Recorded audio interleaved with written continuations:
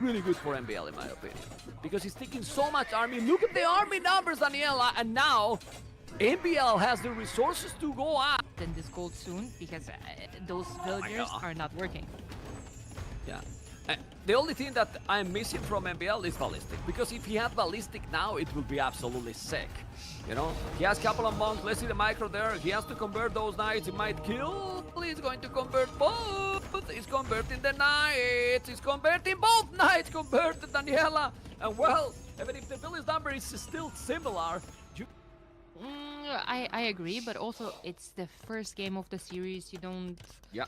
You want to play it on a tiny bit, just to warm up, just to see how your opponent is playing, where are his weaknesses. A lot of the players can have a very good start and can fall back in Imperial Age, for instance. They kind of lose the momentum. So yeah, I agree with ACCM playing this a tiny bit off. Not MBL. He No. call it. Well, you know, yeah, but now the only problem for MBL is the spears. If you take the spears down, that army is gonna die from. And now with that army, you don't kill the layers. I mean, it's gonna disturb a little bit. I mean, maybe, but it's gonna kill one. You see, that's for token. You don't kill one, and then immediately one player down. Oh, you can keep going, Daniela. I'm not talking anymore. Lost the scout though. Lost the scout, and the spears lost a lot of HP with 2 more scouts. MBL more. It costs also more. He has an oath skirmishes to defend. He has no fletching and no armor. This can be a problem for MBL. He has now so many skirms and he has the upgrades, but MBL can spam skirms forever. He has double archery range. He might send eventually some villagers, or when he killed the spear, now he's gonna send villagers. It's too many, and with fletching, so. But the scouts are there. It's too many units now. MBL. Here, you have to be careful. Gonna take the spear. Now he's microing better, MBL. Look at the army numbers for MBL. It's ahead now. It's almost the same, but it's ahead. He's microing a little bit more. He's going with the skims there. He has to be careful, Daniela, because he's diving in the +2, but he's losing a lot of units on the left. And MBL, we have a Mangonel there. He's even doing camels as well. Okay, he has 3 camels. I don't know if he's gonna raid. Population is still almost the same. Crazy. It's useless now, and that's huge. Oh, 6 tower. but Ooh, you can snipe okay. the easily. He's gonna snipe the Mangonel now. Oh, he hit the tower. The 6 tower. He's gonna take it or not, but he's gonna lose all the lancers.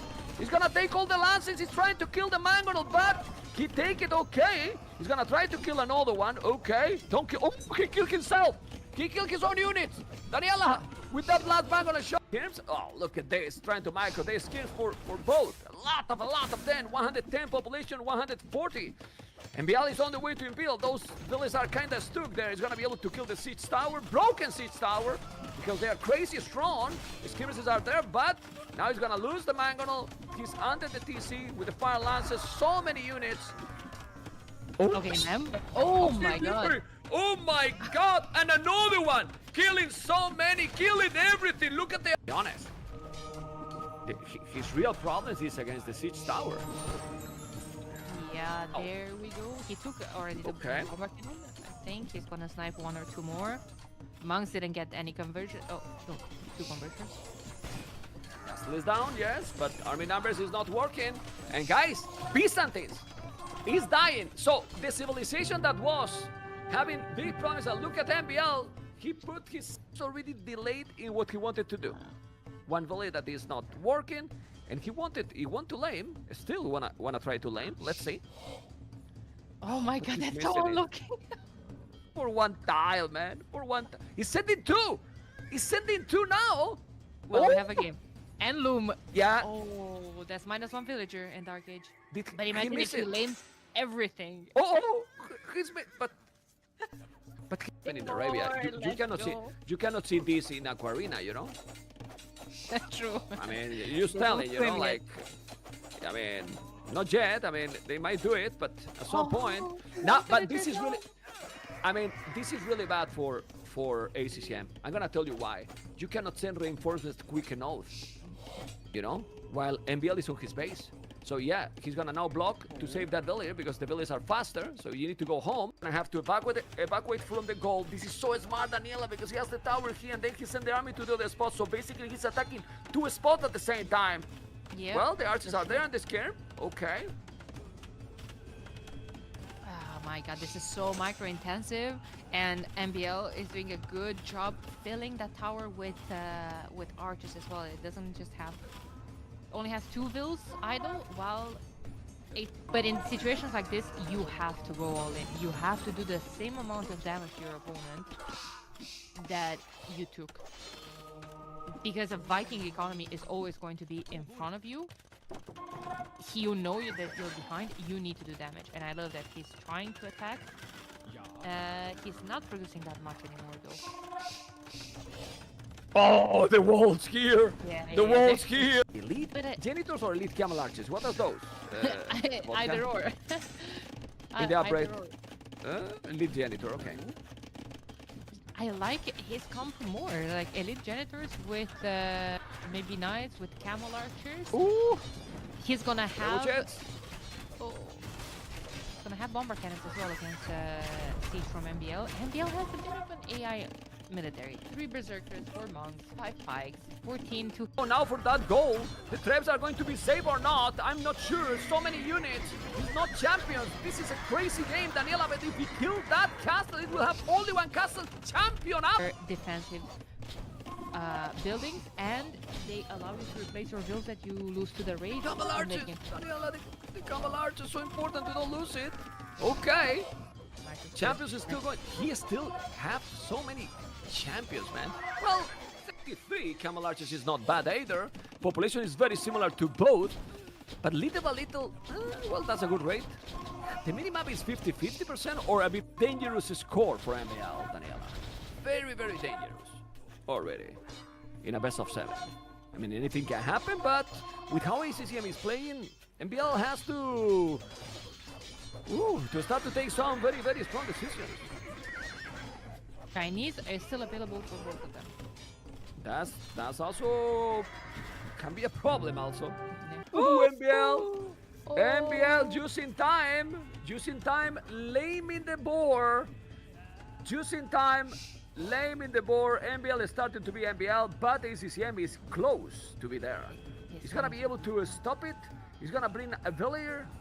You need to move now, those villagers. Don't open the gate. Almost open and let him go, Daniela. Damn.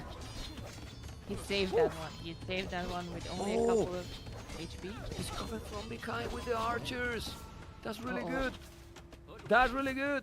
That's really good. He didn't see it coming. And if he take the archers, he's doing an amazing. Daniela, that cheaper buildings. This is open. Oh my God! It's open. Who won't? But then you are open on the woodland. Unbelievable. Archers are in. And my God, it's happening all the time. Now he's gonna make the tower of the goal because his panic mode activated, and that's if MBL enough damage, and now he is going to catch up in eco as well. I like the extra. Let's see the mangonels. Usual MBL is very good with the mangonel shot, and he's still the trend. He's gonna take that mangonel with the skirms. There's another mangonel there. Oh baby. Oh! I mean, if MBL lose this game, obviously he doesn't come back in the series because the advantage now is it's really big. No? Right, with Chinese Georgian versions left. Oh. Okay. And it's still big village difference. And check the resources right now. Looking amazing. Skirmishes is still there. Some Gebetos killing now those archers. Yeah, there's also a monk. He's trying to convert now the Gian sword. Ma'am, can you still hear me? Yeah. I'm here. I'm just chilling because the game is over. Okay. I need to keep some energy. I was listening to you and I was music for my ears, so I was less Daniela carry the casting. I'm sorry. I touched something good. with my. I heard some cables with my foot under the desk, and I was like, oh my God, did I mess up something? Yeah. Oh, he canceled it. Okay. Yeah. Nice. Yeah. Just noticed. The question is MBL now going to go stable? Because if he keep going in archers only, The militia is there, but the skirms will kill those. But now, he can lose this army if he's going up to Imperial. Monaspas are coming, and he can take... Oh my god, he can come now ACCM with a castle forward. You can't lose this army. Let's see the micro. He's killing the skirms. The Monaspas are going to go down or not? They will be down. But he's killing 2 mangonels. Uh-oh. Okay. To make a castle in the same spot that he already have a castle. So that's definitely not gonna work. That's definitely not gonna work. MBL is trying to go crazy aggressive, but the castle is there and need to go back. He's gonna make now where the gazelle is, just there to make threats, but he never will. It's now coming with more and more. Still MBL has some good numbers, yes, but can't do something here. Ballistic finally, man! And he did the university super early, you know, like super early. Yeah. Cataparuto for 5 traps. Because this is 19 population, he's at the barrack. The goal is forward, but we're gonna see a stable. It's almost guaranteed. That scout need to go away or you will lose it, MBL. And that scout got the spear, skirmishes as well. He's now going to be lock the gate. He has the gate locked, and he's on the way to castle it. How? Well, if there was a moment that he could come back in this game, Daniela, this is at the moment. Need the gate, need the gate, need the gate. Deleted, but need the gate. He failed. He failed, and the lances are here with the +4. He's gonna start to kill villas. Oh my god, what a mistake by ACCM, Daniela. Big mistake. Not controlling the units in the series. Well, it's a lot going on. So they can't control, just see. It was killing now Calvars, so of course you lose now a rocket card at home. 84 population, 60, so many villages. Nah, it's impossible. I mean, game 7. Game 7. Game 7 for sure. You can see how he's losing now a lot. 24 army, the population is dropping more and more. Imperialist for MBL. And game number 7, I'm not... you know, I mean, Stradamus or anything, but it might be China versus Shu. Shu has been crazy. He's going to be there. He's going to be there. 3 militias, not gonna be able to wall. These 3, not 2. He's gonna take a village 100%, at least 1. He's gonna take at least 1. He's taking 1 village down. He got it or not? He got it. Oh my god, that was... And now, village already for both players. Game number 7, Menatam upgrade. Gonna take the scout. There you go. He took the scout, and now he's gonna go with the valley, but he can't because he's walling. The tower will be up there. The Menatams are going to happen, Daniela, but not a lot of it. Massive mistake by MBL, but now he's walling. Okay, that's open probably. You have to be careful. Why he didn't wall that area? Well, game number 7. Disaster now from MBL. He's doing the gate here. And trying to go. He's gonna try to raid. He has 14 and his Skirmishes armor is gonna be light cast. That stable is in danger. He has a stone, but he's coming now. He's gonna kill that spear. And then he's open. For the quarterfinals on King of the Desert. After a absolutely amazing series. You know, but those nights, my goodness. So hard to stop, if not impossible. All in Castle Age. They don't have units to go all in with in Castle Age. But yeah, I mean, that's the NPC to begin with. Those are +2. Nice. Crazy! Crazy series! ACCM with the mind games. It's still the mind games. It wasn't going to work. Look at the population. Those ladies now don't need to be Imperial because they have the relics, Daniel. To keep doing farmers. It's fine, man. It's just fine. He's gonna lose all this, but Balz is up to Castle Age. With the same population right now than Hera, and this is a Camel Rider. Yeah, he will lose. He sold a few villages. He needed more villages. He needed more villages, but the skims are so good if he's able to micro. The Flemish militias are gonna do the job against those. That Camel, he need to make the damn castle, but he's not doing it. He's not many villages. Why he sent it only 6? I don't know. Population is still almost the same. He's gonna send now another monk behind this. The castle is not going to be up. Unbelievable, man. Why 6 villages only? Disturbing him. Uh-oh, it's coming. He's gonna make it or not? Come on, man, finish it. Finish it! Oh, the He's gonna camels are on the finish the wrong side. castle! He's gonna finish the castle because he's doing a great job! He's doing a good job! This is a great castle Gets now by it. Bobbin in King of the Desert today! West! Oh, he has pikemen. He has pikemen now, turning them into halves. They were just in time to keep the trap alive too. He's repairing everything. And Hera has to Take keep the repairing that population. castle. He can't lose it. Take that castle eventually. And now the bomber cannons, you need to micro like crazy. He has Custelia sticking the bomber cannons. He's doing a lot of damage. What's happening in this game? Look at the score! They got West relics. is sticking the relics. He's killing everything. Ladies and gentlemen, game number 1, King of the Desert. Pulse. After a DauT castle, look at the TC. He's doing a romantic one. 2,000 foot in the bank. Raiding a little bit here. Hera's micro. Mr. West. Not terrible. And now he knows that he's there with the scout, but he's having the hill advantage. So what should be the answer here now for Vals? Well, for now, I will do a tower in the goal. Otherwise, he will never be able to take goal. Yeah, he needs to secure a gold for himself, and he has the timing advantage. Yeah, and that's a problem now. One bullet Get down. the wall in time. You need to wall that one. Yeah, okay, he did it. +2. Game and just seeing all of the golds and seeing how much pressure he can have with this hill. Yeah. He doesn't want to All give that hill forward. up and let Barles take it. Yeah, but now he's so many nice. He should kill everything now. That tower is not a note. How many monks? 2 monks only. He's gonna kill everything. It's over, guys. Like, this should be yeah, he's repairing the mangonels. It's not a no defense. It's crazy amount of army. Hera going super aggressive. Count. And that's a lead Yeah, over against the the Chinese spears. who have all those free fills at the start. It's great. Yeah, because Hera is having idle TC, and he's walling now like a big... Right it's between gonna the be a no TCs. Goshen by Riders? No, I don't get it. This is a bad play by Ball. Oh, no. Seriously. No, it's not good play. I'm sorry. That's GG there. That's all the vills gonna go down. Yeah, Oh that's, no, how many that's- vills are there? 13, 15 plus.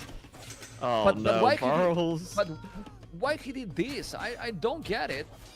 Seriously. He would have gone, but he the wood didn't go line. inside because the TC is so close. Yes. Yeah, but now you're gonna see how pity is that he lost this amount of stabilization with this great economy like China. It's so tricky. And now Hera is just sit down on 3 TCs at home, still booming. He has no ballistic. Kill the monk. Kill the monk, man. It's not. Crossbows there, they still have numbers for that fight even. That's gonna be an okay fight for Hera. Oh, Barles is gonna lose Yeah. everything. There's many numbers. He can call it now. To China economy, I believe.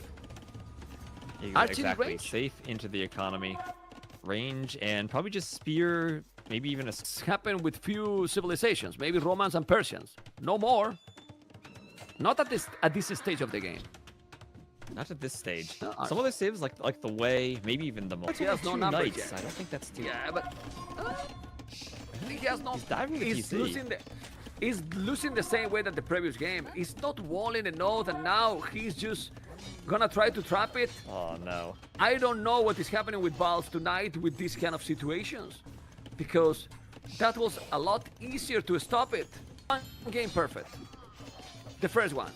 Then the others game. He did. I'm sorry, but he's doing sloppy mistakes. Mistakes that you don't see on Valve and pretty much in almost anyone, you know? Yeah, Yeah, but now he just sometimes needs I to- feel that playing against Hera, everything that Hera does is so smooth and so perfect. It forces you to make mistakes like that. Give time to Hera to wall a little bit or to go whatever, and that whatever might be arches, but right now, maybe he's not expecting it. I think he should do that. I don't know what you think, Mr. West, but Remember, Barles Lithuanians here. Hera's the one with the churches. I'm an idiot. Opponent is doing, so if you wanted to surprise with the stables at the back, not anymore, right? Extra tone center, solid, but this is open. He's gonna be able to kill some villagers there. Then I'm playing like if it was an Armenians, right? He's playing with military, but with mobility, with knights instead of going only trash units. He's going knights himself, and we all know how good he is controlling the army. He's doing it. His army in his eco.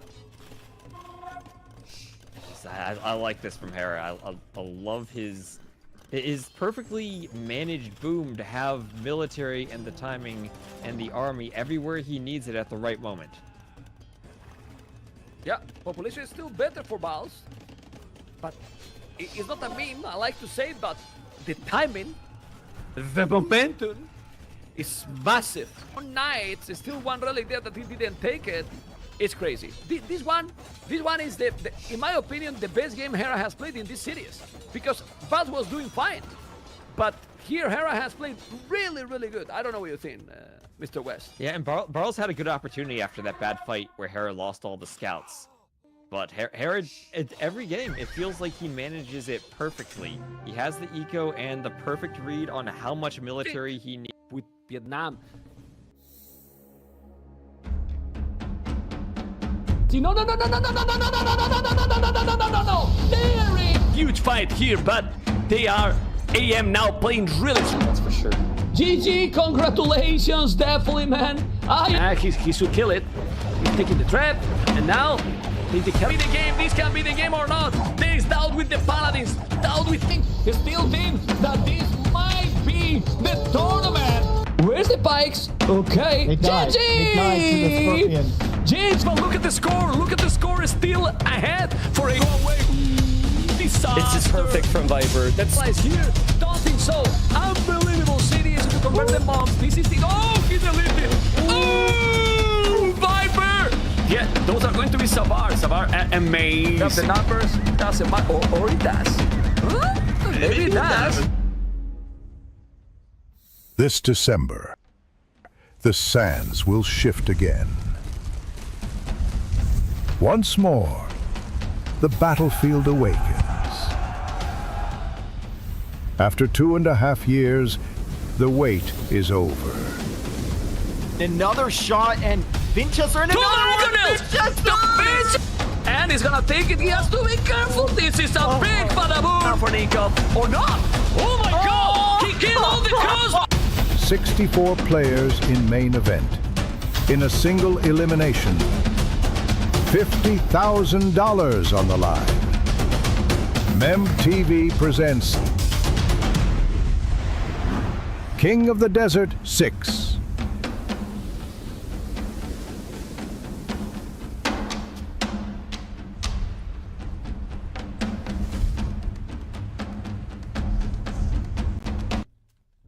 Welcome everyone, guys. King of the Desert 6 and only 4 more days.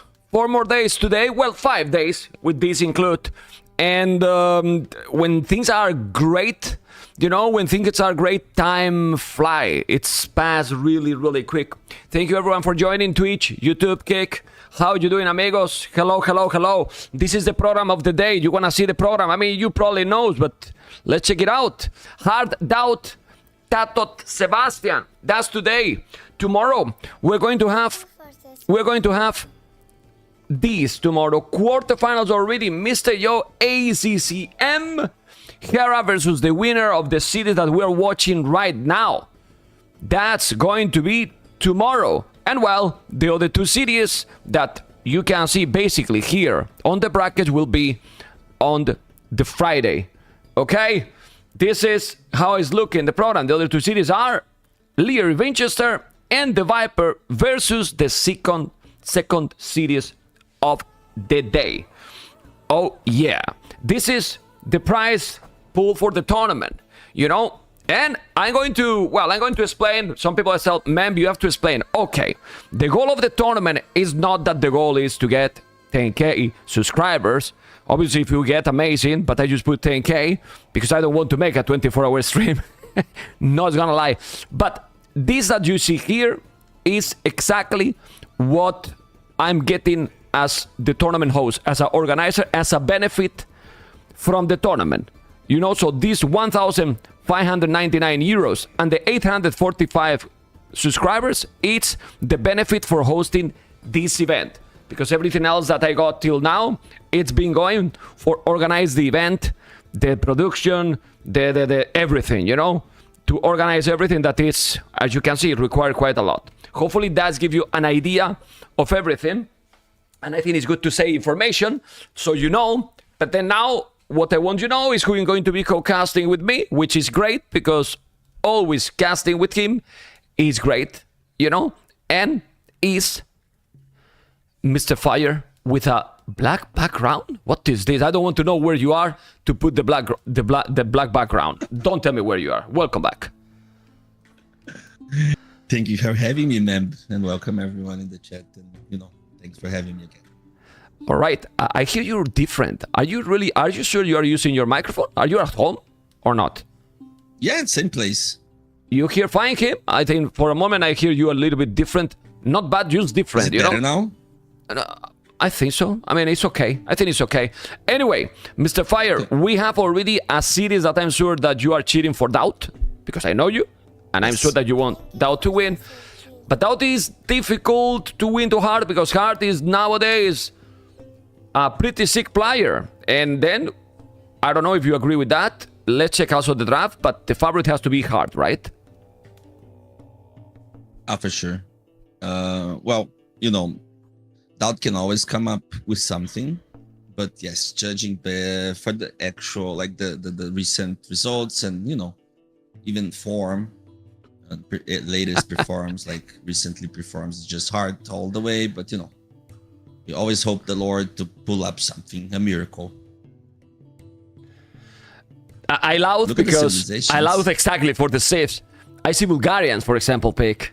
Other day, I don't know if it was with you or with who. I was like, someone is gonna be Bulgarian, and might be him, So yeah. And by the way, do you think DauT looks very worried right now? What do you think about his face now? He looks super worried. Like, look at that. Yeah. Oh, that's a cool. It looks very worried, right? Yeah, DauT. Where's DauT? Where is he? Do you see him? No, yeah, where's DauT? Of course not. That was the joke. Jesus Christ. I was like, what the? Yeah, okay. Because I was like, what? I was what?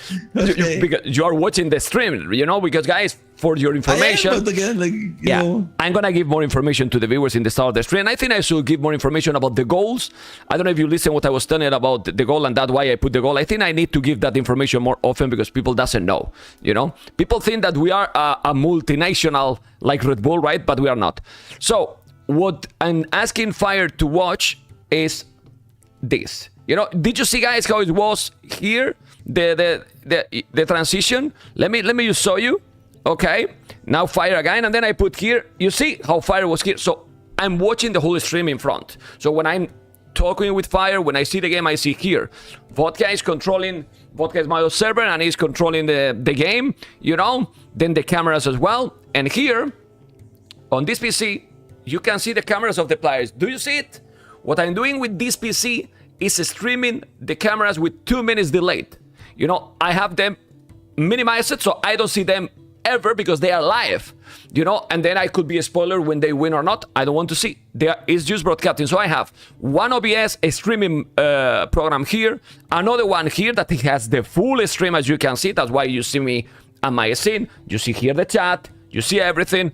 And here I have the 2 stream deck to control all the stuff. Now, I will switch into the draft, and well, basically this is, and I see your chat here as well in the prompter, in the camera. That's why sometimes, well, I'm not watching here and you don't see me, because we are not the start of the show. The start of the show is the players, Hearttt and DauT, and now we're switching into the draft. To create this, now is okay, but first, Mr. Fire, it was a nightmare, because we need to come with the ideas how to do all this only myself, and then I was, well, myself I cannot, I need observer. And then it's the second tournament in a row that we're with Vodka, and if we can afford it, I will try to always bring him, because I think it's put the tournament and the production in another level. Don't know what you think. He's really good at what he does, and he's always giving us hints here and there as well. Maybe we're talking a bit, talking about something else, or commenting on something or some other aspects of the game as well, and he makes sure that we don't miss anything at all. That's always good, indeed. We have also the first game already starting, and we have Hearttt with Magyars, DauT with Malay. I'm gonna show you first. Well, these cameras are live, so that means they are playing already. But I wanted to show you. Thank you, Ox, a lot. Keep making these tournaments, man. We love them. I will try. The head-to-head. The right thing is that DauT has won to Hearttt more than Hearttt to DauT. Look at this. True. Look at this. It's true that, and look at in when was the qualifiers last king even. of the when was the last king of the desert, right? That's the biggest question. Well, DauT won in Kino Desert 3 to Hearttt. Yes. Okay.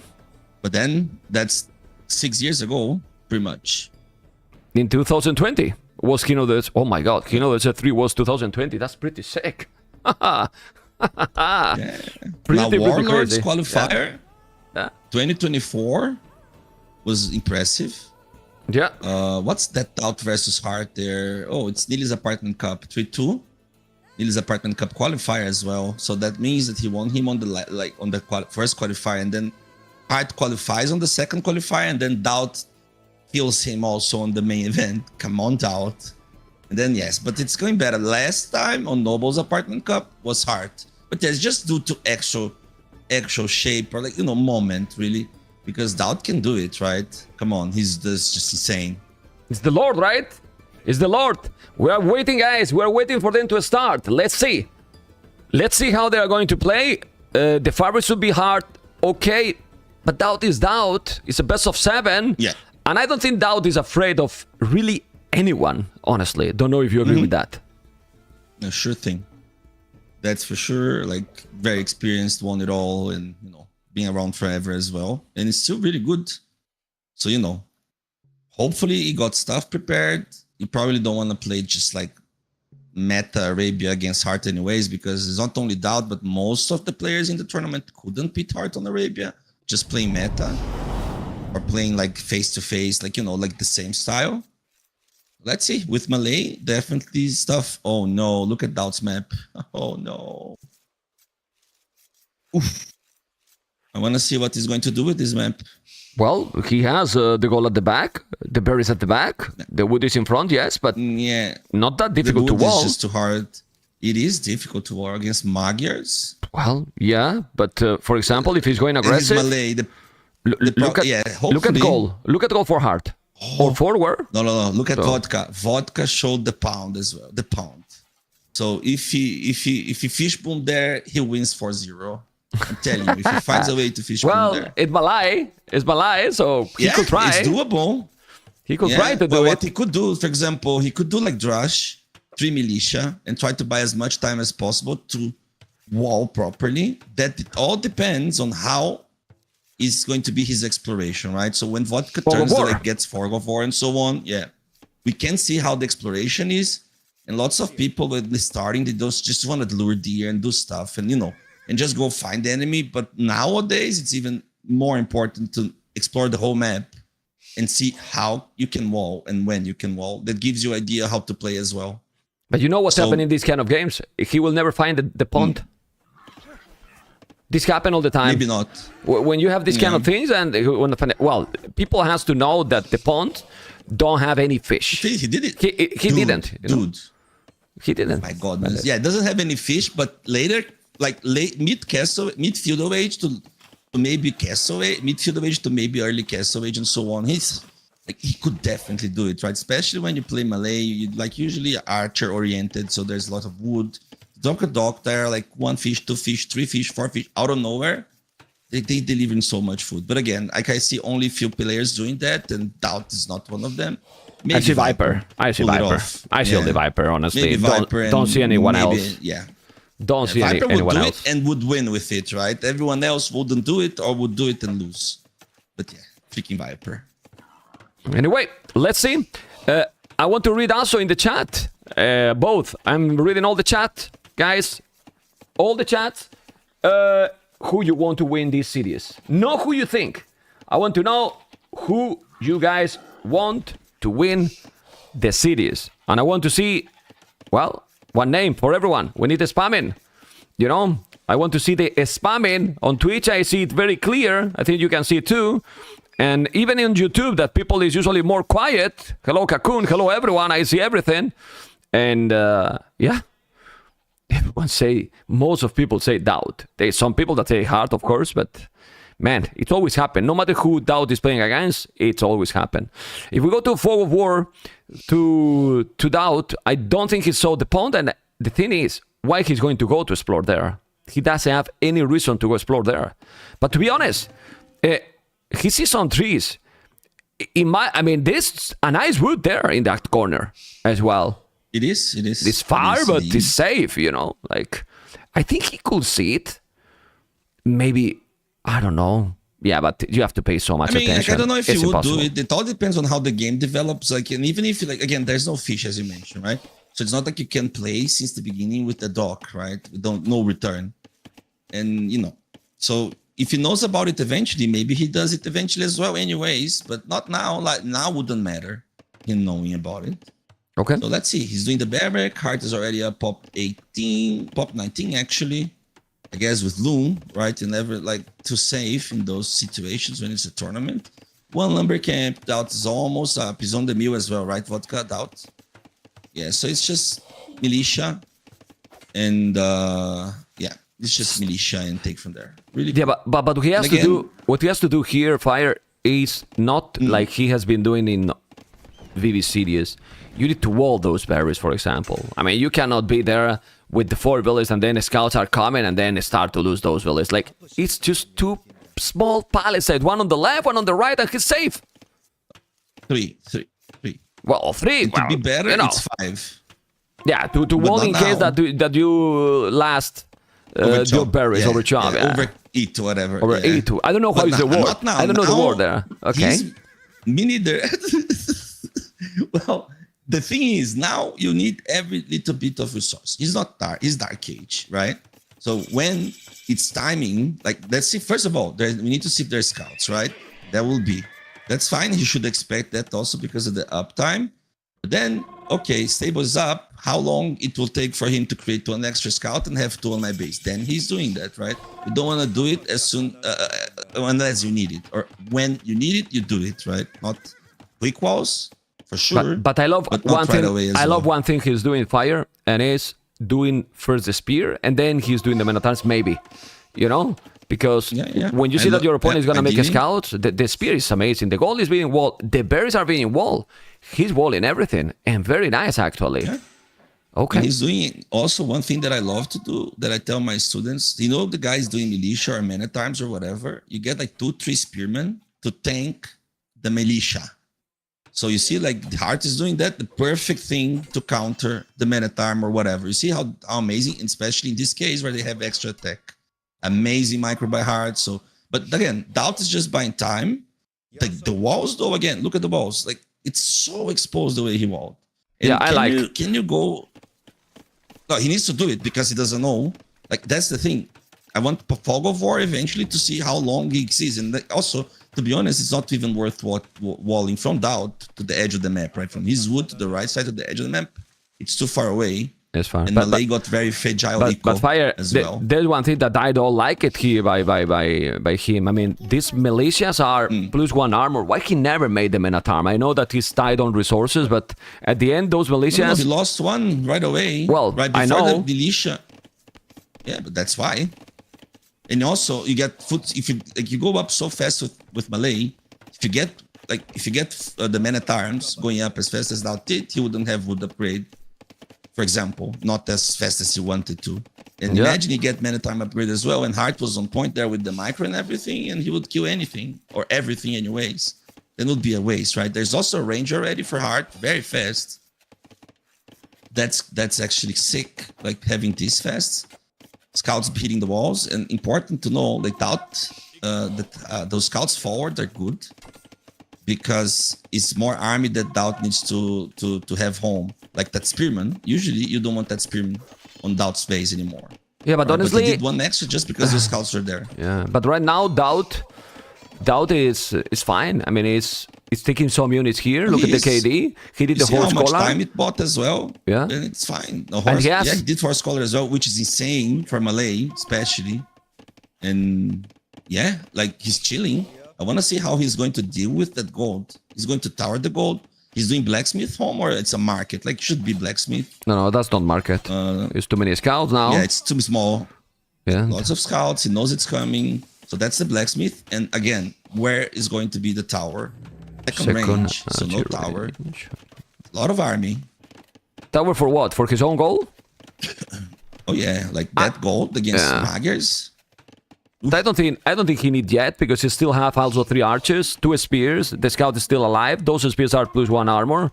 Yes, he's coming with 4 skins, but they don't have fletching. He has the scouts, many scouts. But then DauT should keep doing spears. Don't be greedy. You have Malai. Malai has a good economy, and even if you are doing army, you know, like with the timing this civilization has, you might not be so behind, like at all, with the 66% really faster. So just keep doing army, no?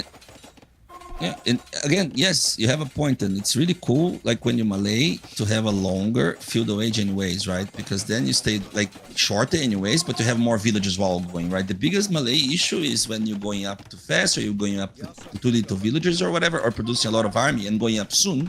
When you get to the next age, have equal for no thing, but that's over now. Like, what the hell is he fighting for?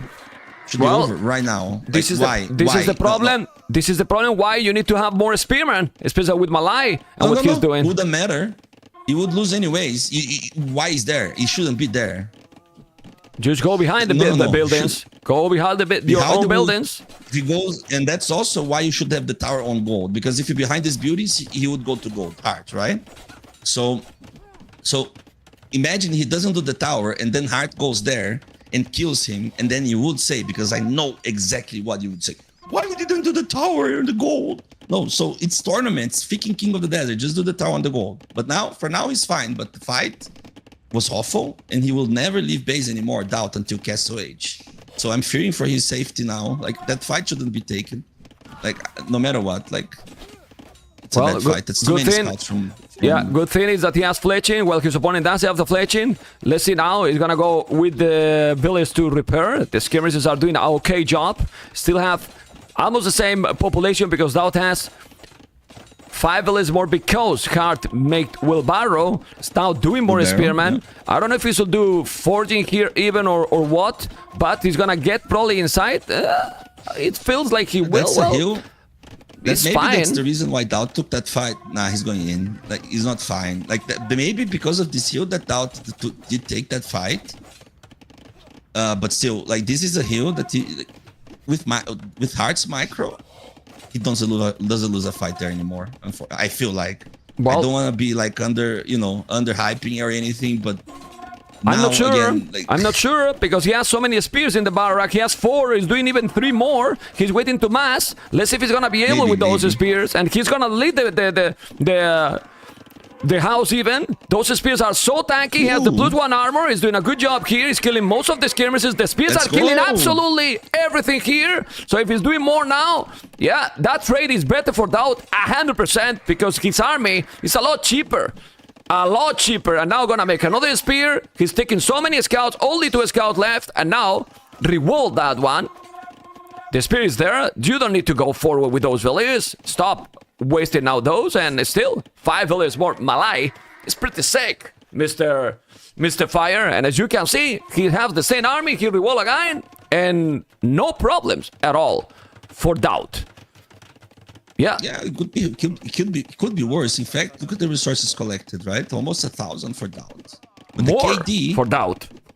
yeah, and KD, that's the problem. But still, again, was much worse before that fight. I still feel like DauT needs to use heavily the market, and he will be downhill until KOTD. So Hearttt is ready to go up. Look at the resources, like in terms of villages on foot for Hearttt. They're better. So DauT took more wood for sure, and took more gold. Less food, most likely. And yeah, but DauT will trying to take the hill. You see, that hill is everything, because that's the only wood he's taking, right? But DauT will be quicker. To take the hill. DauT will be quicker to KOTD.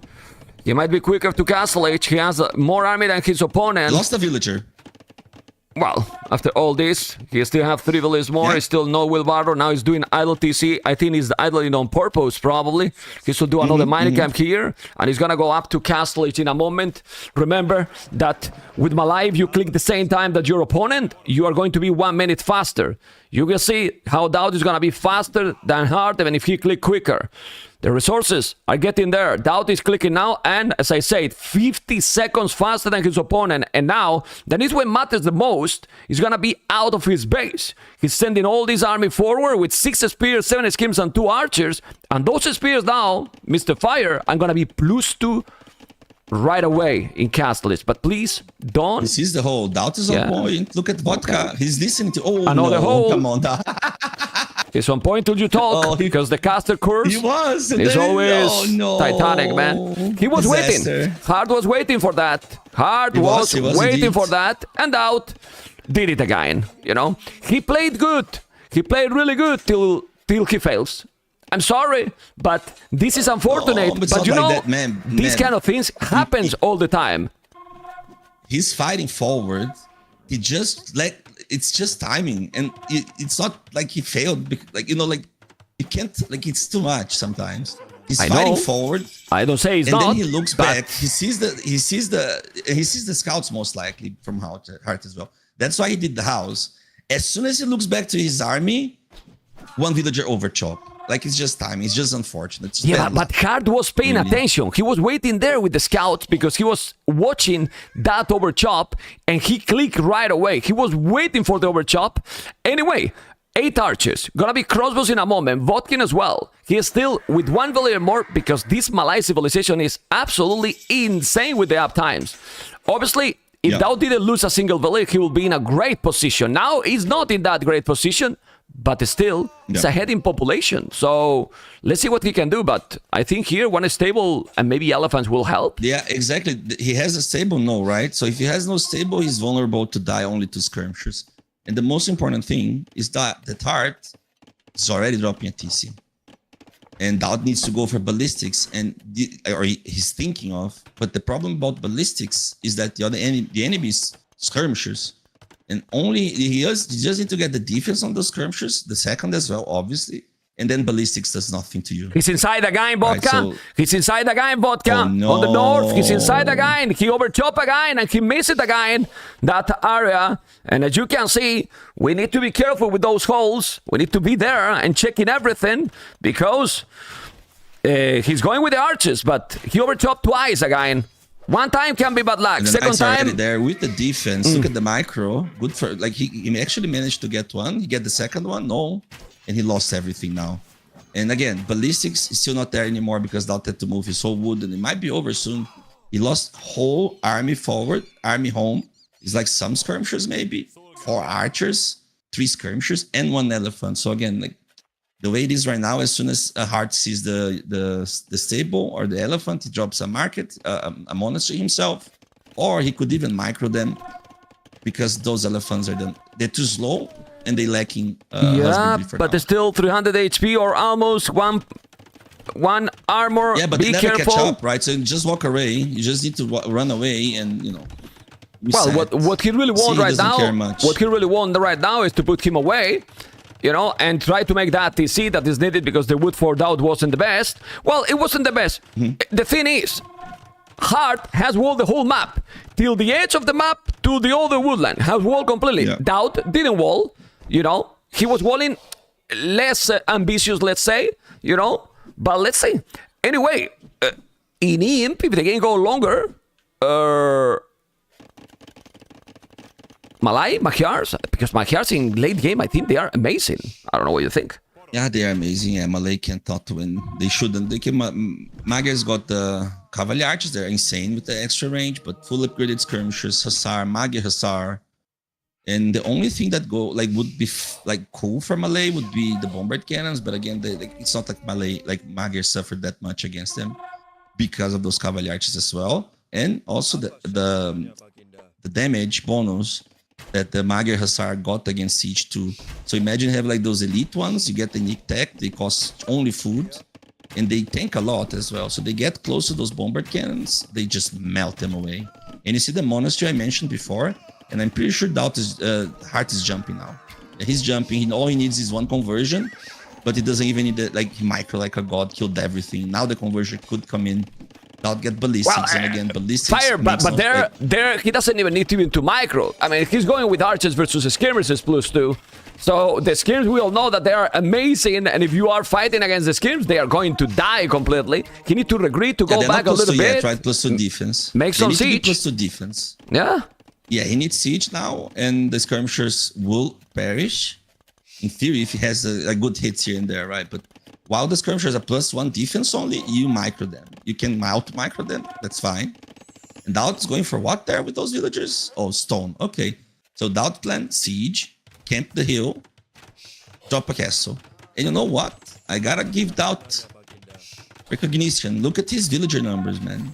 He lost 5, right? And a lot of like action on his base itself, and he's still like up there with the villager numbers. With the village number, yes, but not with the upgrades. You can see double with Ascort Scholar, while his opponent has Boso, Heavy Plow, Handcart, which is an amazing upgrade. Now he's doing the Boso. It's true that with Malai the times are very important, so DauT definitely need to keep doing a lot of army. 2TC is only for Hearttt, doing now the 3rd tone center, so that's why he's not super ahead. He has the same tone centers than Malai. So let's see what DauT is going to do now, because the Cav Archer has the mobility that DauT doesn't have right now. He will need to be on point all over. He's now trying to attack, which I like it if he's able to raid, but at home he need to be careful, because I see already the red dots on DauT base, and what is happening on DauT base? There is some Cav Archers. Like 3 Cavaliers picking some villagers. They actually didn't pick a villager. Now they picked the 1st or the 2nd, but they picked some crossbows, which is awesome. You don't want them to back, like you don't want the crossbow numbers get too big, and they're already like 15 for DauT anyways. But look at the micro there. It's just so annoying. But the micro there. But for me, it's annoying a bit this, because check the Hearttt base. He walled the whole base. He has 3 big woodlines on the left. Very easy to wall that area. And DauT didn't wall. It's easy. I mean, it's easier said than done. When you have 4 or 5 scouts from Magyars on the field, it's never too easy to wall that anything. So that's why he did the walls he did as well. Yeah, but we are in minute 33. I'm not talking before. I'm talking now. You know what I mean? Like, he just got some breathing room. Now he could. I agree. But before was tough. And you see that Hearttt, as soon as Hearttt saw the ballistics, and he thought like he needed to take a couple of better fights, he get the +2 defense on his skirmishes as well. So now everything melts. This is a good fight there. Yeah, a good fight. It's a good fight for DauT. Yeah, it's a good fight. Everything again. DauT is doing really well. Okay, 78 villages, 87, 11 villages more. Hearttt got a lot of, well, a bit more army, not a lot of army. What he has more is the upgrades. That's why the economy, even if Malai should be ahead, is behind. It is behind, 1.3k resources behind. Doing now Thumbring, Wheelbarrow is still doing army, is what I like with DauT here. He's not being greedy. But Hearttt is mining stone and doing the upgrade, but DauT has 700 stone to maybe make a castle. He's gonna make a forward castle? He's gonna go crazy? That's why he's doing Thumbring and everything? And siege and that might be the thing. And I don't think, well, to be honest, Hearttt is stacking up some resources, but he's producing a bit too. You really don't want to lose all your army at once, right? And then just like because he's going up, lose army. See the villager, like the castle is coming, so he realizes now. And he's doing the knights. The knights are +2 defense, no, but he will snipe the siege. Ooh, good shot from DauT, man. And he's repairing. Yeah. And the knights are not +2 defense. He has the +2 attack. Yeah. The army numbers are definitely better now for DauT. These archers now with Thumbring and ballistic are solid. The castle is definitely going to be on his face, but don't go with one value. Imagine that he's doing and then he's killing that castle. That could happen. But let's focus in front. I know that he's gonna lose few villages here, but he's gonna try to make a brutal castle. The problem is that Hearttt will make the counter castle almost 100%. Yeah, he has a stone, so he might do it. Look how much he got punished in the back. Like, while all this is happening, there's a mango now being created by Hearttt, 2 actually. He might get a couple of badaboons there, and the game would over right now.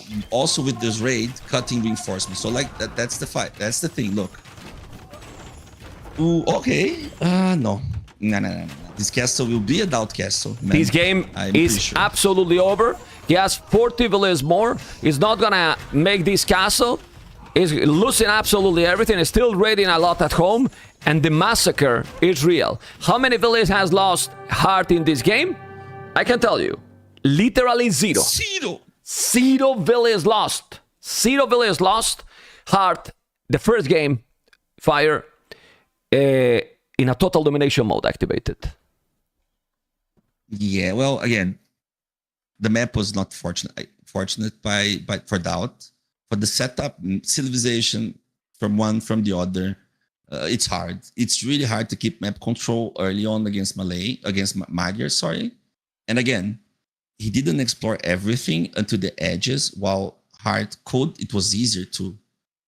Right? So you lose like one militia right away, and then you need to add the spearman, and and so on. And walls small because there will be scouts on your base if you don't. So it's really tough. Then again, get big walls after all that situation would be even harder than do what he did. And then it's just hard here and there, picking stuff apart. DauT did a great job eventually. But that first time, for me, what decided the game right away was the first fight uphill next to the barrack. That fight decided everything because it was so hard for DauT to take it back. And once he took it, Hearttt was fully walled already and up to. Remember, and then there's a hole on the wall on the wood line, and then again everything just snowballs from there. But to me, it started with that first big fight on the hill. Yeah, it definitely wasn't the best. Wasn't the best, but I insist. I know that you say that it's difficult, and I know it's difficult. But there's some players that in these kind of situations they just wall a lot more, you know. And honestly, I think with Malai is one civilization that you can do it because Malai give you the time, and I mean the resources or the time that you waste, let's say walling, you get it back, you know. And he got a lot of wood on the left, you know. And if you have to be greedy walling in those kind of situations, the left, he wasn't taking wood though. If you're walling anything, would be the lumber on the side of the lumber camp where he was the right. So that's the thing. That's also the problem. This first wood line he saw was the wood line he took was the right one. Right. The left one was easier to wall. He never got to that stage of the game though, because after that he was already going up and sending militia forward and so on. So for like, imagine if he's taking the first lumber camp is the lumber camp on the left, right? Then he would explore to the edge of the map. It's like, oh, that's so easy to wall, or much easier to wall. But on the right one, no. That's why he had to wall like he did, pretty much too. Okay, let's see, because now we have later on the damage was done, and the fights were uphill right next to the barrack, right next to his only wood line. So he can't, or it doesn't matter, or makes no sense walling the left too anymore. Okay, something really important now. The matchup we have now. We're gonna see for the first time one civilization that we have not seen at all, and is that we're gonna see hard with well, Byzantines.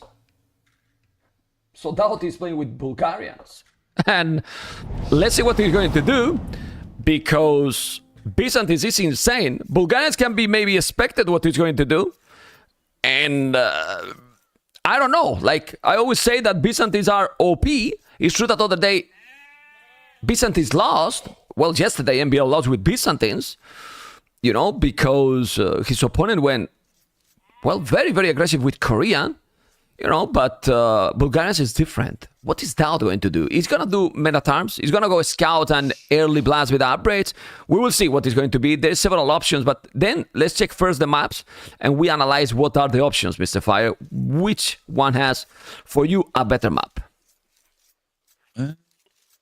Okay, Hearttt got 2 woods in the back, gold in the back as well. He's exploring right now with the sheep maybe on the left side. If he sees that, like, it's insane that there. Yes, the deer he's taking, that's really good gold. If he managed to secure it somewhat, maybe if he finds the left wood line there that he didn't so far. There's stone in the back, as Vodka pointed out. So the only thing really problematic would be the berries. On the other hand, DauT got a great map, but the berries is awful too. So it's very okay. You know what? This map is much more fair than the last one. That's cool. That being said, so first of all, I like both maps, right? Good. That being said, that berries to forward even more than Heartt's. But dude, he's Bulgarians, awesome. But then, oh man, he queues up against Byzantines, and yeah, not the best civilization. Not the best civilization that you can do. No. Yeah. There's not the best civilization. Like, I don't understand. You need to play really well to be able to win this matchup. Hopefully he does. So let's see what he come up with. I think man at times still the thing, right? It gotta be. But the problem again, you're playing against Byzantines, cheap skirmishers, cheap spearmen, walls are like stronger, the beauties are stronger, and so on. So it's really good defensive civilization, and as longer as the game goes, it gets harder and harder for you to kill. Thank you, Pineri. Thank you for organizing such a great tournament. We love you. We love this game. Appreciate it. Really appreciate it.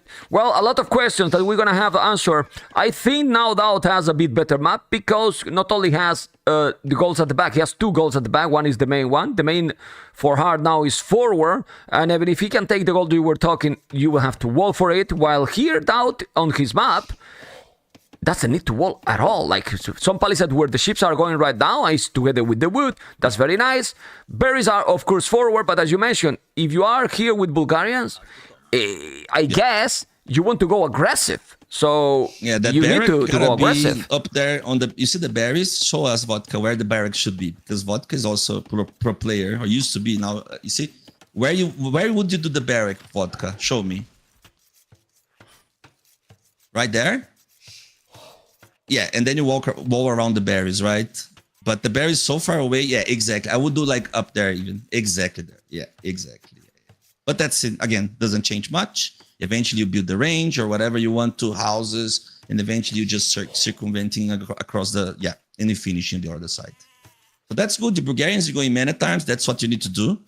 Hope for good fights and never let Byzantines get a bunch of skirmishers. What about if you just mine a stone, mine 10 on gold, so you make 3 men at arms and go towers and full men at arms going forward against Byzantines? I will mine a stone and go aggressive. You really need to go aggressive, because if you play standard against Hearttt, first, he has a better micro. Second, Byzantines gonna destroy Bulgarians in later game. Like, what answers you have with Bulgarians against Byzantines? Hearttt is already doing something unusual, which is going many times with Byzantines against Bulgarians, right? So DauT is already, like, they both doing the same thing, right? Yeah. So if they both doing the same thing, DauT, if he takes good fights, which he should, because you get the men at arm upgrade for free instantly, then he has advantage.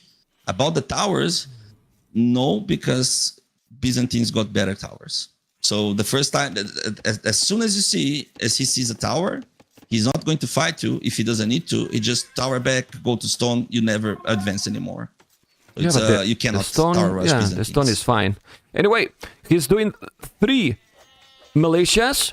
They're going to be men at arms, so he's gonna have the timing for sure. He has to be careful. He's gonna make the mill now. Imagine that now he's going forward, and like usual happened to DauT, he's just gonna miss those militias, and then Hearttt is going to ignore those and gonna try to counter-attack.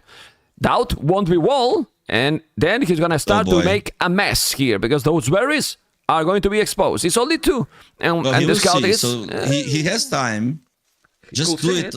He didn't see it. Come on. How? He didn't see it. Yeah, and his wall... Well, at least Hearttt is going around his wall, yes.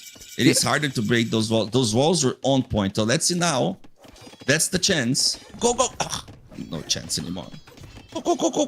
Can we check on DauT base, please? There's action there, and Villiers down. Yep. Why? But why is a Villiers down?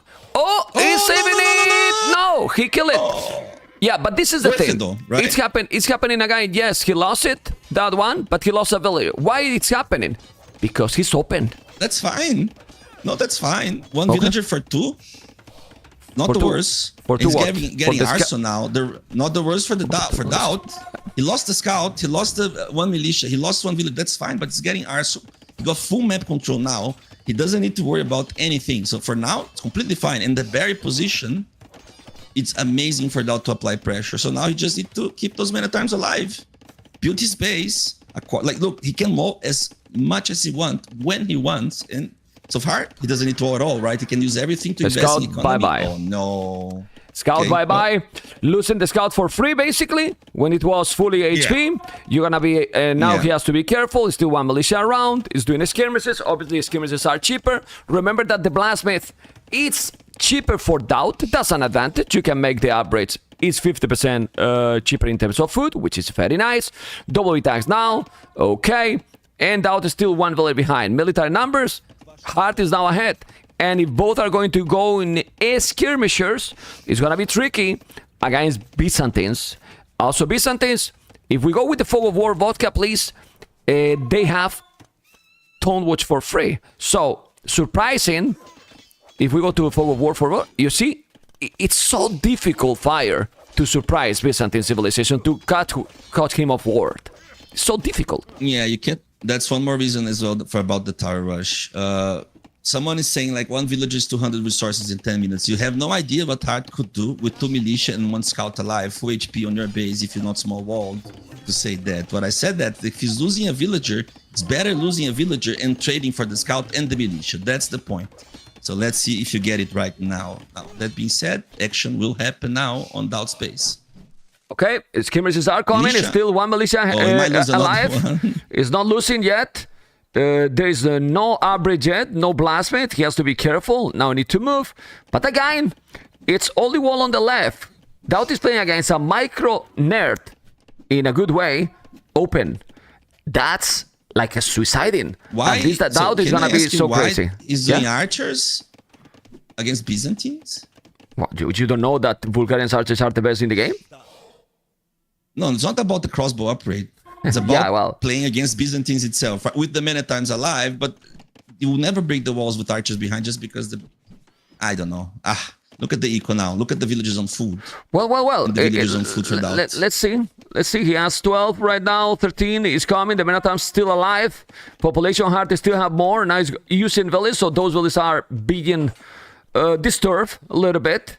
Still doing a lot of farms. Okay, no horse collar for any of the players. And he's going to be able to do something forward. Doesn't feel like it. You have the Minotaurs, the Archer, and Skirms. I think Hearttt is already building the blastmate. As you can see, the bigger dot at the back of his wood line. And he's going to have, he's going to be ahead. He will wall completely. And this is the issue. You want to be finally a fight, aggressive. For DauT? Well, fletching is going to be there for Hearttt, so not for DauT. He's trying to fight those. But they still need to use villages all the time. So right now, DauT has lost 1 village, 21 seconds LTC, and slowly it's falling behind. Slowly it's falling behind. Yeah. And now with fletching, he will be pushed away easily. And Hearttt on the hill there, taking amazing fight again. So much value for almost nothing. And yeah, keeping DauT away from the bear is a big deal as well. Like imagine you're doing 2 militia. Okay, he's going to be pushed out. There's not enough. No fletching. DauT got fletching, right? Oh, he researched so fast. Okay, now with fletching, he might do something. Yeah, population is still it's just similar. Archers, man. Yeah, it's still similar. He has the skirmishes here now. Look at the woods. And now, he has a lot of wood, so you need a lot more farms. I think now he should do a stable. I don't know if he's doing a stable or what is he doing, because I see already a building on DauT base. It's a stable, and I agree. You need to do it. But the problem is that Hearttt is starting to gather some good economy. And well, since his units are very cheap, maybe a tower for Hearttt on his goal, and then he go Castle Age. So DauT is going to go full feudal now. Maybe... Let's see if he's going to see the stable, right? Like, did DauT see the stable? Did Hearttt see the stable? Now he will. Sorry. He will. So let's see the proper reaction now. He's going to kill up Spearman. Let's see. He did instantly too, as he should, and he's walling the gold. He doesn't even need the tower on that gold. He just needs to wall from the barrack to the wood line, if he wants to, really. No, the forward gold, like the one he's taking. Vodka, sorry. Well, let's go one step forward and think about the possibility to make a Krepos forward there when he's in Castle Age. A Krepos rush could be dangerous. It could be, and could be. Maybe the best chance DauT has to win the game, but first of all, he needs to get map control. Yeah, which is not happening. Castle Age alive. Yeah, not now, but he's doing some scouts. Maybe he just gave away the. No, you see, he did the market. So he did 1 scout. He's pretending he's going up like with more army, but no, he just traded up and they go up almost at the same time. So there's always a chance. But yeah, Kripos thing won't happen now because he sold all the stone. Yeah, and now... It's the stable, that's the wall we talked about as well. And now, Fire, this is the thing what's happening, and we have to explain to the viewers why this is happening. Why is being faster if he has even more resources collected out? Well, because Byzantine's units are cheaper. So you are saving resources all the time. You have more or less the same population, almost the same resources, and then you are up quicker. It's too much faster, not really, but he has still have 200 stone. Both are doing skirmishes, and now he's gonna go probably Camels skirms. If you do Camels skirms, I really don't know what DauT can do. He has 1 scout there that can be great many to help. Times. Many times. Long sword it's going knights, right? The only thing it's the only thing you need to have big numbers on skirmishes. Then you can do the longswordman addition. It cannot even be a switch. It needs to be a mix, right? And he's even losing this fight. About the resources as well, remember, you need to see which resources they have more, because that's resources collected. So for example, I'm sure that Hearttt took more food than DauT, but DauT most likely took more gold than wood, especially because he was doing archers right away. So it depends on the quality of the resources. Some resources are gathered faster than others, right? And you know, and yeah, now DauT is 50 seconds away from Castle Age, Hearttt 30, and the army numbers. What army numbers? What army numbers? Yeah, it's gone. So now that he lost the skirmishes, he's thinking about the longswordman. Yeah, you know, but longswordman now, without the skirms, he's doing another. He has a skill bard in armor. The longswordmans don't have... Yo, he's gonna mine a lot of stone to make a castle, maybe even with cataphracts. Well, not. Yeah, okay. Yeah, well, that's the plan, because eventually he could lose his army just to, you know, his knights, the Byzantine knights are not the best. Camels die to those longswordmen. Skirmishes do as well. He does no crossbows. So, you know, there's a monastery, he's on stone, he does some army. By the time, if he loses his army, he's already ready to drop a castle. That's great job by Hearttt. He's already, like, thinking a couple of steps ahead. Yeah, both are doing the same with the monastery, as you can see. And now both will have some monks. He still have a lot more army, like a lot more army, 2 villages more. It's not looking pretty for DauT. I know that the scores say that he's ahead, which is not. He's not ahead right now. He's not super behind, but it might be. The camels are going to be painful here. He's going to try to use the village to kill that scout. He should send the knight to kill that scout, but he's not doing it. Need to be careful with the monk. And now Hearttt, peacefully, relaxed, it's adding town center. So you have more villages, more army, more absolutely everything. What are the options here for the Lord? To be honest, Fire, I don't know. No, he's like, he knows already what he needs to. Like, his win condition is taking the best fights possible and get amazing cripples. So he's already on stone. Yeah, getting some mana times there, but again, like, not in the position. But you know, he's on stone. That's his plan. He's on stone. Get good fights. Get good army numbers, which I don't think it will happen, just because Hearttt is like microing like a god. Even though the KD is the same, right? Like, again, you need to see the quality of the army he has killed too. Well, now again, I don't know. That's the plan. If it's going to work, I don't think so, because Hearttt is already on stone too. Well, DauT thing that is in his favor. His echo upgrades are better. Only though it has not even core scholar for Hearttt. You know? Yeah, they are much better. Collected as well more. But DauT is, like, again, considering, again, as far as I know, DauT always do a good job keeping up his eco, right? Yeah, if he's doing the TC. Sometimes is not the best, but eco, he will. Okay. Those camels as well. Camels is defensive unit. They don't kill villagers. No, they don't. And the quick calls are on point as well. Look at that. DauT quick calling a bit. Oh, 2 monks. It is annoying, that's really nice. No, it's going to convert. It's going to convert 3 conversions. Come on, man. Two conversions. Give another camera. There you go. 2 conversions. That's a problem. Let's go. That's really good, actually. Really, really good. He has the infantry there. He took some of the monks, but that was really good for DauT. It's still definitely in the game with the same population. The problem is, even if he's trying to go with the Krepos, I smell hard with a castle, and then a castle cataphracts or used to defend. It's gonna be so tricky. So Hearttt is definitely using his civilization.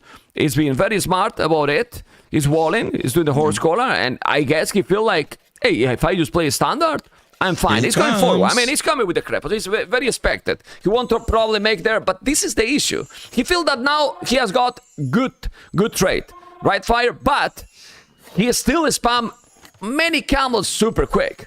2 monks are coming. No. There is monks and camels. You can't do the job. Byzantine is insane civilization.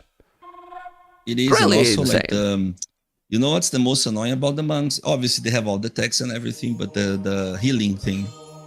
They heal faster, right? They heal like so. The healing thing is amazing. So let's see now. Oh boy.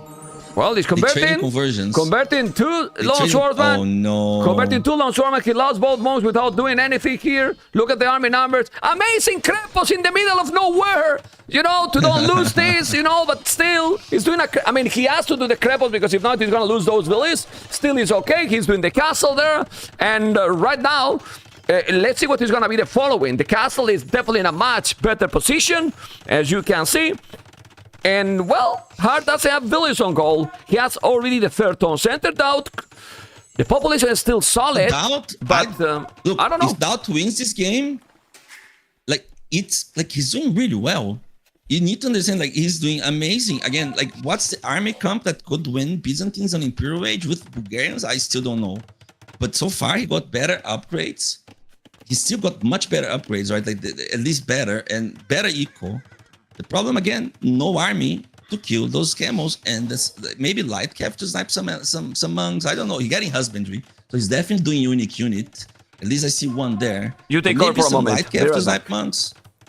Yeah, go ahead. Okay, so Vodka showing their Hearttt is on point with the skirmishes, sees everything. There's a monk there as well that sees everything too. That's a scout we're talking about. That's a good win for DauT, killing a monk for free.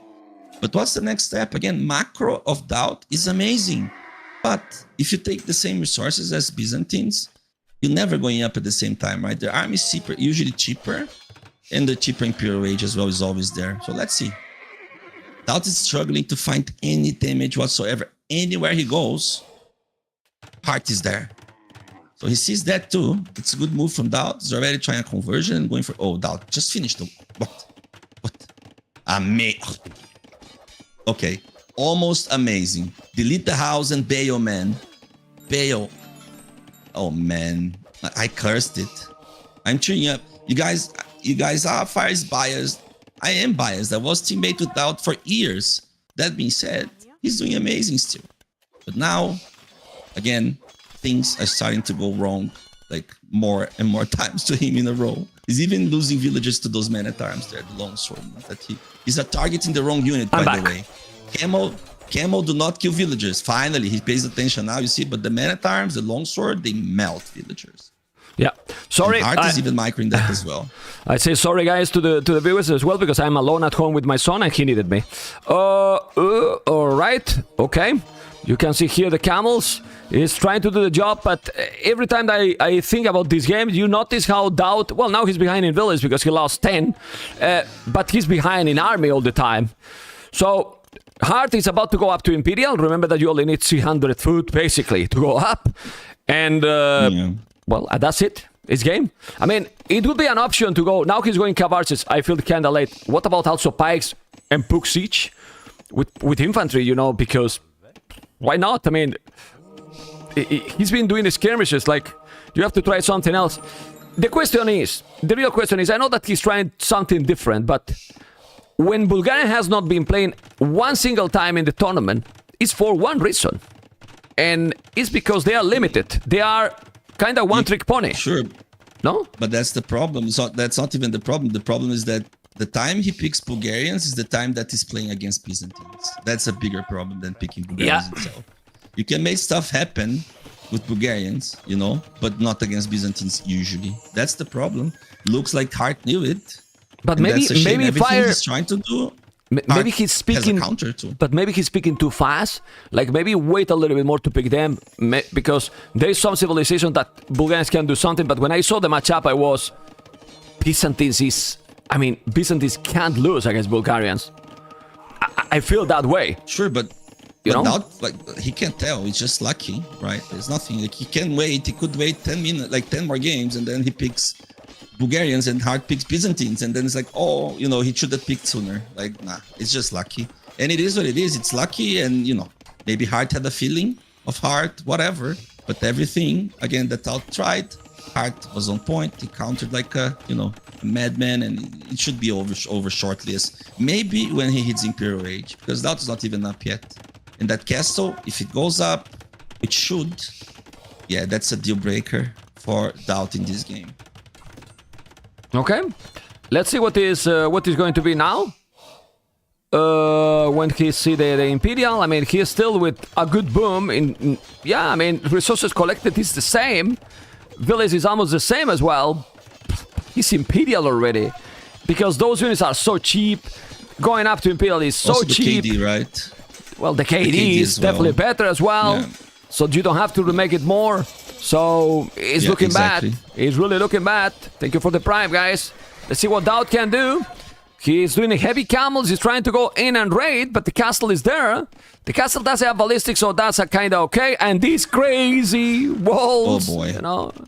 Well, it's still going in. Ballistics, no. No. In, but Camos will melt that anyways. Those Cavaliarches are not the best. Again, it's one of his options to, you know, kill Camos. But then again, there's full elite skirmishes in the other side. He's going imp, he got ballistics. He killed 4 villagers meanwhile, finally. But he's getting raided at home. Doesn't look good. It doesn't look good at all. Army numbers from DauT dropped to 10. But he needs pikes. He needs pikes. No, you can't DauT do don't need pikemen pikes? against... You can't do pikemen against Byzantines, man. Well, Like how you against kill? camels, How it's you like- kill the camels with cav archers? Better than pike. Well, In fact, you know, camels can run away from pike. And, you know, if you do pike defensive unit, you're just running around. Unless you have siege and monastery or castle forward, pike is just defensive unit. If it's for defending, you know, but I'm not taking for attacking. I'm not taking for attacking, but he's been raided at home. He has lost 18 villages against camels. Yeah, but that's ballistics, TCs, and Cavaliarches 4. Pikeman, if you do pikeman now, that would mean he's ahead. He's not ahead, he's behind. So imagine if he's ahead for position, maybe he wants to defend something, then he gets some infantry. But infantry, pikeman, after all, being behind, it's even worse. So at least with Cavaliarches, it's trying he's doing the right move. Nah, it's over. But that's it. That's GG. It's over. 2-0. Congratulations. It's over, and Hearttt is playing very smooth. The civilization matchup definitely wasn't the best.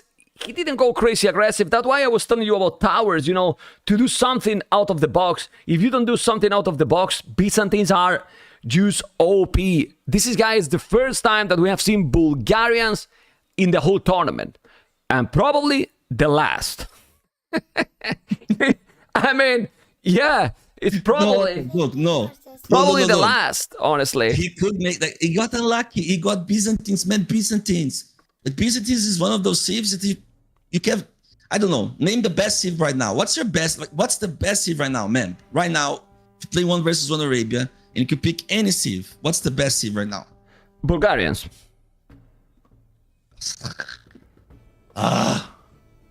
You are asking me. I'm telling you Mongols. which one I let's see think. that. Win rate. Mongols 100%. Byzantines can beat them. Bengalis 100%. Byzantines probably will beat them. Slavs, Byzantines probably will beat them. Celts will beat them. Teutons will beat them. Essex will beat them. Poles easily. Malay can Absolutely. beat them. Yeah. Saracens, Yeah. All of them. And then you go Byzantines, 7 wins, 8 losses. And you die. Exactly. You know, I mean, Byzantines, 7 wins, 8 losses. You know. That's us, man. And when someone picks against us, we instantly die. Rorarimbo. Shut up, Rorarimbo. Rorarimbo say, at least we see them not like Spanish. Rorarimbo, guys, you know what is his country? He's from Bulgaria. He's Bulgarian. So now, we have seen my civilization. I have seen Bulgarians, but we don't see Spanish. That is your country. Rorarimbo is biased. Shut up. I love Rorarimbo. I can't say much. Love you, buddy. Yeah, I love you you. too. Yeah. Man, just jelly. Don't be jelly, man. Come on. Ugh. You know, there's nothing uglier than a man jelly about another bromance, okay? Just don't be jelly. I can tell be you. jelly in I can secret. tell you there is more thing jellies, uglies. What the? Shut up. Okay. Now we're gonna see the strength of the players. Mirror matchup. Thank you so much for the subscriptions. I will remind you guys this. Why this is the goal? I said when we were less people, now that we're a lot more people. This is not like I expect to get those. This is the support, the benefit that we are getting for hosting this event.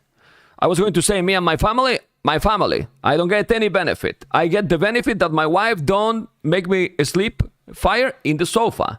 You know? So this is the support, and basically we put it here so you know exactly 100% full transparency. What is the support that we're getting? What is the benefit that we are getting for hosting this event? So guys, every support that you are doing right now is going directly to support my beautiful wife and kids, not to me, sadly. Anyway, that being said, we have now gained number 3 incoming, Khitan's War. Do you agree, Fire, that usually the better player in the mirror matchups should win? Come again, sorry? I couldn't listen. I said, I Kittens asked. should win? That's your question? No. If in mirror games, the better player should win in mirror games. What do you think about that statement? I think in theory, yes, but Age of Empires is a very complex game where, you know, every decision matters as the map too. So map can sometimes be a factor there. But again, overall, most likely, yes, your assumption is correct. Fire, do you agree with that? Go Memp, best streamer in the world. Let's see what you're gonna say now. I do think that everyone has its rights to think the way they want to. So that's why. Oh my god. Wow. La la la la la la la la la la la la la la. Game number 3, guys. They are not too far. Are we gonna see a lot of scouts? I hate you with all my heart.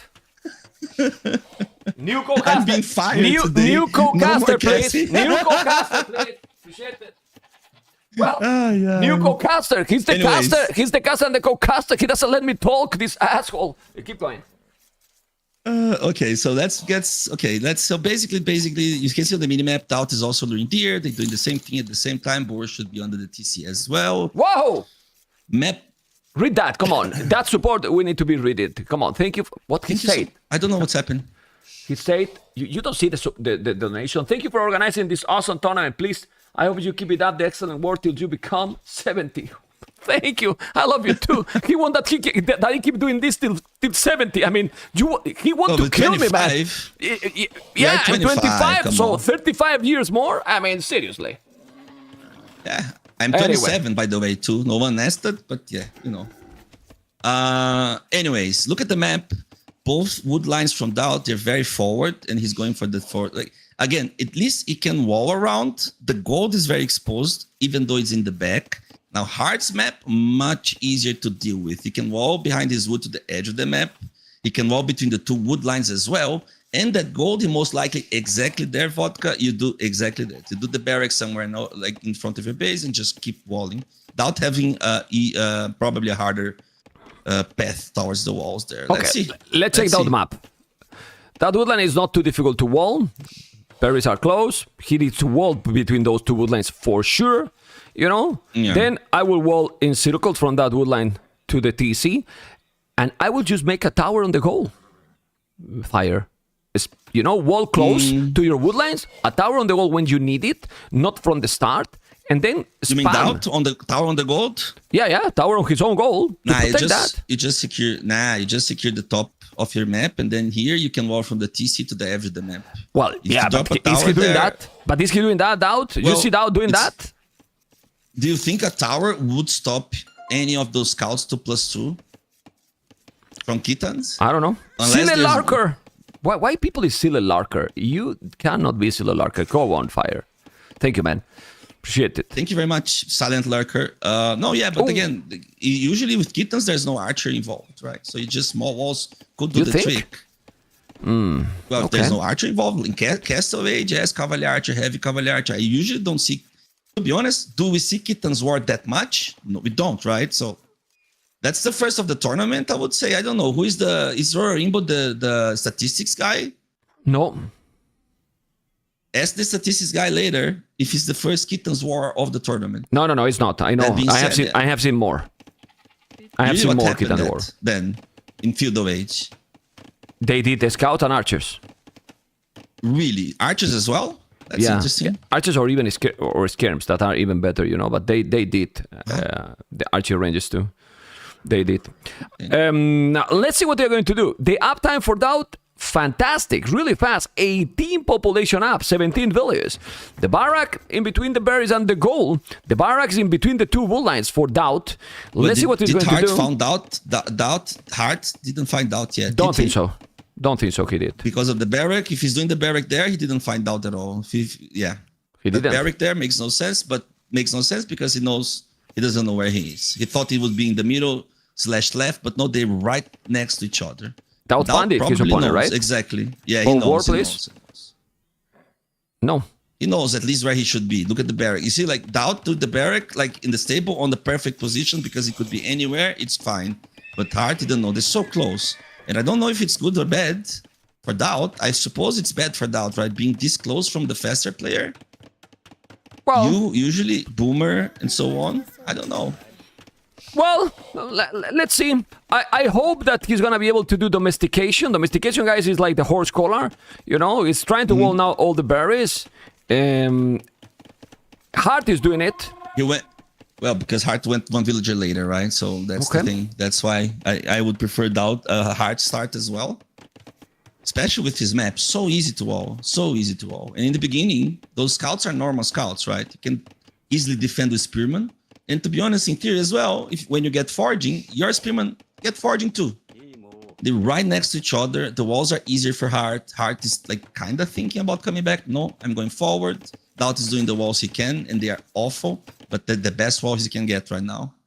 And domestication is also for DauT there. So let's see. Now there will be a boomish part of the game where they need to place those pastures. And then we take from there. Let's see what's going to be. Remember, guys, that for the pastures, it's like Khmer farms. In the sense that you don't need to make them close to the mill or to the TC. You get the food itself on the pasture. Yeah. So with that area, he can do many of them. You don't really need to go closer to the town center. Obviously, if you make close to the TC, it's better because they are protected, you know, but not because it's needed to drop the food on the town center. That being said, he's still walling everything. The walls are very nice, but the problem in this situation is that one pasture costs 110 wood. That might feel expensive, but in reality, it's cheaper than a farm. Why? Because the pastures is like 2 farms, and a farm costs 60. So actually, each farm is costing here 55 wood, and the production is absolutely insane. Since this is mirror, now I believe DauT will try to go a lot of feudal approach, but Fire got already 4 spearmen. How you gonna make damage now They to both 4 fully spearmen? walled. Let's see what they're going to proceed there. Like, what army they're going to do eventually. No one is on gold yet. DauT got gold outside. I walled his gold in again. Like, this gold is an issue for DauT, but I don't know. Like, I saw like one thing that DauT Hearttt did, which was really cool in the beginning. He was like with the spearman. As soon as he sees that DauT wall to the TC, he walls himself to the TC as well and go back. Right? There's no way to take risks. Resources collected so far better for Hearttt. Why is that? I don't know. Maybe extra deer, maybe more villages on berries. I have no idea. Better, you know, of efficiency. DauT walled that hole. And now Hearttt secured, has spearman under the TC2. Go forward to pick, to pick a fight. Maybe be annoying, force idle time, which he is right now. That villager repairing that house is as good as a dead villager, right? It's not producing anything. It's always good. And I'm going to give you guys from the chat. I know, Memp, that all the thousands of people watching you, they pros. But for those few that are noobs, remember one thing, those pastures, they have a little house in the middle. It's very bad to play around. Units get stuck all the time. So there's a mod you can download that they take away those little houses there. And it makes so much easier to walk around. Yes, that little thing. That's ugly, man. Yes. That's like cheating, man. Come on, let's play the game without mods, without without the range. I hate, for example, the range circles, or that you know where it's gonna shoot the arrows. I mean, the game is now. There would be a mod soon that will be autoplay. Me cago en la leche. Fire. Do you, do you want to have scorpions walking on your base and they get stuck between those pastures? Do you like that? Yes. Fix the game then. Okay. I like that. I like that you're stubborn like that. That's one of the things I love. Anyway, check out the population. Yeah, let's go. Check out the population. Hearttt, 8 spears. 2 more in the queue. 6 scout. A lot of scouts for DauT. You know, thank you so much, Geshan. Appreciate it. Amazing. The scout is going to be able to kill some. For now, it's not mining gold any player. The spears are going to be already +2. So those spears are eating the scouts. Microphone, DauT, not the greatest. Now going inside or trying to get inside, but he's doing houses. DauT still have a lot of scouts. Yes, well, 6. Hearttt, 7 scouts, 7 spears, 22 on foot. He's doing more. And now he's doing the spearman as well. He should do, maybe for those spears, Oh, what is this? Is this a tower? Okay, if he's doing the tower It is there, a tower. where is gonna take the goal himself? Okay, the spears are there, Well, but I told you, like, that tower wouldn't like do anything on the gold. Look at how much army and how strong it is. He needs to get all the upgrades and fight army with army, just breaking buildings. Yes, the tower is awful to have though. That I agree with you. But what else he could do, right? His army is forward, has little defense home, and if he doesn't do the tower, most likely Hearttt would break in. so he make now +1 armor for the scout, I believe so. He's not going on gold, make all the upgrades in the feudal units. As you can see, there's a lot of spears gonna go and gonna take now few villagers. Those villagers will die, at least one? No, because he doesn't have the mod that you were talking. You can see that he was going around with... He got stuck. You know? Oh, well, Yes. well, you know, I mean, you see, I'm not a stubborn. I'm giving you the reason, you know. It was not having the mod, so he couldn't take it. And now, he's going to go back home or not? Army numbers, 4 less than his opponent, doing the same upgrades, both players. No wheelbarrow. Wheelbarrow here could be also great with all these pastors, I believe. But if you lose those spears, and you don't want to lose... Oh, many spears there for DauT. Many spears now. Okay, get in the hill. The scouts, ooh, finally DauT finding a hole. He can kill villagers or not. How many he's gonna kill? He need to kill something, otherwise losing all those scouts for nothing. 2, you need to kill another one. 3. Don't think 2 is enough. 3. 2. Oh, 2 only. HP. Ah, come on. But that's fine. Why is not enough? It's Because it's not enough. Because Hearttt has already 500 not- resources the more only problem collected, is not on and he's gold. mining gold. Yeah. Yeah, the gold is the problem. And the problem also is you can see that how DauT base is so like small or smaller than Kitans, like the Kitans at the heart, sorry. That DauT has so much wood stacked, right? But he would love to Well, spend that wood into He will, pastures. he will use the market for He will, going up. he will, but because at the end you would want be to go enough, light caps. you know? Yeah, I mean, I don't know. Maybe he should buy a tower I mean, or he's something. going I to don't go know. up in a decent tower, decent time, sure thing. But again, look at how Hearttt already walled at the bottom of his base to getting him more and more space, and eventually can close to the left as well. While DauT, I'm afraid he will never take gold in this game. Is that open? Unfortunately, I think MapGen- that's even open. Yeah, It is he's not open. taking. It is. He's not taking gold. But Hearttt has an insane macro. Like, yeah, you can see how he DauT sells macro, wood. no, look, DauT's macro was also good this time. But again, when you're playing someone as fast as Hearttt, and you cannot leave base to take gold, it's a problem. It's a problem. Yeah, He's but doing a I told great you. job. But I They're told going you up in the almost- start. I told you in the start of the game. He's not going to wall to the edge of the map to save that goal. You know, I know it's difficult with Kitans True. and so on. Yeah. But if you give it up from the start, because he gave up from the start, it makes that he fall behind right away. Why he fall behind right away? Because he true. was walling a lot, so then he has less resources to make the pastors, less resources to do everything from the start.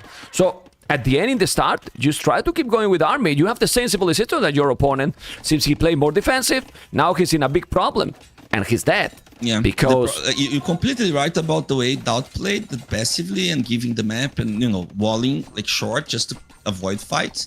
But that is like at this defense, it's kind of hard to do that against Hearttt, right? Like playing like he's the best Hearttt, just because you need the map. So sometimes you need to try to counterattack, as he did. Unfortunately, 2 villagers were not enough. And there's right, a to give him pause. some space. Let's see if there's something happening. Water pause. Yeah, I don't know what is the problem, if there's a problem or not, but maybe it was some lag or whatever. Okay, a spike.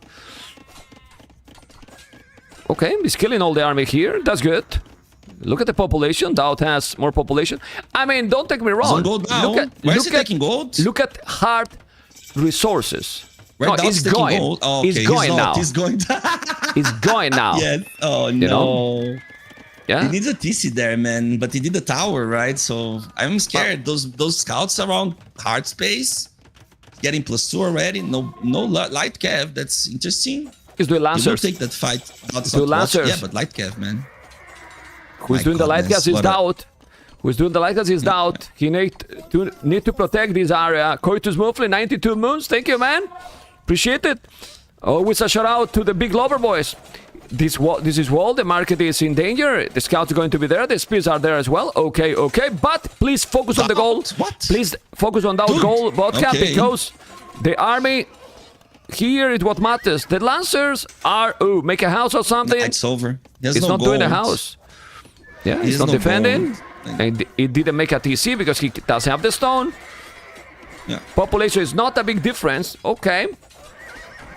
It will be now. Yeah, it's... Because he cannot produce more. Like he's have 4 on the queue.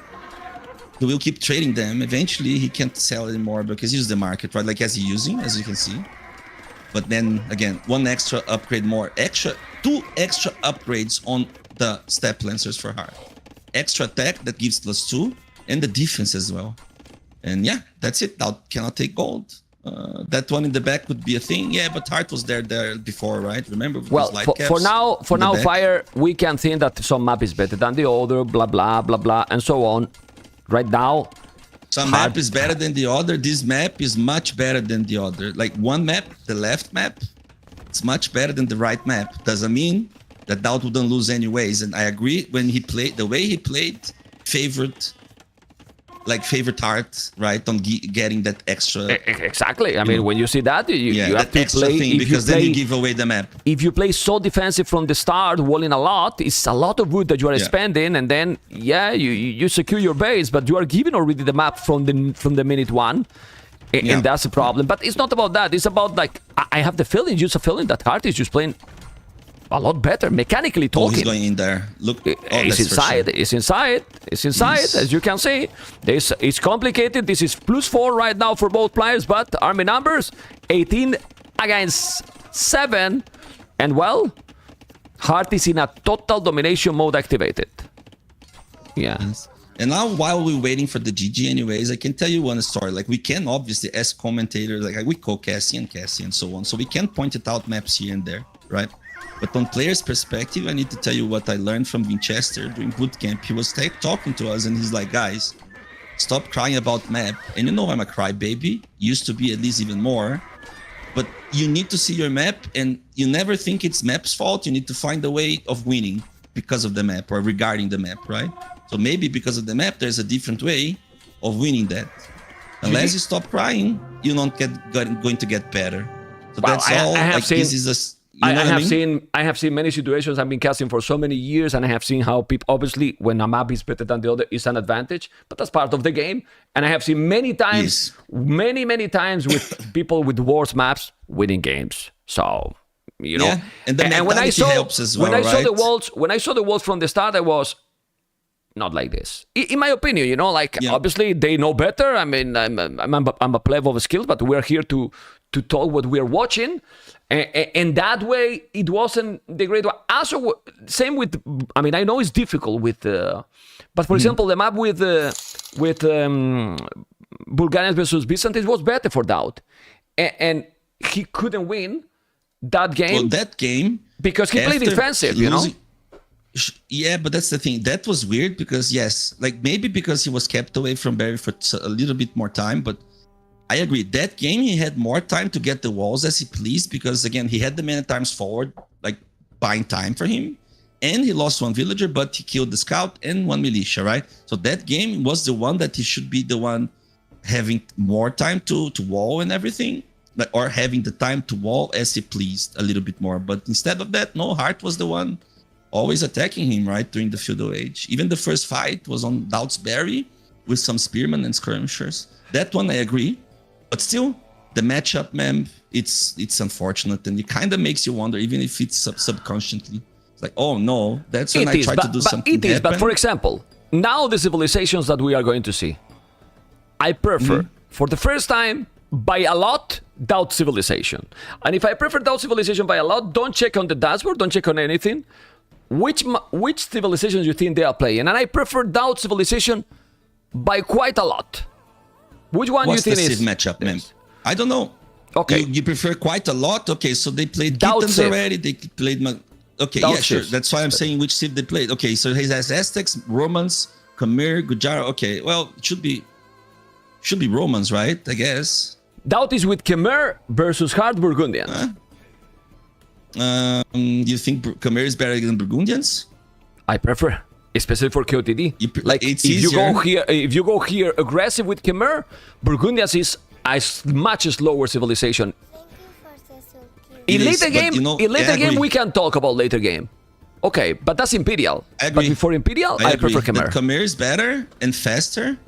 But one thing that made Burgundians of like you see that people you probably noticed, right? You can see all the games, people are picking Burgundians more and more, right? Yeah. That's because of the militia, the Flemish militia thing. They're much better now. They're cheap as hell. So now you can pick Burgundians and and do well. In fact, yesterday the map that Terra lost was against Burgundians. Look at that, 100 euros, man. Do you want me to read it? You pay 2 euros to MBL. Please pay fire more. Say my name. C is Say my name. Helenis. Helenis. That's why he called you C is my favorite or your commentators. She. You are a girl. Okay, now I'm worried because Are you how happy? the hell this person know my name? Know your name? It's know that you are a girl. Well, it's a girl. Yeah. No. She's a girl. She just come on. Yeah. Look at the girl with the beard. William, thank you With so the gold much. beard. But now, let's be honest. We never talk about this. Fire. Just say yes or no. Do I pay you when we co-cast together more than 2 euros? You do. All right. Let's keep going. Actually, way more. Okay. That's nice. You know? That's Keep nice. them adding. I didn't say Keep anything. them adding. Money know? rain. Woohoo. You see? You see? 6-0. No. Times more. I didn't say. And he said way more. So, anyway, Hearttt Burgundians, DauT Khmer. And you know, he's not asking me. You know, we don't have any deal. So, depend how good the tournament it is, I pay him more or less. You know, the more support we get. We never do anything like that. Yes. Yeah. So if we you never want do me anything. to live under the bridge, you don't support the tournament. But if you want me to drive a Ferrari or something like that, let's freaking go.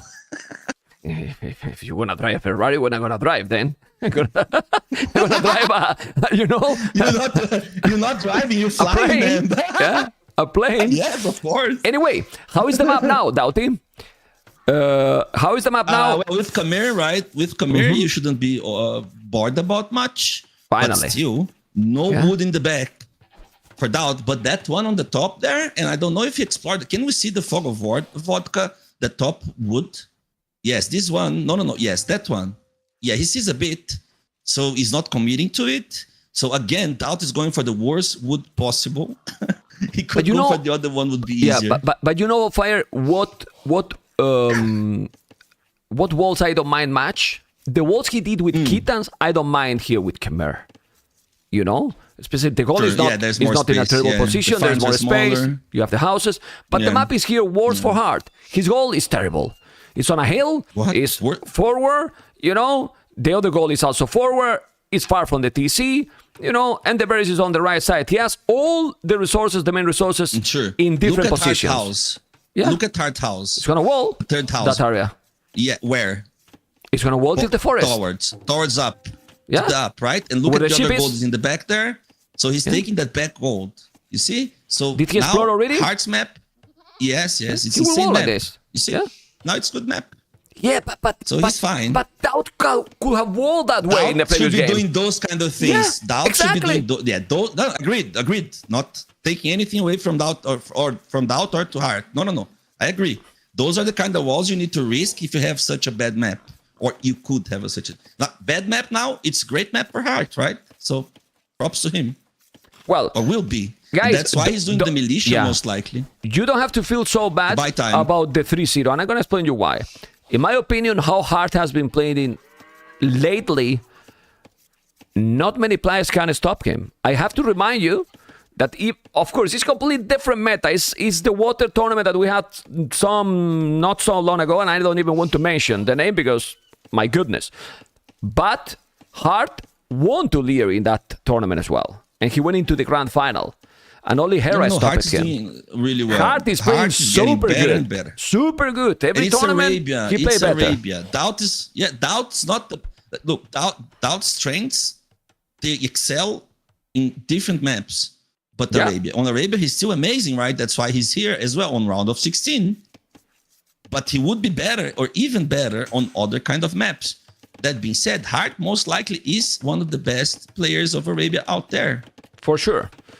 For me, like, at all, like from all of them, like top 5, top 6 on Arabia, right? Yeah. So it can happen. That being said, let's freaking go DauT. Yeah, who will be the opponent of these two tomorrow? They play tomorrow. Who win today Whoever play wins tomorrow. today plays tomorrow? Yes, they play tomorrow. I don't know who. The Tell me. quarterfinals. Hera.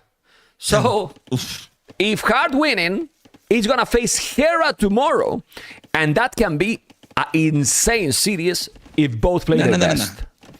No. If Hera, like Hearttt, look, DauT will reverse sweep today, and will 4-0 Hera tomorrow. Fire, are you Okay. smoking right now or drinking? Because well, no, sorry. I mean, yeah. Let's keep going. Yeah, better loud because my goodness, my goodness. Dude, if you don't believe, who else will believe? No, yeah. But I thought you were not high, man. What the hell? Anyway, jokes aside, a stable coming. I don't dislike the walls with Khmer. This is fantastic. He's now doing the loom. He's gonna wall, and I like those walls with Khmer for sure. He has the goal secure. Yes. Here is fine. He's gonna go scout. He's gonna do. But as you were talking, the Flames militias are happening, which is obviously nice to do. But Khmer, all good with Khmer, except one thing. He's not doing a mill, Mr. DauT. He's not doing horse collar then. It's the thing I don't like it. But why you are not doing the mill even if it's forward? You can wall and Because still if it's take the forward, barriers. you will no. He DauT knows what's army coming from Hearttt. And if you do the mill there and take the barrier and everything, he will just do the mill and lose the need to retreat the villagers instantly. Okay. It's better to invest at 100 wood into farms that take food instantly. And now he's doing yeah, archery range right away too. Archery range and stable already. Well, So, that's the way. Yeah, but then he gets the farms down, won't be arrested at any means, right? He's doing archers and farms that collect food instantly. Again, it's really good combo. And he's doing also the archers, right? Because skirmishes don't do well against the Flemish boys. But DauT is doing a good move there. I don't think I would do the same move, and I would get heavily punished for it. So again, it's a good move. Okay. It's not the first time someone do that move though, right? So again, it's doable. Don't look at the hole. Okay, good job. Nice. I'm cheering. That's the reverse sweep. If DauT wins this one and wins another one, I want to see all of you guys on the chat, and especially you, ma'am, saying I'm sorry, Fire. I'm sorry, Fire. Keep drinking. All right, let's see now. I believe. No, I'm telling about the sorry. I will never say you sorry. Anyway, for Oh 5 my billion, goodness. 5 billion on goal. Look at those farms. He's gonna make the farms there under the town center. Well, almost, but he's fine. Those farms are epic. Remember, guys, that is the fastest, still the fastest food, or Kittens is even stronger than Khmer farms. Eventually, right? Eventually, kittens are better. But in the beginning, yeah, Khmer is really bad. Actually, Andy was doing some math. I'm not going to say the math. No. Khmer will be better. No, I'm not going to share information. Like, all the plebs on the chat will be instantly 2K. No. But seriously now, I know that after the second row of farms, Khmer farms are insane. That's why, right? That's it. Yeah. But that's the thing. I can share the math later, but pretty much that's it. Hey, Ultra. Yeah. And right now, Hearttt got no boso, so he does have like the brutal eco advantage having the Burgundians. He's doing a tower on the gold. He's playing safe, you can see. I mean, I like it. It's being careful because his gold is not great. He didn't wall like we were thinking at the back to make the secondary goal. Yeah, so he's true. setting up his map the best he can according to the map situation here. Okay. That's good. And again, that's the tower. This is the good tower because that's the only wood, right? So that he needs the tower. So you need, like, you could say it's a good tower. But again, how things could go differently if he just takes the top wood there that he didn't bother to explore, right? The third game in a row, I think that DauT takes the lumber camp on the first. Yeah, the first wood this is, he takes it, right? And it's okay. Counter effect though. Micro. Oh god, it's not taking any Villier or what? No, he doesn't need to. Like, he might pick one, but he needs to kill the Spearman. It's very valuable Spearman. It's expensive, Okay. but he won't. The micro from Hearttt is just too good. It's better. It's just better micro. I mean, he was there and he could have killed something. He was having fletching already. Then he lost the archer, and now with the spears and the skips, he's just fine, as you can see. Thank you for the new Prime, amigos. Appreciate it. It's just well, hard. Everyone from chat, like you see, like I see a lot of people commentating, like, oh, why did like he's not doing this or that? Or, oh, like, you know, like why he's not finding damage here and there? Dude, go try that to do that thing against Hearttt, or Hera, or Leary, or even Lewis, who is fast as hell now. For a pro player, it's already hard. Like, you see this and you think it's like it's 1,000 things happening at the same time, plus they microing every single unit. It's not easy.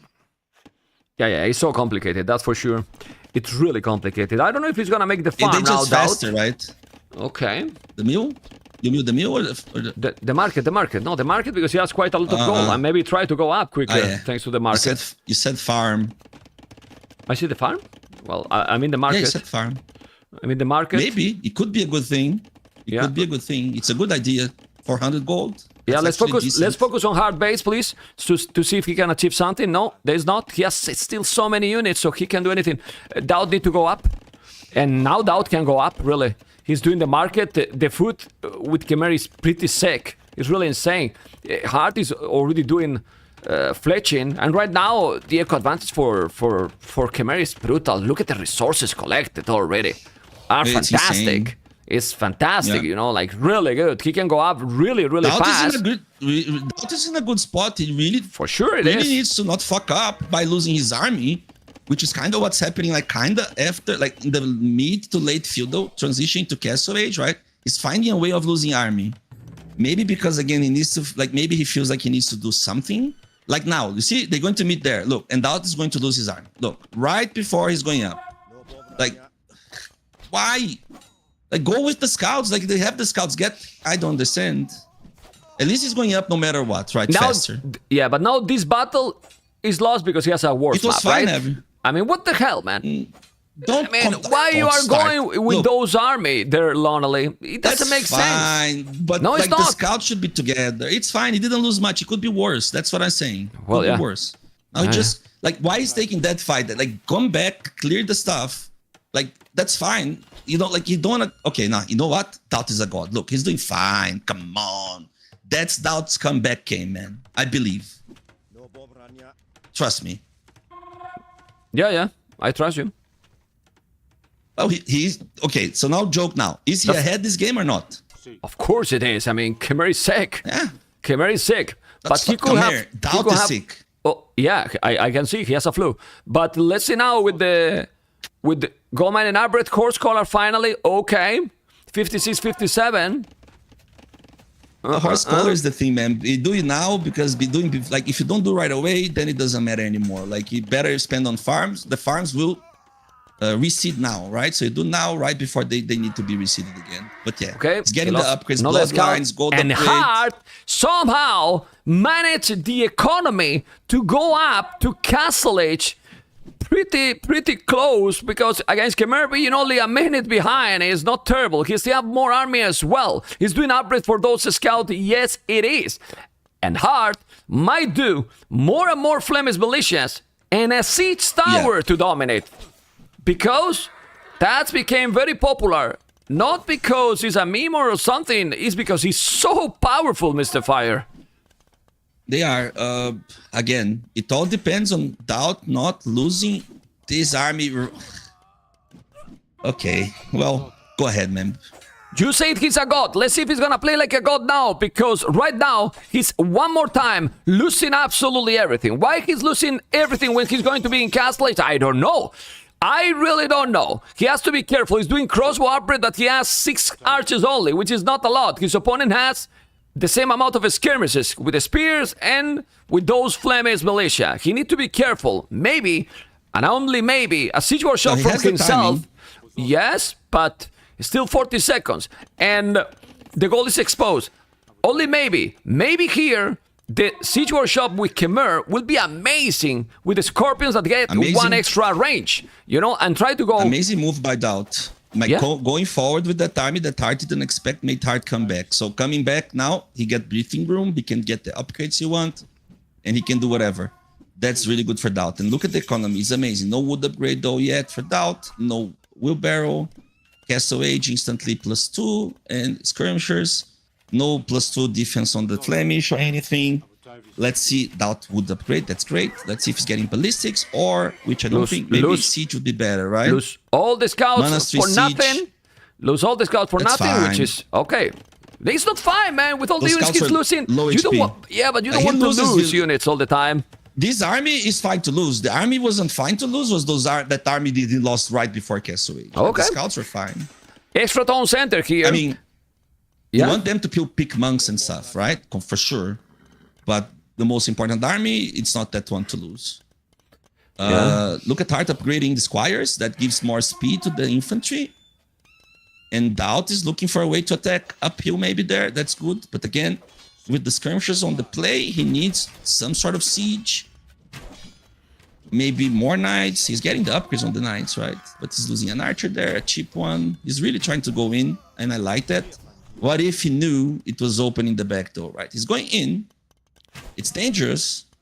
Good micro from DauT, but shouldn't go. I'm not sure about that. I'm not sure about this. He's trying to go in, and this can be tricky. He's gonna try to kill all the Flemish militia. This is not terrible for him, definitely not. Killing so many. The schemes are there. Military numbers are similar. Still 3 villages more, but okay, but nothing, because he's doing now the second TC as well, so he's gonna be with the same town centers than Hearttt. The problem is that the power spike that I feel that Khmer has is starting to get closer and closer. It's closing the window, it's closing the gap, and now, soon, if Hearttt manages to have a better macro with that wood, look at the amount of wood he has, he need more farmers, then Burgundia's economy, it won't be terrible, Mr. Fire. And that's scary for DauT now. Yeah, well, for now, not yet, but soon, yeah, if so. But DauT could go for the 30C too, right? Ballistics for Hearttt, so workshop for DauT now because he's dropping the 30C, he needs workshop. All those skirmishers. If he gets workshop, maybe some scorpions. No, he's going for the stable. Oh boy. Being greedy. I'm scared now, like 30C and 30C and stable. He's being greedy. I like more now, Hearttt army, and that's so he has more. No. No, that's fine. That's good because it was going to be a problem, but then DauT is attacking again, since he has mobility a little bit more at least with the knight, so Hearttt backs away again. So as long as Hearttt is not going to DauT's base, I would be fine if I was DauT, right? Those are stone walls? No. Okay. There were stone walls completed, would be insane. Now DauT is going to go in and buy still more time. Let's see if he does more with his army this time. Last fight was decent. Not the best, but was good. Well, now will be very difficult fire because his opponent is doing ballistics. Ballistic is happening. Yeah. Let's see now the battle. Knights and crossbows. He's going to go around. The goal is also exposed, but ballistic is there. Ballistic is there. He's going to reroll now, and then that army is going to be in danger. Well. How many knights he got? 8 knights in total. This is monks as well. He got an amazing, a sick micro. Sadly for Hearttt, he's not walling that area, but still there's a hole at the edge of the map. It's still open. That's okay. Ballistic is going to be there. And now Hearttt, it will have... Ooh, that was not the greatest, but still the monks are coming. I don't think he will kill so much. The Flemish are there. The monks are there. I don't understand. Could have run away. Yeah. But okay, I don't think he's going to lose everything. He could leave the skirmishers there. To be honest, there's not so many anymore, but all those Flemish, they with squires now, they're faster than the... What? They're faster than the archers? Well, that's 100% they're faster. No. With the squires for sure. Why? I mean, 1.3? 1.3? That's why you have the squires. It's like husbandry. Yeah? Sure. Now it's gonna lose a value. Sure. Okay. 90 so population, 92. Yeah. The knight, the TC, but he's gonna see it. Unbelievable. This is exactly what you want to expect from this stage of the tournament. A crazy reaction by Hearttt, saving right now 5 villages, and that's very hard to see it on point with all is happening right now. Look Mr. Yeah, DauT, this is open. DauT debated. That's amazing. He knows. Let's go. But the Flemish are coming. You have to be careful. Let's see if we're going to have more games or not. He doesn't know, but let's see reaction. Let's see reaction from Hearttt. Can we go and see Hearttt point of view, Fog of War, please, to see his reaction. Let's see. He has Stonewatch, so he That should showed react. already. Nah, why?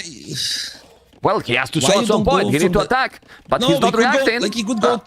He could go for the top there, right? But that's good. That's still good damage. Take him away from gold for sure. A lot of idle eco, and I would go for the stone. That's the thing. DauT knew because he had some villages. I think DauT knew about the stone, right? But that being said, again, easier said than done. He's already doing a great job. He's keeping Hearttt home, and DauT's eco flying high, man. 2,000 resources more already. Yeah. And the KD this time, it's even. So hey, you know, he's also on stone, so he's fine in terms of like maybe dropping. Take a the stone, please. Is DauT. also killing okay. There's a monk going to convert another knight. Didn't convert it. But there's one problem here. It's losing Feudal is okay, but Lost 4. That's good. Hearttt is about to go to Imperial soon. It's true that DauT could be able with Kemerk. too. He's doing wheelbarrow. Let's see. Handcart already for Hearttt is great for his economy. It's gonna explode. It is. And timing and momentum going Imperial can be insane. He's doing another TC. I like it. He's not being greedy. We'll have a 4 TCs walling a little bit so those knights get trapped. Good wall. And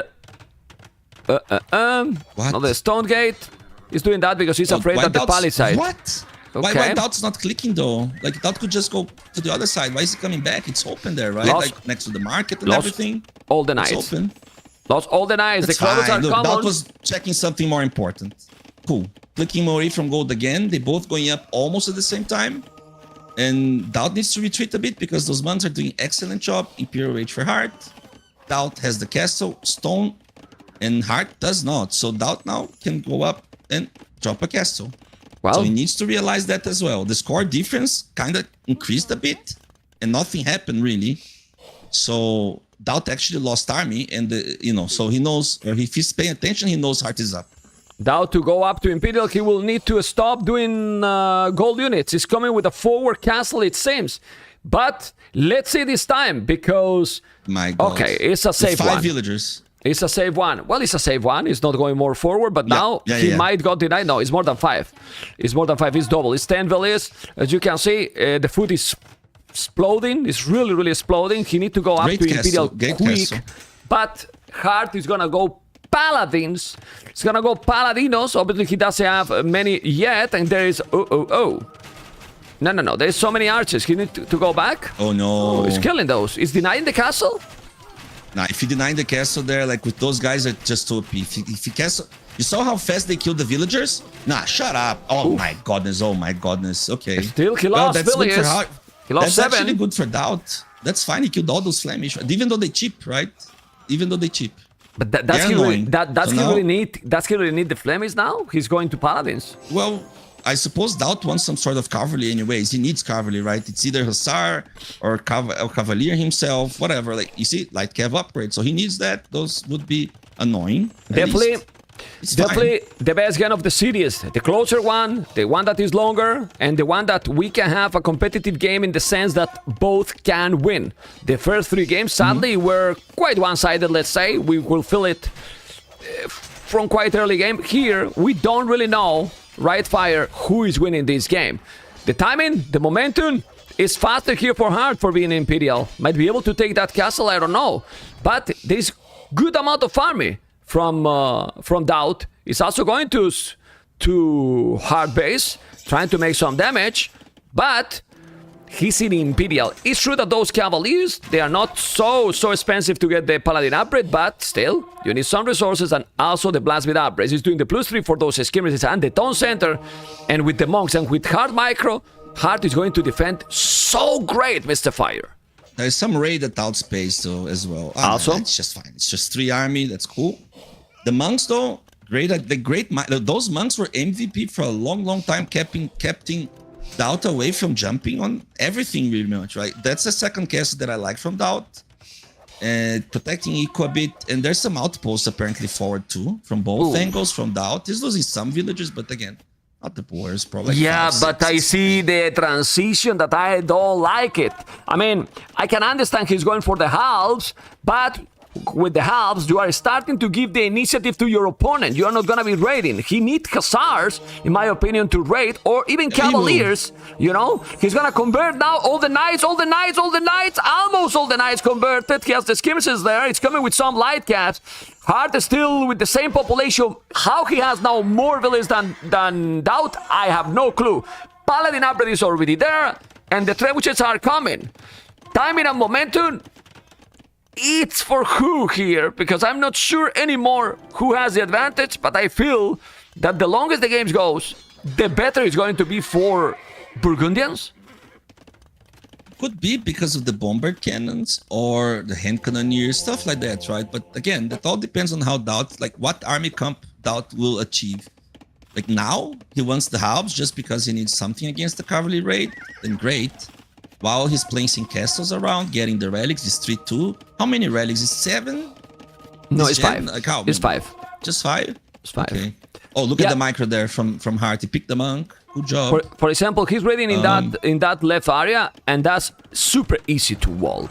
Anyway, trebuchet in top of that hill. Chemistry, while there's no chemistry for Hearttt, which there's not now, see, while there's no chemistry, DauT is still safe. So let's see. He sees that traps and the arbalest, instantly he gets chemistry. That's a good stable. That's a good stable from DauT, like on the hold. Like so far again, it's all good, but how or what army comp he wants to achieve? I don't agree with you in the sense that it's not good. I don't like this army composition with Khmer, halberdiers, and But I arbalest. didn't say it's good. I said like what is the army comp he wants to do? For now, it's Halp and arbalest. It's not the best, right? Yeah. That's the thing. Bombard cannons and skirmisher itself already killed that, right? So we need to see. But I'm pretty sure that's not his final comp, but that's the one he can't do right now. Well, but red is coming. Red is coming. Red is coming with Paladinos. Oh my It's gonna be a goodness. massacre on DauT economy. DauT could have walled that a little bit. He didn't. And now he's gonna kill a lot. He's doing a stable. He's going with halves and arbalists as well. But those paladins will do damage too. We will check soon. But now we're checking this attack by DauT. We see there with the picture-in-picture those paladins and DauT reaction. Zero reaction. DauT 26 villages down, dropping more and more, not reacting, losing all the villages right now, and massacre on DauT economy. While here, the skirmishes are dealing with the arbalists. Is it still okay, Fire? It's a disaster for the Lord. Yeah. Well, he has 60 armies still, but yes, he lost so many villagers, and now the skirmishes like somewhat thin the numbers of the arbalest. So now paladins should easily clear that.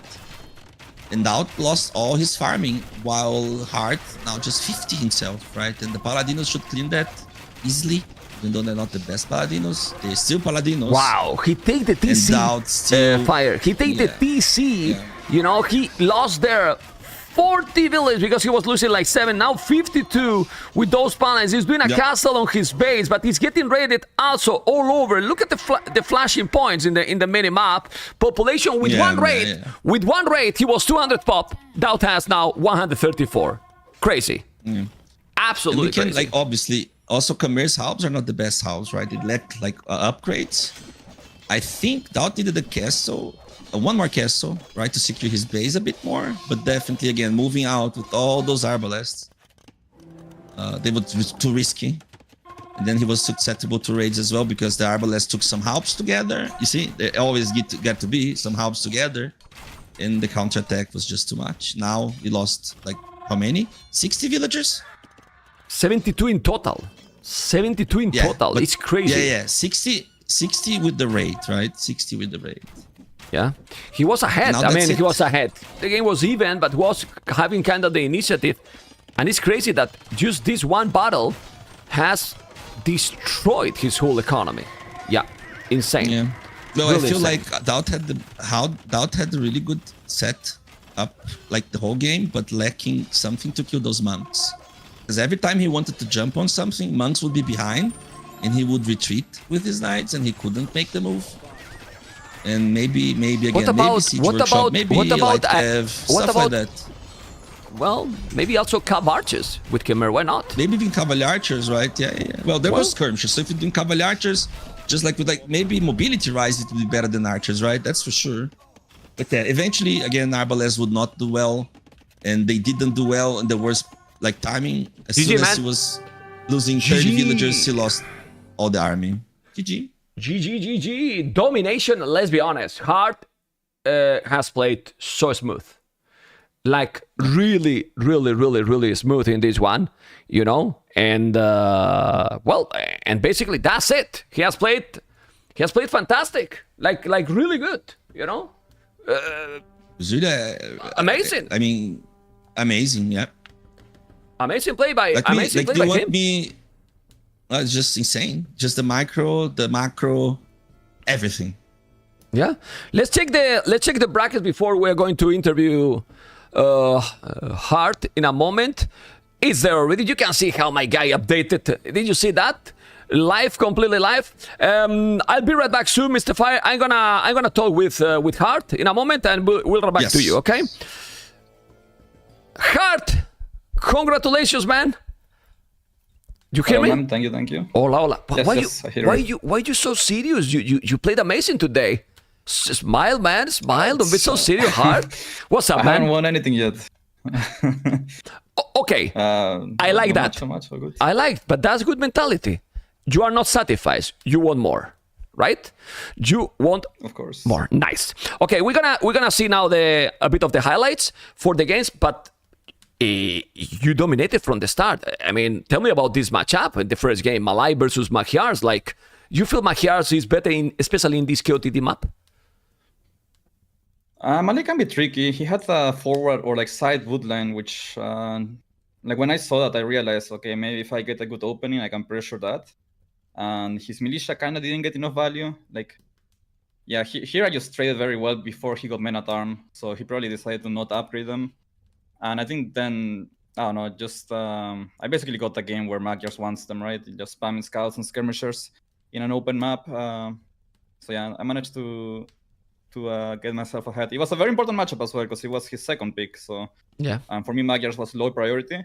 I know it was like a good opportunity to get ahead in the draft. And yeah, managed to. Maybe I was a bit impatient here. I think I could have waited for bloodlines and stuff. Yeah. But this hole, this hole.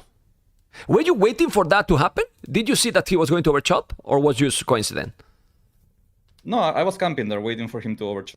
Okay, so you were there, right? For half a minute or so. Yeah. I saw he was about to overchop. Yeah, that's crazy how paying attention in those small details. But that's just look. He was having already more resources collected than you. Well, typical with Malay, but there you kill quite so many villages. Look at now. 7, and then the resources collected definitely turn out to you. Because this was maybe the only moment that he was trying to attack you. You were having all the initiative in this game.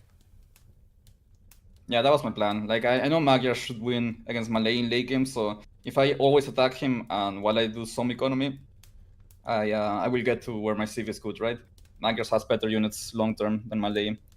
So yeah, once I got the lead in Feudal, I just tried to not give him space to like reboom or something, and just keep hitting him where it hurts. Okay, we have here that the game was over. Obviously, here was trying to do that. And what is a DauT cities without a DauT castle? Well, it's not the same, you know. That's what I was thinking as well. He's trying to finish in style. Yeah, finish in style for sure. Yeah, absolutely. Thank you, It was Dave. his only way to win. Honestly, I think if he just went for a castle on the hill and then imp faster than me, which he would have, maybe still had a chance. Like, I think maybe he didn't need to go for such a forward castle because he can still get like Arvales and BBC, and I can struggle against that. In this matchup, were you expecting that he was going to do something out of the box, like Krepos or something crazy? What was your mindset when you saw Bulgarians? Because having Byzantines, I guess you were happy, but you thought that he was going to do something special? I thought he might go longswords and siege towers, and I think Bulgarians somehow match up decent against Byzantine in Castle Age because of that. I was hesitating whether I should mine stone or not to go cataphracts. The moment I saw him adding a few men at arm, like late Feudal Age, I was like, okay, he's gonna go some longswords. But then I saw a second stable, so I got a bit confused. I ended up mining a little bit of stone. Okay. And I actually it was good because I had enough stone to make a castle the moment he wanted to go for a forward Krepos. So... Well, yeah, but that's a good point. I didn't even think about that because we didn't see him going for them. You know, like we were thinking, well, maybe we're gonna make a Krepos. But even like that, Byzantines, if you play, let's say safe, they are so strong, right? Like they should have the counter against Bulgarians, no? Yeah. Like the best thing, Bulgaria. Like I think Men at Arms Civs match up decent against Byzantines right now. Fire Lancer Civs as well, because you can do Siege Tower Longswords or whatever, and the only counter to that is basically to be on gold units, and that's obviously not what Byzantine wants to do. So not the matchup I wanted to have up against for my Byzantine, but you know, it worked out. Okay. Well, and in the Khitan's War, obviously, I think you got a bit better map, yes, but he also gave you pretty much all the initiative in the map, because he was going to the TC pretty much from the start. So basically, he also kind of never attacked you, no? I don't know if you felt that way. I didn't feel like his map was bad. Like he was walled super early, right? Yeah. He had his berries and his wood safe, and that's all that matters in this stiff matchup. I mean, So about I the didn't goal. feel like his map I'm was talking about bad. I'm talking that the goal was exposed, but the wood, it was obviously definitely fine and was close to the TC. But the goal, but then if you hold that much earlier, I mean, you were having the initiative all the time. So, well, in this one, Yeah, I it's couldn't kind of even afford snowball. that much myself. But I think, I don't know. I'm not sure if it was because of the map. Like, I think he can defend the gold just fine, right? If that's the only thing he needs to defend. I think I just got better trades and I like slowly snowballed. And eventually, like, if I take better trades in Feudal Age, yeah, it's gonna get awkward for him to take his gold. But I don't think that necessarily needs to be the case. Okay. Especially when he has such a safe gold and, I mean, such a safe wood line and berries. I had to, like, always keep army at home, basically, to defend my wood line and my berries.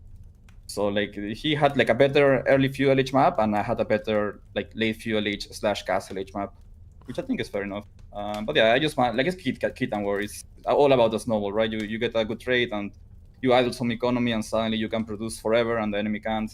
That's just kind of how it goes. Yeah, well, this one was over already. We can move into the next game, Mr. Vodka. And how were you feeling against Khmer? Because there was a moment that it was looking good for DauT, but man, your I don't want to say comeback, but you know what I mean. The battle that you sent the Paladins, you know. But what was wrong there, or what do you think you did better in this case to focus on the positive things to beat him? Hard to say. Like when I saw the Civ matchup, I was like, okay, this is like a loss basically, right? Like I shouldn't win this with Burgundians against Khmer. Burgundian scales very well against Khmer, but like the Feudal Age and early Castle Age should be sort of. I managed to like just survive with a little bit of army. So yeah, like the moment I managed to stabilize in Castle Age, I was fine. Like I was only afraid of him being like 4 town center boom while pressuring me and like just overrun me with Cavaliers in early imp. Yeah. Then I saw he had like 35 crossbows in late castle, so I was like, okay, he's not doing that. He can't have that much economy more than me. So I felt confident after that. Cause I just go Paladin, and what do Khmer do? Their halves are not good. That's not the unit they want to be on. So yeah, I basically like at that point I knew I was outscaling. This was probably where I won the game, honestly. Like getting rid of his crossbows. If he was a bit more patient here and like either waited for siege or more knights, I think he could have done something there. I'm not sure if he should have gone in like that. Well, obviously now in retrospective, doesn't look so good, but it was just a good choke point for me to fight that.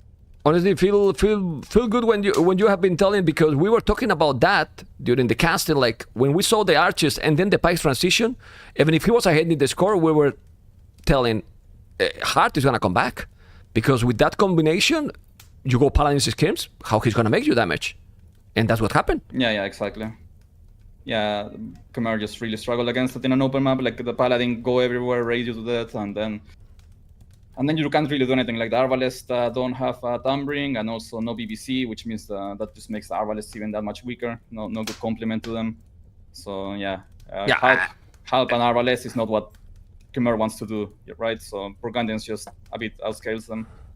And you can see here, in the picture that he didn't even notice that you were ready. You destroyed there basically the whole economy, and the game was over at this point. So we can now move on already, because it was completely GG.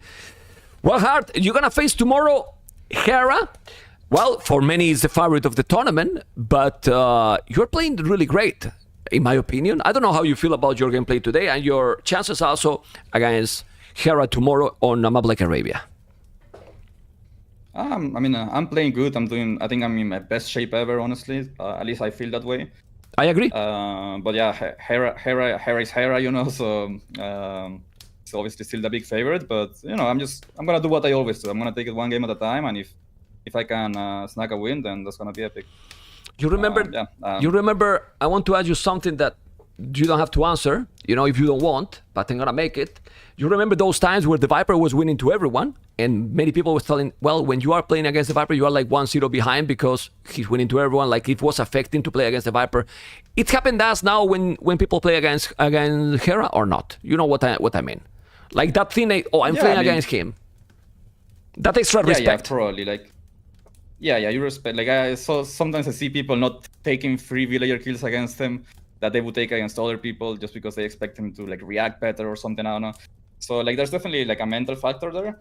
But I don't know. I want to be as much of a dog as possible, as irrespectful as possible. You know, no respect. That's my idea going into the set anyway. Like, I will try to take every chance I get. Okay, that's good. Yeah, I'm just gonna play towards my style. I think I have like somewhat similar style as him. I don't really play like super aggro or super defensive. It's just more adaptive to what the game asks for. But yeah, I mean, we'll see what happens. Well, I'm sure that if you play your best, it will be a great series for sure. And nobody knows what will happen tomorrow. Good luck tomorrow, Hearttt. Okay, and hopefully we see great series tomorrow. Take care, man. Thank you for coming. Yeah, thank you, GG's. GG's, man. Time. Take care, man. Fire! I'm back. I'm back. Well, we were on point. You know, he was discovering, especially in the last game, that he didn't understand the archers, then the pikes, and so on. You can see what he said. He filled his best shape ever, and that's against Hera is a guaranteed of amazing series. I hope so. This is all I want. Close series, and me too. Whoever win, if it's a 4-3 or 3-4, good for everyone. Perfect, man. Right? Good for everyone. Agreed. Mr. Fire, thank you for joining. You will join me more. By the way, can you read the private message that I sent you on Discord? And let's see if you saw. It was this morning. I have made a proposition to him. Read on Discord. Oh, that's true. Show match versus Margugu on finals. The winner casts on Sunday. Show match versus Margugu. Let's freaking go Sunday. Let's go. What about guys so much before the grand final? Fire versus Margugu. And the winner casts the grand finals. Sounds good or not? Huh? It can be fun. It can be fun or not. Well, he already accepted. You know, now we wait to Margugu. Because if Margugu doesn't accept, you know, a bit chicken. Anyway, Fire, we will talk. We will cast more before that. I hope so. And thank you so much for joining, okay? Mr. Fire? As always. Thank you very much for having me, and bye-bye, chat. Take care, man. Take care. Okay, guys, we are going to take a very small break. Really, really small break. I'm going to prepare everything. You know, thank you so much for today for rating. And I'm very happy that we are going to be now co-casting with Dave. The second series has been a long time I don't cast with him. You know, so it's going to be absolutely amazing. Thank you guys for joining. Be right back very soon. Stay tuned. Also did as well. Maybe if you had bought more we are time in minute, with his we are militia. minute, but we are in minute 33. I'm not talking before. I'm talking now. Yeah, but you know what I mean? Like he just got some breathing room. Now he could, I agree. But before was tough. And you see that Hearttt, as soon as Hearttt saw the ballistics, and he felt like he needed to take a couple of better fights, he got the +2 defense from his skirmishes as well. So now everything melts. DauT took a good fight there. The number, it's a good fight for DauT. A couple of badaboons there, and the game would over right now. Also with this raid, cutting reinforcements. So like that's the fight. That's the thing. Look. Ooh, okay. No. This castle will be a DauT castle, man. This game is absolutely over. He has 40 villages more. He's not gonna make this castle. He's losing absolutely everything. He's still raiding a lot at home, and the massacre is real. How many? Taking amazing fight again, so much value for almost nothing. And yeah, keeping DauT away from the bear is a big deal as well. Like imagine you're doing 2 militia. Okay, nah, he's going to be pushed out. Like there's not enough, no fletching. DauT got fletching, right? Oh, he researched so fast. Okay, now with fletching, he might do something. Nah, yeah, it's just archers, man. Similar. Yeah, it's still similar. He has a skirmishes, probably camels and skirms. If you do camels and skirms, I really don't know what DauT can do. He has one scout there that can be great to help.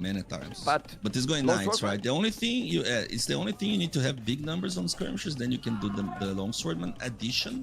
It cannot even be a switch. It needs to be a mix, right? And he's even losing this fight.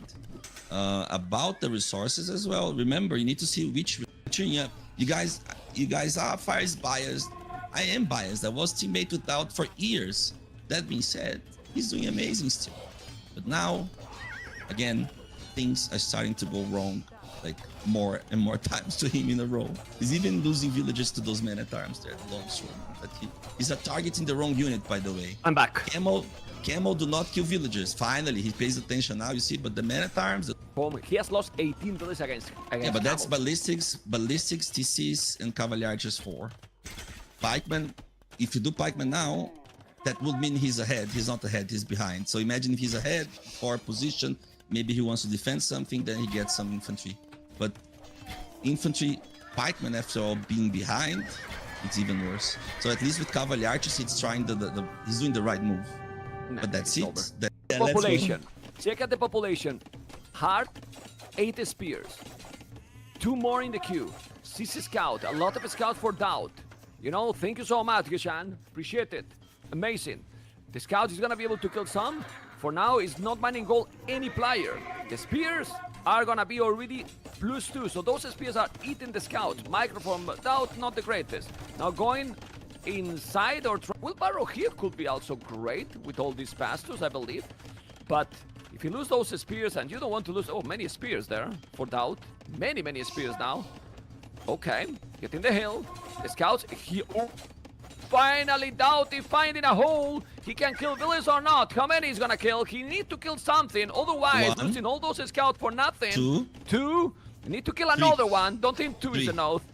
2. Oh, 2 only. come on, but that's fine. Make a house or It's over. something. He has no gold. Not doing the house. He has no He's gold. not defending. And he didn't make a TC because he doesn't have the stone. Yeah, Population is not a big difference. Okay. it will be now, here and there, right? But from player's perspective, I need to tell you what I learned from Winchester during bootcamp. He was talking to us and he's like, guys, stop crying about map. And you know I'm a crybaby. Used to be at least even more. But you need to see your map and you never think it's map's fault. You need to find a way of winning because of the map or regarding the map, right? So maybe because of the map, there's a different way of winning that. Unless you stop crying, plus they microing every single unit. It's not easy. Yeah, it's so complicated, that's for sure. It's really complicated. I don't know if it's They gonna make the just farm faster, now, right? DauT. The Okay. mill? You knew the mill or the... The market. No, the market because he has quite a lot of gold. And maybe try to go yeah. up quicker You thanks said, to the you market. said farm. I see the farm? Well, Yeah, you I'm said in the farm. market. Maybe The it market could be. has became very popular. Not because he's a meme or something, it's because he's so powerful, Mr. Fire. They are. Again, it all depends on DauT not losing this army. Okay, well, go ahead, man. You said he's a god. Let's see if he's gonna play like a god now, because right now he's one more time losing absolutely everything. Why he's losing everything when he's going to be? What if he knew it was opening the back door, right? He's going in. It's dangerous. Good microphone DauT, but oh, Yeah. even when it's good, Shouldn't hard go. to see I'm the not shots. sure about that. I'm not sure about this. He's trying to go in, and this can It be is. tricky. He's gonna try to kill all the Flemish militia. This is not terrible for him, definitely not. Yeah, it's good Killing fight. so many. The skins are there. Military numbers are similar. Still 3 villages more, but okay, but nothing because he's doing now the second TC as well. So he's gonna be with exploding. It's really exploding. He Great needs to go castle, up to great Imperial castle. quick, but Hearttt is gonna go Paladins. He's gonna go Paladinos. Obviously, he doesn't have many yet, and there is No. There's so many archers. He needs to go Oh back. no. Oh, he's killing those. He's denying the castle. Nah, if you deny the castle there, like with those guys are just OP. If you castle, you saw how fast they killed the villagers? And now he's gonna kill a lot. He's doing a stable. He's going with halves and arbalists as well. But those paladins will do damage too. We will check soon. But now we're checking this attack by DauT. We see there with the picture-in-picture those paladins and DauT reaction. Zero reaction. DauT 26 villages down, dropping more and more, not reacting, losing all the villages. Fine. And he would retreat with his knights and he couldn't make the move. And maybe again, maybe siege workshop, maybe light cav, stuff like that. What about? Well, maybe also cav archers with Maybe Kimmer. even Cavalier Archers, right? Yeah. Well, there was skirmishes. So if you're doing Cavalier Archers, Just like with like maybe mobility rise, it would be better than archers, right? That's for sure. But yeah, eventually again, Arbalest would not do well, and they didn't do well in the worst like timing. As soon as he was GG, man. Out, the spear is amazing. The gold is being walled. The berries are being walled. He's walling everything, and very nice actually. and he's doing Okay. also one thing that I love to do, that I tell my students, you know, the guys doing militia or many times or whatever, you get like 2-3 spearmen to tank the militia. Okay, guys, we're going to keep going. We're going to keep going with the next series that is going to be a brutal one. We hope so. Obviously, nobody likes to have a 4-0. And we're going to see the program of the day. Well, we already watched Hearttt versus DauT. We have now TaToH and Sebastian. Tomorrow, we have Mr. Yo ACCM, Hera versus Hearttt, that we hope is going to be absolutely amazing. Like really, really, really amazing. Remember that this is the prize of the tournament, you know? And as I was telling before, this is not the goal that you expect to get because it's not realistic, you know? We just put this goal to don't make it happen the 24-hour stream because I don't want to make a 24-hour stream ever again. But I give you information. And I think the guy who is here with me probably doesn't want to make a 24-hour stream. Is that correct, Mr. Dave? Thank you for joining. Happy to be with you here, man. Dude, we're too old for a 24-hour stream. I mean, people see this and can say, "Oh, this is so greedy." No, it's just the opposite. I'm just giving the information of what is the benefit, the goal that we are getting, or the support that I'm getting during the tournament. And then why you put 10K? Because with 10K, I will never do 24-hour stream. I don't want, man. You know what? That is a veteran move from you, man. You've been streaming for long enough. You know what you want to do and what you don't want to do. And yeah, I mean, 12-hour, I can, and I also don't want to match, you know. Yeah. And still, 5K is a lot. But I said, well, if people just imagine that some people go crazy, right, and they support. Well, then we do something special because the crazy support deserve crazy stream. But I can't do 24-hour anymore. Anyway, Dave. Yeah, well, if you Go get on. 10K, you can pay some guy 10K to dress up like you. Actually, you pay some guy 5K to dress up like you, and then he can do the 24-hour stream, and then you pocket 5K. It's easy, yeah. A mem costume for sure, you know? A mem costume for sure. Oh my God. Okay. How you feel about the previous series that we just watched, and we go into business now? DauT versus Hearttt. I'm afraid to say that I was expecting something like that, to be honest. It's expected. It's expected, right? I thought DauT might be able to take one game. I thought there was interesting matchups in the Bulgarians game and the game against Burgundians as well. There's chances, but like if he's going to play standard and he's going to play expected openings, Hearttt should beat him, right? Like Heartt's just, in my opinion, a top 4 player in this tournament in Arabia. He's one of the favorites. It's unfortunate for him. He has to match up against Hera, but like DauT was always going to be the underdog. And now we're going into Sebastian TaToH. And if people are familiar with what Sebastian has done against TaToH recently, he's won the last 6 matchups against him, the times they played against each other in show matches and tournaments, and it hasn't been close. Look, Like, I have it it's been here. really good. It's been really, really favored for Sebastian. Look at this. You got it here, all those 6. Because we have the... You are watching the stream, right? On the Discord. Yes. Okay, Yeah. perfect. So you can chill because we're going to have those servers. We were going to see everything together. And as you were talking, Sebastian, except one series 4-3 in that Intercontinental Cup, you know, well, quite clear, right? Red Bull Bololova is different settings, but pretty sick, man. And TaToH never got crazy results on King of the Desert, while Sebastian, that Arabia tournament from Sachs, he won it, right? So who is the favorite for you here? Sebastian, 100%. Right? Has been since I saw the brackets laid out. He's just really, really good. And I think one thing that benefits him is he doesn't really fall for any of the TaToH unique strats that he comes up with. He just plays his game and he plays it well. Okay. And now we have Wu versus the Malians, Dave. Wu versus Malians for the first match. Wu for Sebastian and Malians. A lot how they played, but what do you prefer here? we saw this exact same matchup yesterday between MBL and ACCM, and the Malians looked very strong, especially once MBL got into Gebetos. The Wu were really struggling to find any answer. Like the John Swordsman couldn't really do anything, right? ACCM was just behind. The Malians can play really fast into archers and walls and defend against the early men-at-arms. I think I kind of prefer Malians here. They just seem like they have more options. I like it too more. I have to say, I have to apologize because Sebastian is Uruguayo from Uruguay, and there is a crazy supporter on YouTube from Uruguay that was waiting him to start, and on YouTube that we're live too, Dave has donated 200 membership right now. Hey, there you go. Let's go. I mean, that's why you see the alerts floating all the time there. You see that they say become a member on YouTube, you know, and I don't know how to stop those alerts. Anyway, what's his name? It's I love Uruguay as well. They're great.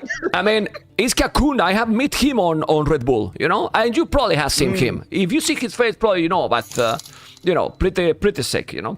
Anyway, we're going to go into the game in a moment. Vodka being set up, everything, and here we are with game number 1, Sebastian and TaToH in a map that, in a first look, I don't know what you think, Mr. Dave. I'm thinking TaToH is kind of wondering where his woodlines are. They're pretty far away. He does have gold in the back, which is great for Malians, and it looks like he does have a wallable base, but the berries are forward, and when the berries are forward against a men-at-arms civilization like Wu, that can be a big problem. Because that if you're kicked off of those, you have to go into farms earlier. It kind of stalls out your production.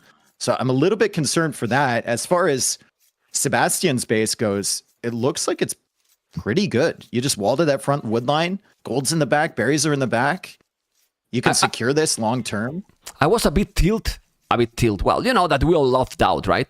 Why he wasn't doing a bit more of those walls that you are mentioning? He was going always like too close walls, and especially, for example, that Malay game, go farther with the walls. Like, you need them. Yeah. I know it's a spending, but with some civilizations, you can do them. And he never did those walls.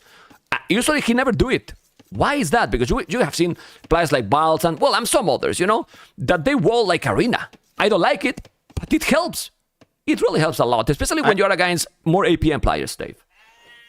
I think it's a casualty of like the current meta, right? They're so used to this 2 militia drush nonsense coming in early. They can't get away with the big walls early.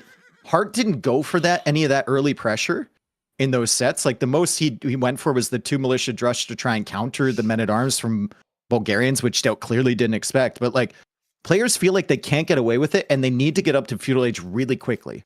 So they try and greed out the small walls rather than, you know, or not greed, rather than going for the bigger ones and staying in Dark Age a little bit longer.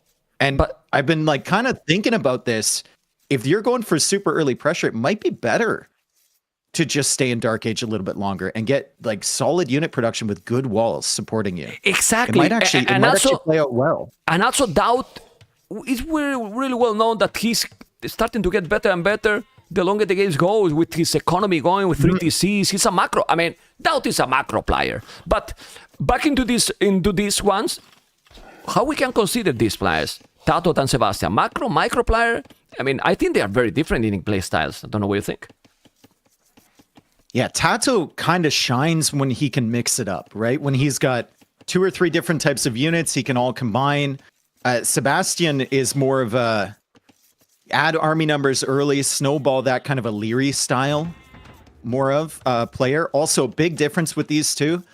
Sebastian actually gets his eco upgrades. Like if you look at the wheelbarrow timing and the handcart timing, it is going to be on average probably 10 minutes faster than TaToH. Yeah. Like TaToH is so late with that. It's such a weird comparison. As TaToH now goes for the big walls, that's a good big wall. If he walls to the TC, he gets that one down, then he can like tower his gold maybe, or wall to the edge of the map. This could be a good base setup, especially with Malians. You're saving the wood cost on all your buildings. So that helps you wall up earlier. And those walls that he's doing is exactly what we were talking. If it was DauT, he would be walling probably closer. If he's walling at all, you know, and then you get raided, then you start to mess up your own economy a lot, and then it's completely tricky. I feel that TaToH, Dave, might be with kind of like zero pressure. because I mean, if he's the seed number 5 and he has lost a lot, but extremely motivated, and he always, and in the last interview I did to him, is like, well, I want to play, I want to be the latest stages, but he doesn't feel like KOTD is his best settings, so he doesn't feel that he has to success here. So if he does, it's like a plus. Don't know what you think. Yeah, and I think that's a great mindset to come into this one as well. And like, you know, viewers might look at this matchup and they don't really follow what Sebastian has done against TaToH recently, right? They might be stunned by the fact he's 6-0, but TaToH knows. Like, TaToH can remember these sets. He knows that he's probably the underdog coming into this. So that adds to the lack of pressure, and that's really good. And that lack of pressure makes you go for stuff like this big wall behind. And Sebastian might not find the timing that he wants with this men-at-arms play because he's going to be stopped by the walls. Okay, let's see now what is going to happen. You can see how it's floating. It's still those YouTube one. I have to mute it then, you know, they are in the stream because I don't know how to stop it. So I muted the alert, you know, we have to be casting otherwise. But, you know, it's always recognition, but we have to mute it. But look at this. It's completely different, you know, completely different. It's fully walled. TaToH this arena wall right now with a very smart walls, I will say. Didn't expand that much, and right now he cannot get rated by Sebastian, which I like it. Yeah, and he's realizing that the time is past that he can actually get value with these militia as well. So he goes up to Feudal Age. He's just going to keep denying the berries, and that's really smart from him. Because at some point, Sebastian will need to come out for those. It's going to be a little bit later for Wu because he gets the extra food from the production buildings. But he's going to have to come out for that. And that's where TaToH can find some value. And now TaToH has even split the scout from the men-at-arms, as that scout is in the back of the base and shouldn't be that much of a threat. I love the fact TaToH is being so patient on those berries, man. Yeah, it's been there. It's gonna has to be careful because the palisades are going down really quick. It's trying to send the scout. Gonna try to be annoying. Wow, just in time because they recover some armor. Oh, look at this! Look at those militias! It's so good! Oh! Okay. Well, Dave, I was missing your screaming, man. In the I don't know if you have seen the video intro. That there is some highlights from previous casting, and I was missing your screaming. You know, you have to come more, man. You have to come more. Yes. Well, he won it, and these things happen always when we cast together, and usually we have got very lack series when we cast together. So hopefully, I mean, 7 games. Yeah, exactly. It's Sebastian. It might be favorite, but come on, this should be a close series, no matter who is winning, no? Like, TaToH is TaToH still.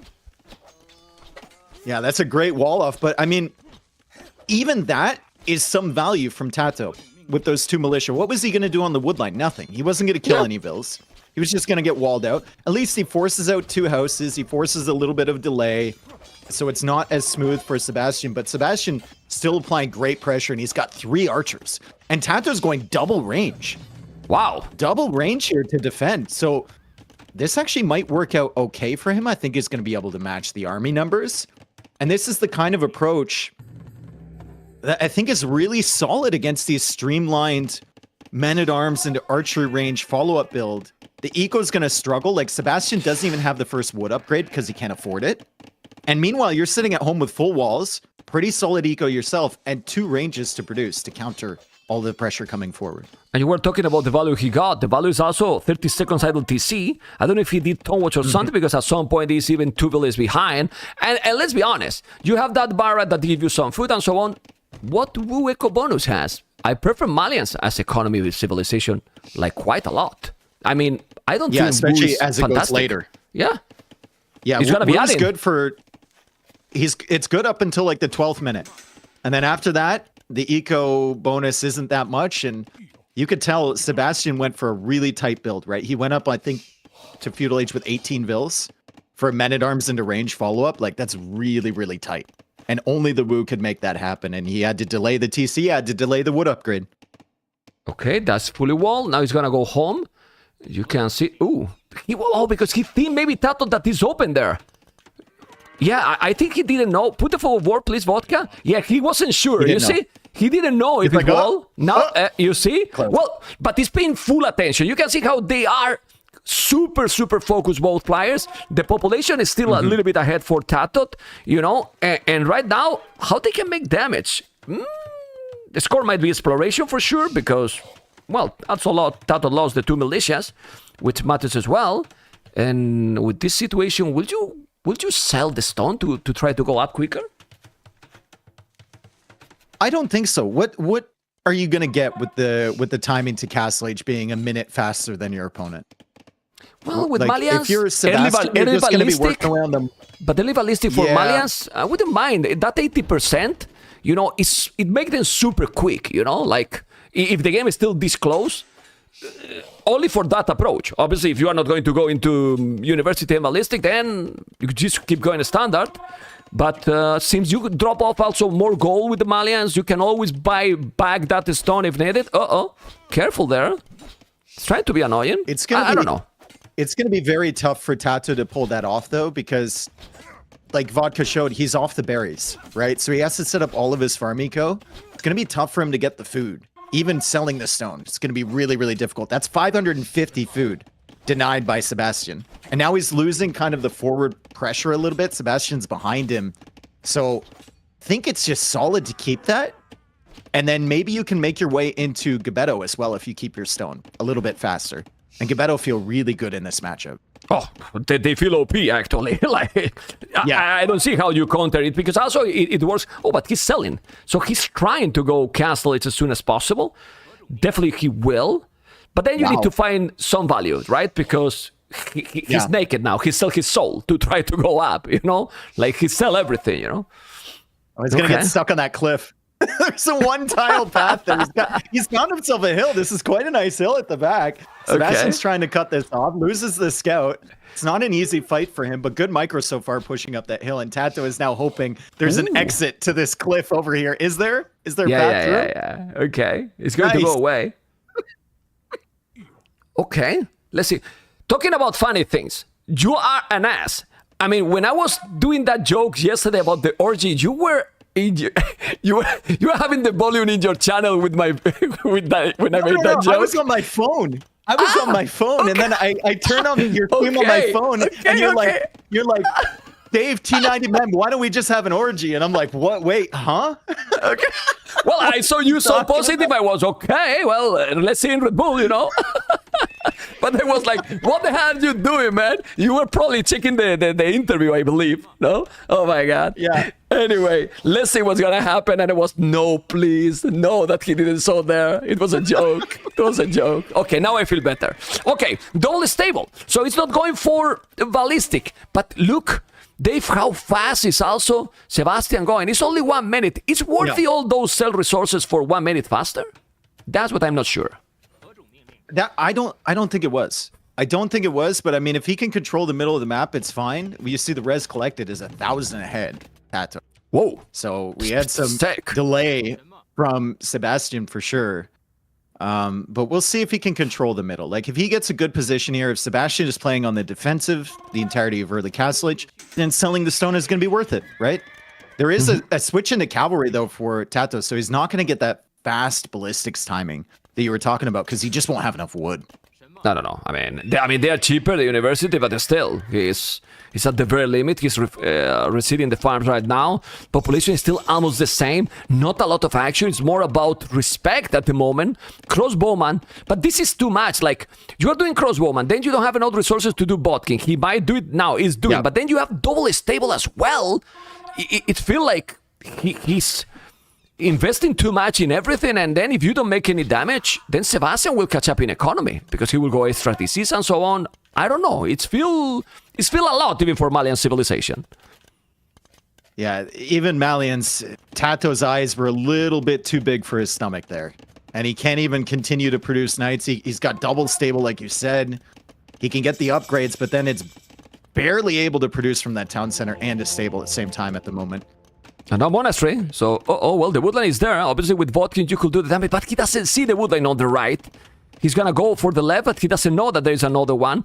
I'm not sure if he's gonna have Tone Watch. Now he has Tone Watch Sebastian. He needs to react properly, and he does, but one villager down, okay. For now, population, 2 villagers, 1 is gonna break inside. The skirmishes are out of position. They are outside. This is a problem. This is a real problem. This is a problem. Look where the skims are. Yeah, he's going to have to come back. The skirms are coming back towards the wood line. I mean, TaToH won't really get much damage if Sebastian pulls away the villagers, but it's a lot of idle time. And there goes another Vil. Yeah, but this is chaotic. This idle time for me, it's very good. You know, it's forcing him to make another lumber camp now. It's a lot of damage. It is. It is. Okay. And now just buy a stone, probably, if he has the market. Well, he has the market. He sold it before, and then start to make TCs if you are TaToH or not. I don't really know, because I didn't expect the too stable follow-up. I guess he wants to pull these skirms out of position, and Sebastian is getting into a really bad spot here. The Knights are coming in. Sebastian clearly didn't expect this either. He thought it was going to be fast ballistics timing. That was his impression of this, and now the Knights are showing up. He still has some archers here. +2 armor is in on the skirms, which will help them survive a little bit longer. The monk is here. TaToH pulls the weak Knights away, but it's still threatening, and Sebastian now can't go too far in the middle of the map because there's Knights roaming around. He's got to be careful. Yeah, and I want to see approach for both. He has Voso right now. Those skins are, I mean, skins, how they are so good. They are so good, man. Now, University, okay. He need to obviously kill that those monks. He's trying to do the job. He's doing light caps now. And TaToH and Sebastian, both, Dave, still on one tone center. Oh, but this is a lot of Knights, man. This is a lot of Knights now. This is a lot of Knights. He knows the monk is there. He knows they're out there. He split the crossbows, so his monk hopefully gets conversion. He doesn't get the conversion. Now the skirms are in a horrible spot. Good split there from TaToH to come in from both sides, but there's another monk. Hopefully TaToH's not too scared of that. It's gonna get the conversion on the knight. No, it doesn't. He didn't. He didn't. And now there's another monk coming. Maybe he's going to take one, but it's still killing a lot. And the crops is going to be there. Even if he's doing one conversion now, it doesn't matter too much. He got one, but so many crossbows. He was trying to make a TC there. He can't. And now this is a real important aggression by TaToH, who is killing so many units, Dave. Yeah, and Sebastian's got to be looking at that thinking, like, if I only got the conversion, this would have been so much better. The Knights are still pressuring in. The TC will probably go up, but, I mean, those skirms are so weak now, and there's no skirms at all. And the TC might not go up. Here comes TaToH. This might be game one, Mem. Yeah. It's if he denied it, well, even if he doesn't deny it, this is absolutely insane aggression by TaToH. And with the one TC approach, surprise him by not having ballistic and the Knights and crossbows. It's a deadly combination if you get your opponent off ward. He can't come back from this. 15? No, 15 villages more. Look at the echo right now for TaToH. Sick. And Sebastian's going to stay in the game a little bit longer here. He's going to try and get the conversions. It might just be momentum carrying him forward. Like, once there's a break in the action, he might look at his eco and think, okay, this is really, really tough. He's trying to wall that villager in, but the crossbows are still there. TC continues to be denied. TaToH will add the second town center at the back. Sebastian has a moment to now think about the game state a little bit. He's got 32 villagers. He might decide to call it here, but he's adding another range, and he's going into half archers. Okay, It's having a lot of monks in the bank. You know that there's some people that, it depends on the player, Dave. Some people resign earlier, some other keep going, you know, first game to get some feeling about the game, but this is now destruction. It's a destruction, and TaToH is getting, no matter what, Dave, game number one. I mean, if you lose this game, I mean, how apply like TaToH is gonna lose this game? It's a destruction now. Go to Steam, right-click Age of Empires 2, uninstall. GG. Yeah, GG. Well, GG. Why this is happening, in my opinion? People say that in Arabia, Dave, there's less strategy involved. Skirmishes are so powerful. Maybe in the current ladder, Arabia, not in this one. I think here, decisions can be a lot more, and we have seen already. And I think this is what happened here. Sebastian thought, oh, it's going to be skirms versus the early crops, the one that I was suggesting, you know, so I kind of failed too in that one. But then TaToH went for all in with the stable and arches and destroyed him. Pretty much. But it's also like, it wasn't even the decision making there being bad from Sebastian. It was a good call out from TaToH to go Knights, but also a terrible decision to go forward with those skirms. In that situation, the crossbows are running away. You have ballistics coming in. You have some monks coming in as well. You could have just slowly pushed across the map. Instead, you took the risk that the Knights were going to show up, which they did. Then you got a bit unfortunate on some conversion timings. And it's just such a risk. And he got punished for it heavily. Also, why make that TC all the way out there? You can make it in the back if you really want it. You can just re-wall behind and you can still recover even if you lose your skirms in that situation. Yeah, I mean, everything was kind of wrong. And now we have, I like this, you know. TaToH is a special player. We didn't even talk too much about all the saves, but now we're going to see one of those saves that we don't see a lot, only if he's TaToH the one who is playing. Teutons. Heartts or Teutons? Teutons. Oh, God. Teutons versus Gurjaras. Teutons versus Gurjaras. Oh. What is TaToH gonna cook here, Dave? Well, I like these kind of things because now we are a bit, you know, what's gonna happen here, right? Teutons versus Gurjaras is a best of 7, a lot of things to happen yet. And what you prefer in theory? In theory, people might say, no, Gurjaras is better. Also, he's the pick number 4, Teutons the pick number 8. He's going for a very low picks for now, TaToH. That 7 pick Malians, well, I wouldn't mind Malians as a 7 pick, you know? Think like Gurjaras just should be better on Arabia. They have more mobility. Their opening is going to be stronger than the Teutons. Their late game comp as well. Teutons can do pretty good against them potentially, but yeah, I don't know. We'll have to see. It might be a forward from TaToH, right? We saw that from Nikov a lot. And he had a lot of faith in the forward strategy. So it could be like tower archery range, open with a drush or something like that. Try something really aggressive with them, but full Feudal maybe? Okay. Who knows? I wanted to ask you, you know, to go forward even more. This is about to start for the potential opponent because the winner of this series will face the Viper on Friday. Who can be a harder opponent for the Viper, in your opinion? Sebastian, harder opponent, right? I think Viper TaToH sets are amazing. They have really fun games, really high quality games, but TaToH can never finish it out. Viper always gets 1 or 2 more wins, and you have some really close ones, but the strategies just don't pay off at the end of the day for TaToH, right? Viper doesn't get fooled by them. Okay, and now we have Teutons with that special tone center that we have. Imagine a douche. I wouldn't mind, you know. Can you imagine? Well, we have seen crazy strategy, you know. Arrows, yeah, well, you know, and I don't know. I don't think it's gonna happen.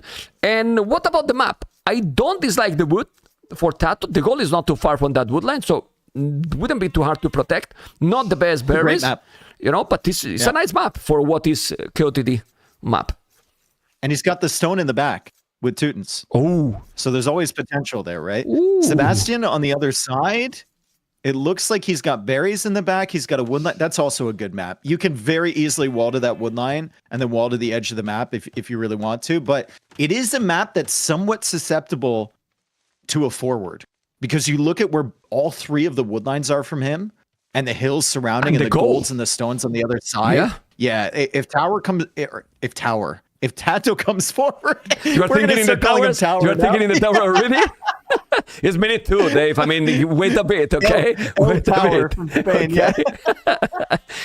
Anyway, like, it also depends a lot how fast it's gonna be luring TaToH because you need to explore this as quick as possible. Then you can plan a bit more in advance. I mean, it's gonna try obviously to push the DS. Obviously, being 3 villages start, he has time, right? If it was 9 villages start, like I like to make in Warlords, but for KOTD, prefer the classic, he has time to lure and probably to see, well, all the resources for Sebastian, but you need some lucky to find your opponent. So let's see what is going to happen. How many tiers left to lure, Mr. Vodka? Because remember that the generations also, Dave, they have some different generations. They sometimes are spread out, so they are not all together in the same spot. So, yeah, it's gonna. You see, it's a 2-2 generation. So there are 2. There were 2 on the north and those 2 on the south, on the right side. Like you can see the other for Sebastian. Well, a bit slower maybe to push. I think Sebastian will want to push in these deer, and there's a decision to make, right? Do you get greedy because you know you have the better economy early with Gurjaras? Or do you go forward and not push the deer and scout early because you're really unsure of what TaToH is going to do?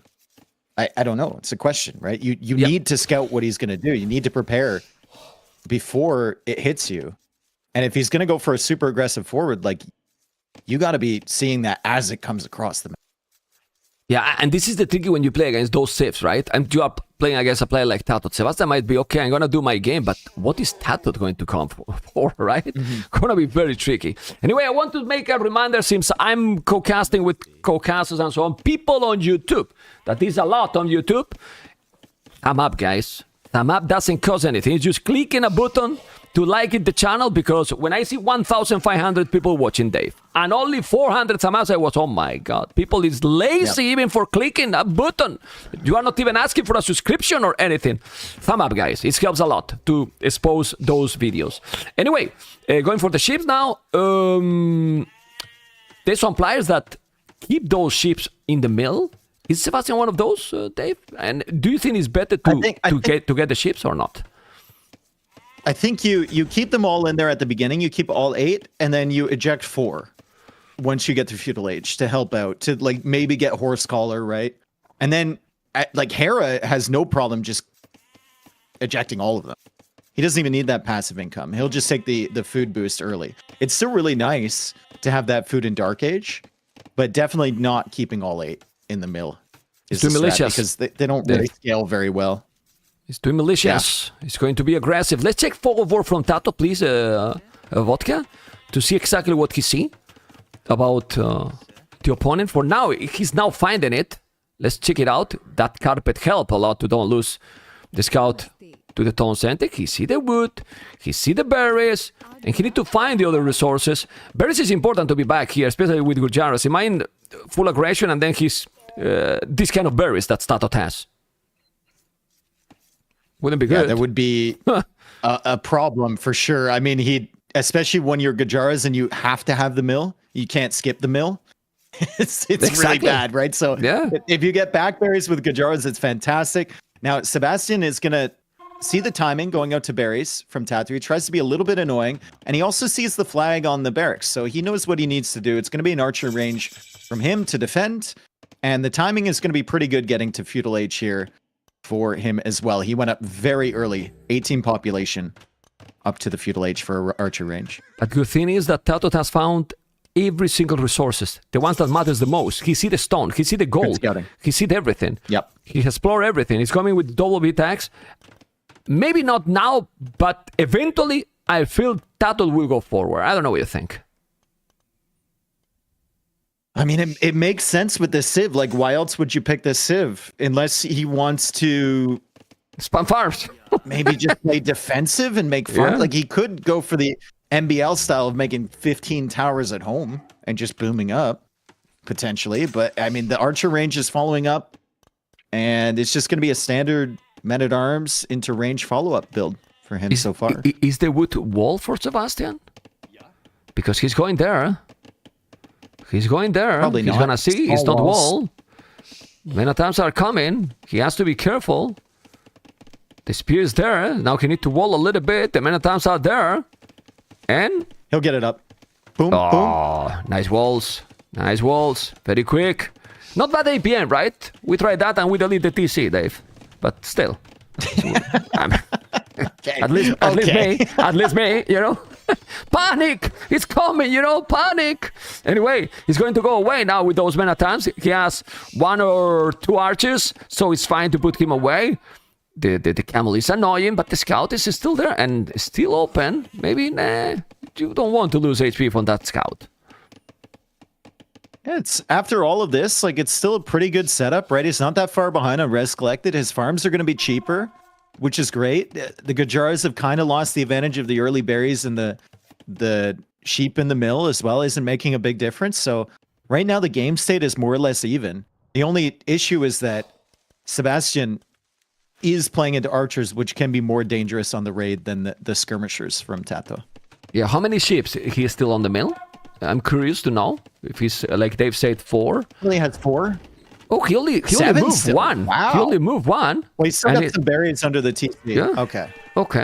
Well, makes sense, right? When you take it, maybe he's going to be sending more for now. But he has still 4 farmers already. So having already 4 farmers, probably he's going to be fine. Like, he's not going to scouts, Dave. So doing the fletching, if your TC is not idle, then he doesn't need anymore. But now, fully walled by TaToH. I'm surprised about this. He remove or move all the villages from gold. So he has all food wood, spamming farms. They are so cheap, guys. Remember that, well, TaToH's farms are the cheapest in the game, and fletching as well. Yeah, 33% is crazy. Uh-oh. Well, 33 wood. 53 wood, yeah, insane, it's right? even more, yeah. It's 40% cheaper, I think. No? Yeah, It's 40% cheaper. I think so. We don't talk numbers with me, Yeah, man. yeah. We're too old for that. Can't do numbers. Well, if you are old, I started to feel sorry for you, man, because in Miami, I'm an ancient, you know? Anyway, stop doing jokes about my age. I'm getting depressed. I'm joking about my age. Yeah, that's true. Okay. At least you still have your hair, bro. How old are you? I don't remember. 30, how much? 35. You're fucked, man. Yeah, I'm done. Okay. Well, oh my god. Okay, let's keep going. Look at the camel now here. The spears, skirmishers, you gotta be careful. 44 population for both players. Okay. And right now, so even, but you start to check the resources in the bank for Sebastian, and it's looking OP, Dave. Yeah, it's looking really, really good, especially the gold count, right? He's making his way on the skirms. If he adds a market, he could potentially buy his way up, but this is a dangerous attack for TaToH. So Sebastian doesn't have anything to really deal with buildings or walls. TaToH still has these men-at-arms at full HP. Carson, he's and gonna go Hearttt forward. is coming in. He's gonna try So something. it is very dangerous against the walls. Sebastian needs to pull all of his army back to deal with this. This is a big threat. And he already went for the tower on the gold too, so he can't tower the wood line. Yeah, I mean, if you feel TaToH that Sebastian is going to go up much quicker and seeing the score or something, I believe that TaToH should put 2-3 villages on stone and then go forward with villages and try to create chaos, like full feudal, right? Otherwise, you cannot stay passive because Sebastian transition to castles is going to be absolutely fantastic. You just look at resources, and TaToH is even getting some idle TC, already 1 minute and 7 seconds, while Sebastian, 1 second. You know, it's just being like, yeah, it's doing even +1 armor for the infantry. Ooh, he's doing and he's more. adding more. Yeah, he's adding more. men-at-arms. It's full feudal. It's gonna go forward. This is the strat then. So he wants to go for, I'm assuming this is his plan coming in because he's played it pretty well, right? He wants to go for a men-at-arms into range follow-up as this is a good hill to take from TaToH. And then he wants to surprise Sebastian with more investment into infantry and more of a push here in late feudal age and hope that he can catch him while he's transitioning to castle age and do some serious damage. This is interesting. Yeah. I'm still... Oh, he did a tower on the goal because maybe he's smelling this kind of situation. He still need to do the job. I mean, at home, he's kind of well defended. TaToH. He's adding scouts. He's adding scouts as well. Yeah, he's doing everything, man. He's gonna make maybe forging as well or something. I mean, if he's doing camels, he has no knights, Dave. So Double table. yeah. Ooh. There is opportunities for damage here. I know this looks very good with the castle timing from Sebastian, but you look at what he's producing. He's not making camel scouts on the way up, right? He's making skirms. Scouts will counter the skirms. TaToH is pressuring the house, and we look at the food eco from Sebastian. It's not looking great if he wants to add more camels in Castle Age. Yeah. So there's opportunities here for TaToH. As bad as the timing looks, there is opportunities for damage. Let's see what is going to be. And there's the tower. Population. He's doing another tower. From TaToH. It's coming, right? No, it's forward. It's on the wood line. Yeah. It's on the wood line to the left. I see them in the minimap. He's coming now with the village. It has to be. And now he's mining 2 villages on a stone. Not too many, you know. He's putting some. And remember that tower can gather 10 population. You can see the scout here. Yeah, the scouts and the men-at-arms now will kill the skirmishes. This is going to be now an awkward position. The macro here is just Sivansa riders. But if you are doing, well, infantry, scouts and everything, the camel is going to be down. There's a men-at-arm trying to kill the camel. You need to kill it. He got it with the skirmish. You need to kill that camel. It's not doing it. 10 army, It's 12 fine. army. It's one hit away from death. Okay. It's fine. It's one hit away from death. Okay. Coming in. Scouts coming in. The villager gets quick walled, not fully, but TaToH doesn't notice. And now there's going to be a tower in, and more men-at-arms are coming. And TaToH, his eco is completely undisrupted by this. We have Shrivamshas coming out. The tower is going up. He's got enough for a follow-up. He's making the game crazy, man, which is why he picked Teutons. He's making the game crazy. The problem is that Sebastian has cleaned almost all the armies so well, and now that tower doesn't have murder holes. You need more spears here. He needs to repair that tower. No murder holes is a real problem, and I think that if he's trying everything, it's been maybe a little bit slow. He should have done this early. I know that you don't have a lot of army, but it's 21 minutes now, and nowadays these players, and when I say these players, it's these crazy APM players, you know, they go up to Castle Age so fast, like really so fast. And those are skirmishes now, and Sebastian riders. Okay, still, population is better for TaToH.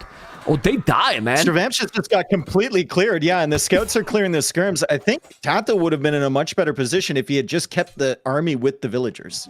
He sent some army in, he took a bad fight on the right. Imagine if this army was just here with the vills, and Sebastian couldn't come out and take down that tower with the villagers himself, right? More scouts are still coming. Forging is still coming in. Like, the eco for TaToH is still undisrupted as the Cervantes try and come in. They're not a very strong unit. I would have loved to see camels here instead from Sebastian. Yeah, he's doing now. I see now 1 or 2 camels here. He's gonna make that tower or not? You have to do it. Yeah, make some walls to those villages. Yeah, now you need to wall that tower. Need to wall in front. Front side. Exactly. Need another one. Side. Oh, okay. Yeah. Now he's doing it. Now he's doing this. Okay. It's take too long, but he's doing it. He's gonna finish or not? The skirmishes are there. You need to finish the down tower. If he's not finishing the tower, it might be the game or not.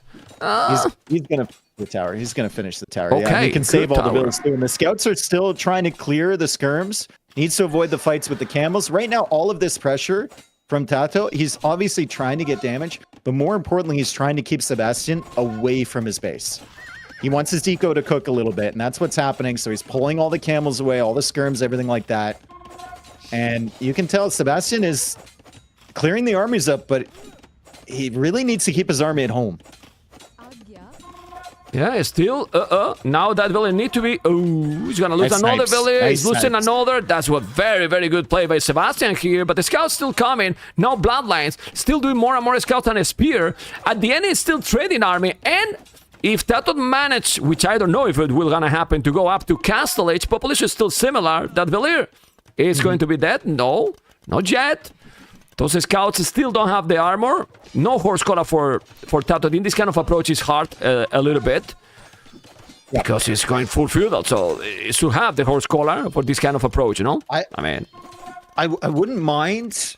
I mean, it's Teutons as well, so horse collars. Yeah. Not the greatest, or you can get away without it rather with Teutons, but it would have been great with 31 on food, right? Yeah. I wouldn't mind TaToH to put the new stone that he's getting as he's producing more scouts to just keep Sebastian forward into defensive towers. Because his eco is still pretty steady right now. He's got stone available, and at some point this army will come forward. He's still in this game. He can go up if he stops producing scouts. Then he has to just delay for a few minutes, right?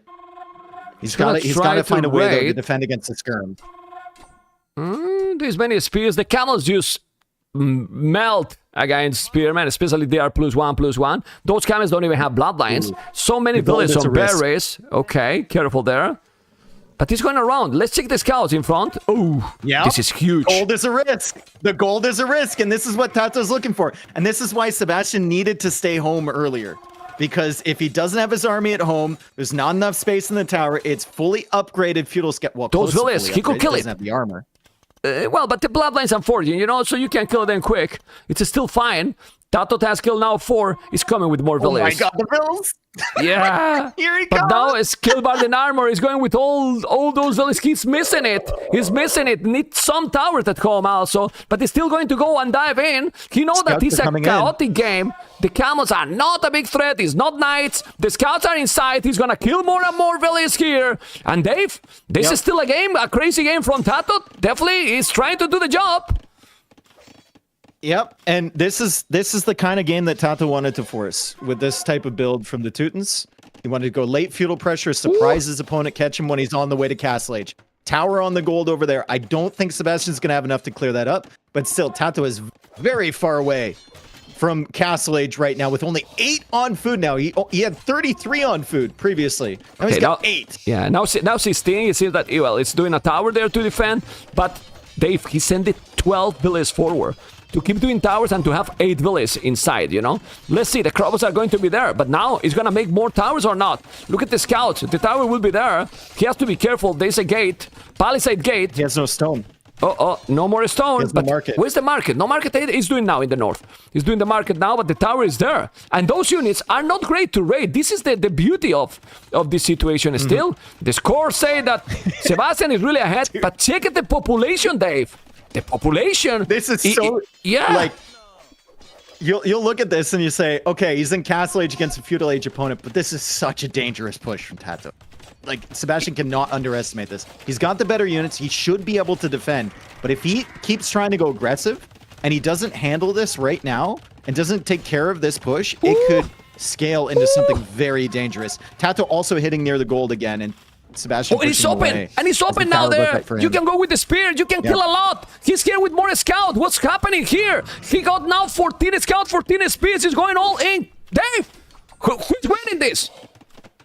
And now he's defending at home. I mean, the crossbow number is dangerous now. Yes. The crossbow number is a problem, right? You can't push this with this feudal army, and TaToH is kind of really committed to Feudal Age now. 31 minutes into the game, and now there's some army that can seriously damage you at home, and he's wanting to spend his stone on towers forward. He needs the towers.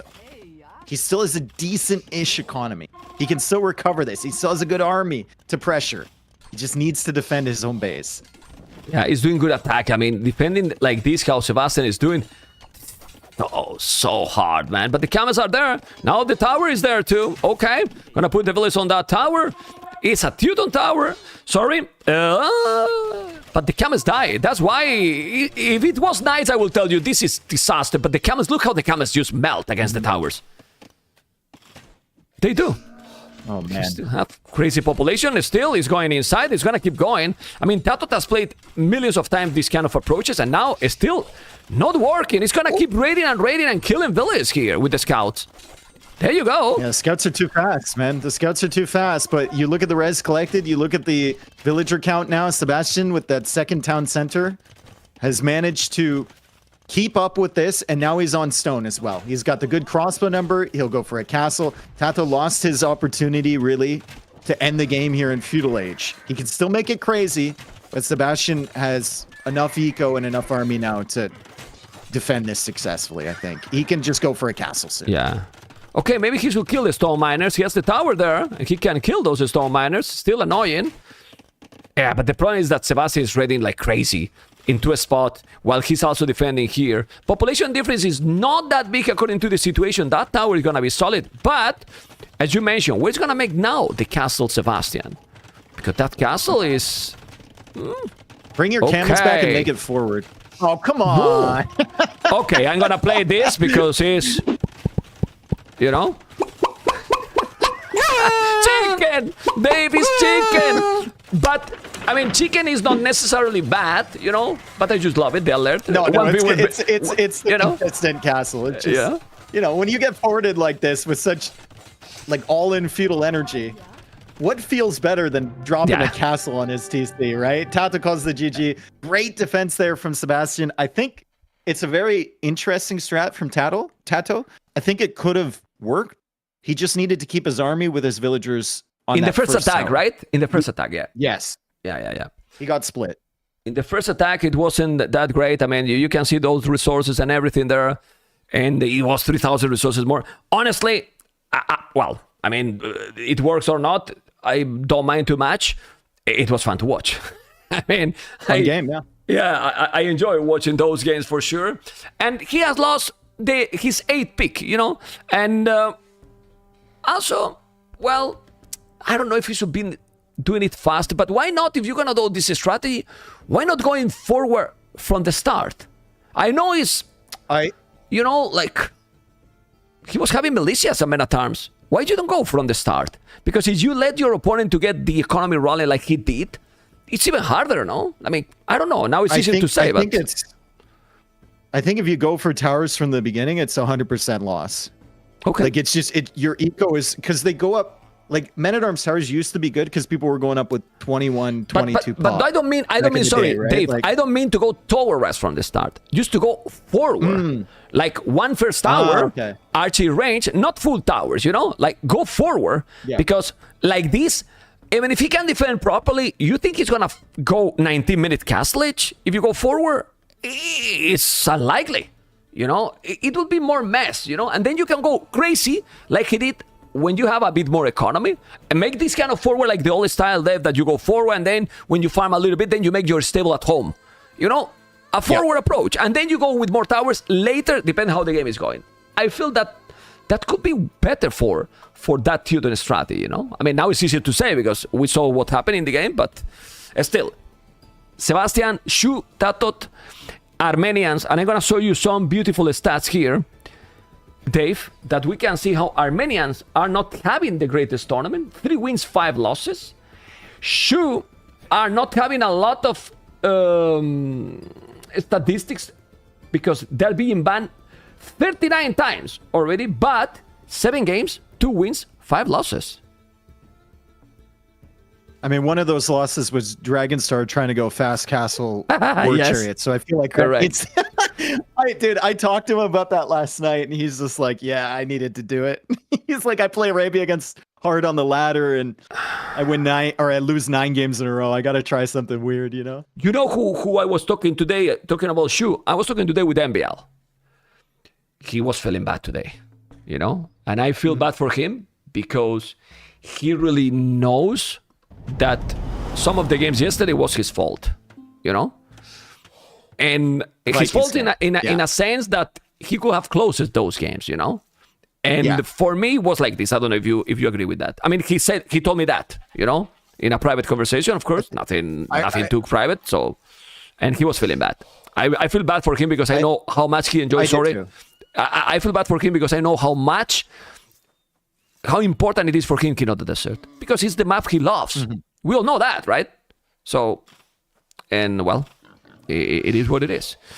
In this matchup, Dave, Armenian or Shu?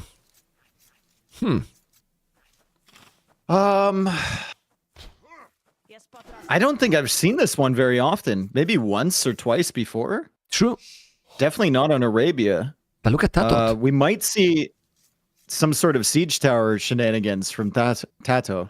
He still hasn't really found his woodline. Okay, I've seen it now.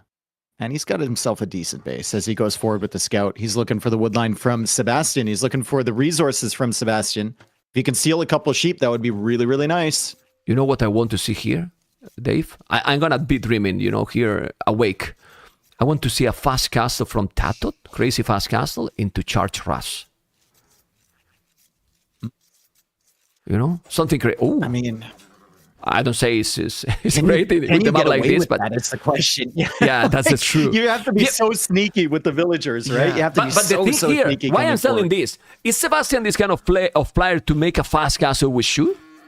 Because I don't feel that he's that kind of player, right? He's more like, I'm going to go my build order smooth and try to go from there. But this all depends a lot about how many villages. Ooh, he limited also 2 ships. That's the problem when you're trying to lame, right? Oh, is he limit more? No, that you can get limit back. And he did. I mean, TaToH killed 2 goats, but he loses 2 goats. And the boar, maybe. I think Sebastian won't want to take the boar. He's just going to delay the villager on the boar. I don't think I mean, I've been going over this for the last few days and looking at the stats of it. And taking the boar is you're less likely to win when you lame the boar from your opponent. Yep. Than if you get lamed. So How the game has think changed, right? This is, I think this just like isn't a consistent play. It's far more consistent. Just sit there with the scout and delay the board timing, and not lose your HP and force the scout back from your opponent. I think that maybe he didn't explore yet the board there, TaToH, or he knows. No, I think he knows. Yes, he's going with the villain. Now he's just waiting his own scout. Okay, so when the player has explored this early his opponent, it was for laming, or was just to know exactly where he's going to be. What was that? That was Gaia, right? That was the Gaia view. yeah. I was like, well, what the hell, right? Yeah, it was, whoa, okay. Yeah, okay. And now what is TaToH going to do? What is going to be the approach?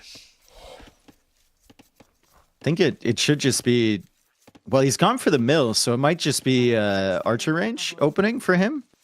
Could also be fast castle, like you said. We'll know when we hit like the 19th or 20th mill whether it's going to be that approach. But maybe the fast castle doesn't need to be necessary forward. You can make it at home and warrior pressed. Yeah. Okay. It works too. It can be crazy, you must, and make something, you know, something special. I mean, it will fit TaToH as a player gameplay, you know? It will fit something crazy like this. Well, you saw what he did in the previous game. It's definitely depend how fast it's going to go up. If he's clicking now, 19 population. But if he keep doing Feudal, can we check his TC to see the queue? Well, we know on capturage, okay, it's 1 only. So now he's going to make the loom. So it's going to be okay. 21 population up, which is nowadays is a slow up, Dave. For the standard? Yeah, it's a little bit slower, right? It depends on what you want to do, but generally 20 population or 21 pop is like borderline fast castle territory, man. Nowadays, we have all these little quality of life things, people pushing the deers, they're getting so good at that. Then we have mule carts, so you don't have to make the mining camp and the lumber camp, which should save you some time. It's just... He's walling, man. It could be. He's walling for the fast castle, Dave. It is. Look at the walls he's doing. He will sell the stone. He's mining already 2 on gold, 4 on gold. Well, 4 on gold is started to be too many, maybe. Well, you have the... No, he's using the mule cart for the wood and the gold. Yep. But he has the food. Here's when he's going to start to miss those 2 ships that he got limited by Sebastian. Yes, for sure. He's got 9 on food. It's a minute away. I don't... no, even selling the stone, this is going to be tough if he wants to do it. There's also 2 goats over there, but Sebastian did get the goats back. Those ones were just killed. Well, he has so many on berries. Like, so many on berries. He's not doing a barrack. He's going to try, Dave. He's going to try. Instantly, from Sebastian's perspective, you see the late uptime already. Because you went up with, what, like 19 population? You didn't see the barracks earlier. Now he's going to kill the scout from TaToH, and his feudal age scout will come over to TaToH's base, and he will explore. And he will know the strategy pretty quickly here, just based on how TaToH is walling, and if he sees the market at the back. So he can adapt his build and try and go up to castle age a little bit faster himself. Sebastian is really good at this. Okay. Once he sees the market, he knows. Yeah, well, he sees the blastbit already, so he knows already. Blastbit already. Yeah. You can see the market. There you go. It's going to be up really quick. And I wonder if Sebastian is going to go forward with a tower. Because if he's going forward with a tower and he's coming, Dave, he's coming right away. Resources are at the very limit for TaToH. He's going to have to idle the TC for sure, you know. And if he has the goal already, he's struggling because no ships, man. Those 2 ships, Dave, it's costing him a much smoother transition. He can go for another goal at the back, maybe. He's going to go up now. He's up. It's still very quick. There's a goal at the back. I don't know if you saw it. Then move to that one. And still, the thing here is, he doesn't need the gold right now, Dave. He will do a charge there. No, he doesn't. He'll just do a church there, and then he'll have the relic bring him in some gold. So Sebastian realizes that. He's going for the tower at the back of the woodline. But you're up against Armenians. Worst case scenario, TaToH moves that mule over to the straggler tree and starts taking it, right? And then once he can get the church, he can push the tower back. So towering mule carts is a little bit tough, but it's still some really good pressure from Sebastian. You push him off the berries, you push him off the wood line, even temporarily, and your eco is still better at home. Yeah, but not the greatest economy also for Sebastian, of course. He will take a while doing now double attacks. He's going for the straggler, as you were talking. No problem for that, thanks to the mule cart. Where to put the charge? Maybe in the range of that tower as well, so you kill the tower? You just need the gold access, right? You need gold access and wood access. So there. It's just how fast can it take out a tower? I don't. Oh, it's gonna take the straggler. Oh, with the farms. Oh, he did this before, dude. He did this against Hope, right? Yeah. He did this, or no? Was it Hope? No. It was someone. It was you pudding. He did this against you putting when you Against putting you went Pudding. for a fast castle. Yes. He came forward and he lamed all the straggler trees. Sebastian's he's the GOAT. He's the GOAT. It's over. Well, he cannot do in this one.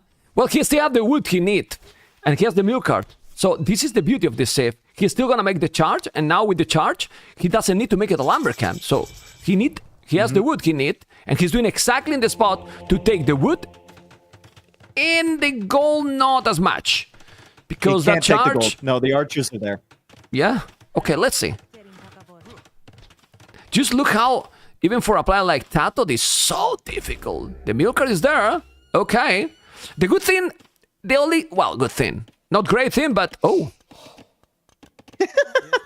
So he wants churches forward too. Oh. He does want to go for the church rush, and he snuck those guys out there. So that's Okay. a really good sneak there from TaToH. He does lose that villager, lost track of it a little bit. 15 business days until that tower's down from the church as well. but So Dave, it'll take him a long time to clear that up. imagine if he's doing the charge on the goal. You know, he's gonna create some chaos still. Now he need to be careful. The tower is gonna be there. gonna do The it. charge there, and he's Kept his coming, scout man. alive too, so he can get some information on where to put it. So that's really nice from TaToH. No, but don't lose it. Don't let him know though. Town watch comes in from Sebastian, Yeah, but he's TaToH gonna make the has charge attacked still. there. and he makes it. But Sebastian should be able to see it, right? He has town watch. He see it now, but no. He need to go away. Okay, but now he's having access to goal also, thanks to that his own charge. That tower is useless. It's still okay resources here for Sebastian, but if he's able to make now the warrior priest, it can be dangerous. It's doing a monk, okay. Don't lose the scout. You How is he recover making the that HP. Don't lose the scout. You recover the HP with the monk that you are doing. Oh, come on. Why to attack with the scout? How does he make anything? He can't even make a Yeah. church. He doesn't have enough wood. True. He can't make He can't make the warrior priest because he doesn't have any food. He doesn't have any gold. Like Sebastian has done such a good job shutting down that wood and gold early, distracting him, and all he has to do at home is run away and go to another gold. Yeah, look at what he's doing Does he snipe the now. monk? Oh, he got the monk. He kill it? Oh yeah. Yeah, He killed kill the it. monk. Wow. Okay. Yeah, I like the strategy, but you can see if you play properly against it, it's so hard. And if he's TaToH and he did a very quick up, but still, he's here now with the charge. He's trying to convert. He's now taking the goal. He's on the way to Castle Edge now, which is a real problem here for TaToH. The archers are in a perfect position right there. He still have 0 values on wood. It's 10 values difference. You know, the charge doesn't have the range to take those archers. This is crazy. And he did another tower. He's doing great. Just how much micro you need here, right? Oh God. Yeah, man. He's got no wood to take. He's got no wood to take. And this is exactly the way that you need to shut down this play. Right? Sebastian identified it so early by the timings. He came forward with a scout. He saw the market. And what does he do? He comes forward with a tower on the wood line. He knows there's no other option because he scouted TaToH's base.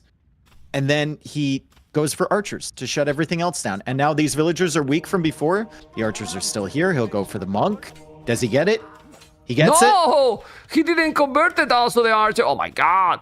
You need to make the charge. Well, where's there? Okay. The charge should be good. It should be up because they are very fast built. You know, he's gonna take it. He's gonna lose another 1-2 villages, but the archers need to go back. And then he will be able to take finally the wood. The problem is that Sebastian is gonna be now in Castle Age, and now he can do siege himself. And that's huge, right? Another monk going down. The micro for Sebastian is also being OP, Dave. Like, really good. Yeah, it's been really, really solid. I mean, he's picking off the villagers. He's picking off the monks. He's not letting TaToH build anything up. And TaToH has 2 relics, and that's weirdly like the best thing about his economy right now. It's the fact he has 2 relics. That's it. I mean, the thing is, it's a strategy that can be very dangerous if your opponent is not see it coming, but does TaToH need this strategy to win No. Sebastian? He doesn't need, right? That's No. the thing. Like, he can beat him like he did in the first game. No? Like, standard. And, yeah, and this is This is potentially why TaToH has struggled previously in King of the Desert. Because he doesn't have that variety of maps to have these strategies that are going to surprise the opponent, right? He's trying to force something on Arabia when he could theoretically just play standard like he did in the first game. Maybe a little bit more defensively if he doesn't feel comfortable with the super aggressive builds. Maybe he just walls up and tries to win that way. Yeah, I mean, he still have now 2 relics, which is nice. Gold income is still 13 villages different. The problem is that now his opponent is booming. Obviously, sanity here will help a lot. I like a lot that he did another charge there, so now he's taking, but Micro is being OP. He's taking all. The monks are now, oh, he's everywhere, man. What the hell? Okay, that's unfortunate. Is this the 7th relic generation? Oh, it's the 7th relic generation, actually. Okay. The Milker is gonna lose it. And what's he gonna pick him up, though? Like, Sebastian just keeps sniping the monks and the warrior priests. All over. Crazy value from them. All over. 4,000 resources collected. I don't think that now TaToH can't do anything anymore. He keeps trying to maybe do some siege, maybe. Because, well, Sebastian is going to use archers, so maybe he can put a siege workshop there. But Sebastian, don't let him. Can we see his line of sight, actually? Sebastian's line of sight? Yeah, because I feel like he's got very good vision on the map. He's like tracking everywhere that TaToH is. Yeah. It's just... Yeah. He's got outposts at the back, like he's got crossbows back there. He sees it, dude. And if TaToH's gonna succeed with this, he needs his opponent to be surprised. And Sebastian is just not surprised. Okay, the question now here, is this a signal of no confidence on himself from TaToH to make these strategies? I can understand the Teutons one, okay. Because it's Teutons, okay. Still not easy to make it work either against a player like Sebastian, but this one also here now, the second, like, especially I feel... Like, yeah, go on. It might just be his nature. It might not be a confidence issue. It might just be like, this is the style that he likes to play. I like it, right? In these big sets. Right, yeah, like, and he's always been this way, right? And he has games like this in every set. Sometimes the strat works and we're incredibly impressed, and then other times it ends up like this. And this is just the way that he is, and the way he enjoys playing the game. So, yeah, he was telling me something in the last interview like this, like, I just enjoy, you know, I just like it, you know. It's like, I know that it can be maybe sometimes harder, but sometimes also works. So it's like, okay, let's try it, you know. Still, he has 3 relics, but he's calling it now. Well, 2-1 for Sebastian. He tried everything here to make it work. Look at his face. He's like, yeah. But Sebastian was, well, he's the last. He has lost, Dave. Remember that we have 2 extra civilizations, 2 extra picks, and he has used it all the last pick. Look at TaToH, 7, 8, and 9. So, in theory, those are the war save that do, okay, well, I'm picking those. But then he has Persians, Mongols. By the way, Mongols has 100% wins in the tournament. I'm going to show you here, you know. And look at the bottom left. They've made it through the draft 4 times. That's it. They've made it through 4 times. Yeah.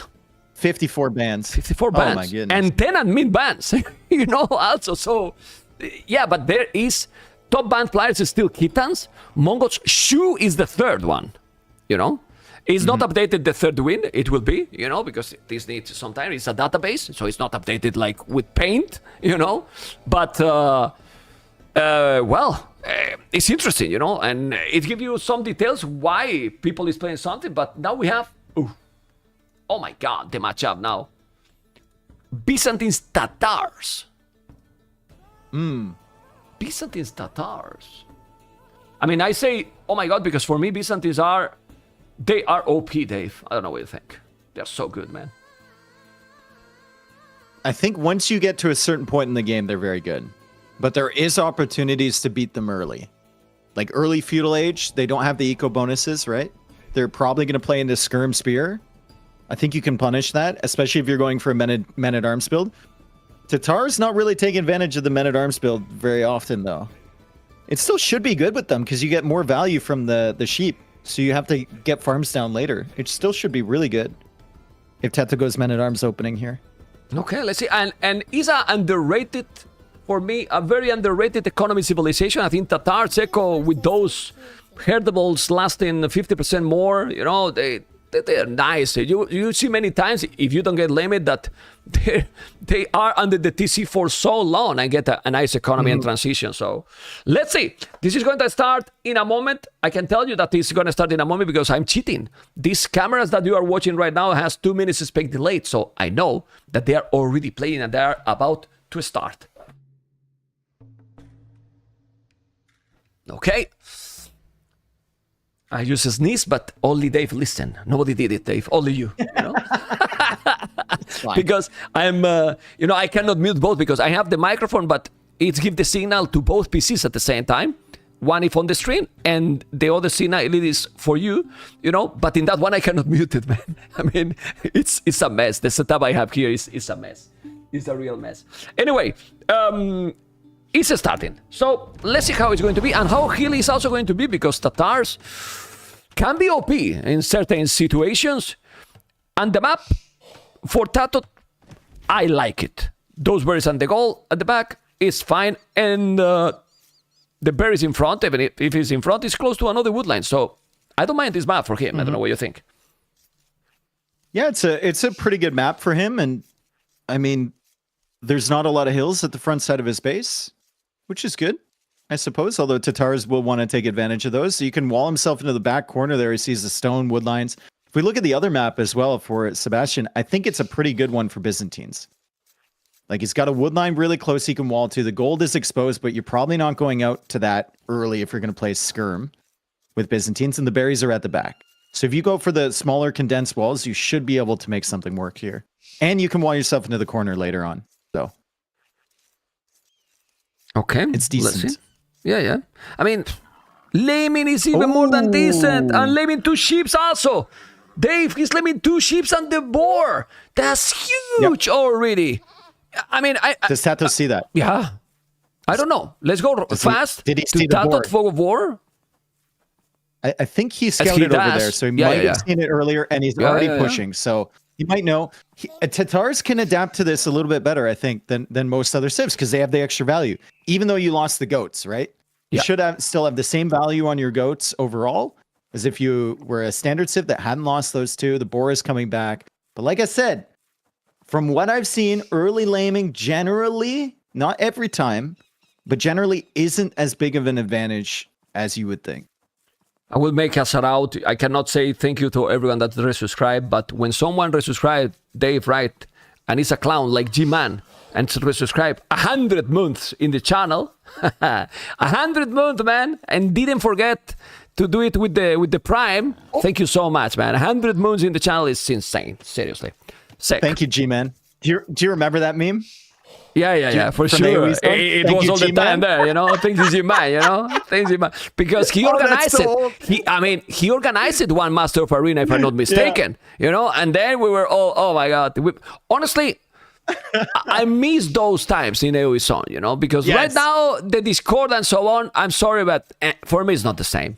I like it when you were going to check the AoE Zone, you know, and if some people wasn't hating or whatever, well, it's fine, you know, but still, I miss those times, you know. Discord is feel more lonely. Okay, Grandpa, time to go to bed. Nah, shut up. You miss too. Come on, you are Grandpa too. I miss him as well. Yeah, dude. Come on. I grew up in that era. I mean, exactly, man. Come on. We are old school in reality, you know. And I miss even some stuff from Bubbly. Some stuff from Bubbly, I miss it for sure too. You know? Oh yeah, so 100%. I mean, like, but it is what it is. Nothing is forever, right? So we have to adapt. And now, who has to adapt is TaToH, because he has a lot less resources. You call me grandpa in my channel, you have man. To wonder, like, you call me grandpa in my channel, man. You are an ass, man. Yep. Yeah, okay, well, you admit it. That's nice. Anyway, 3 villages of wood is pushing the deers, and now, what we are going to be?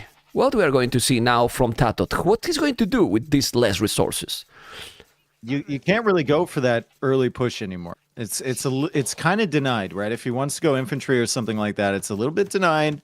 Might just wall up to the edge of the map and go for a slower Feudal Age? Like, he's sending the villagers over there. He's thinking about it. Yeah. And it's an easy wall. It helps a lot, the TaToH's bonus, as you were talking. He is still doing more delays and so on. He's going to wall. I mean, I like this a lot.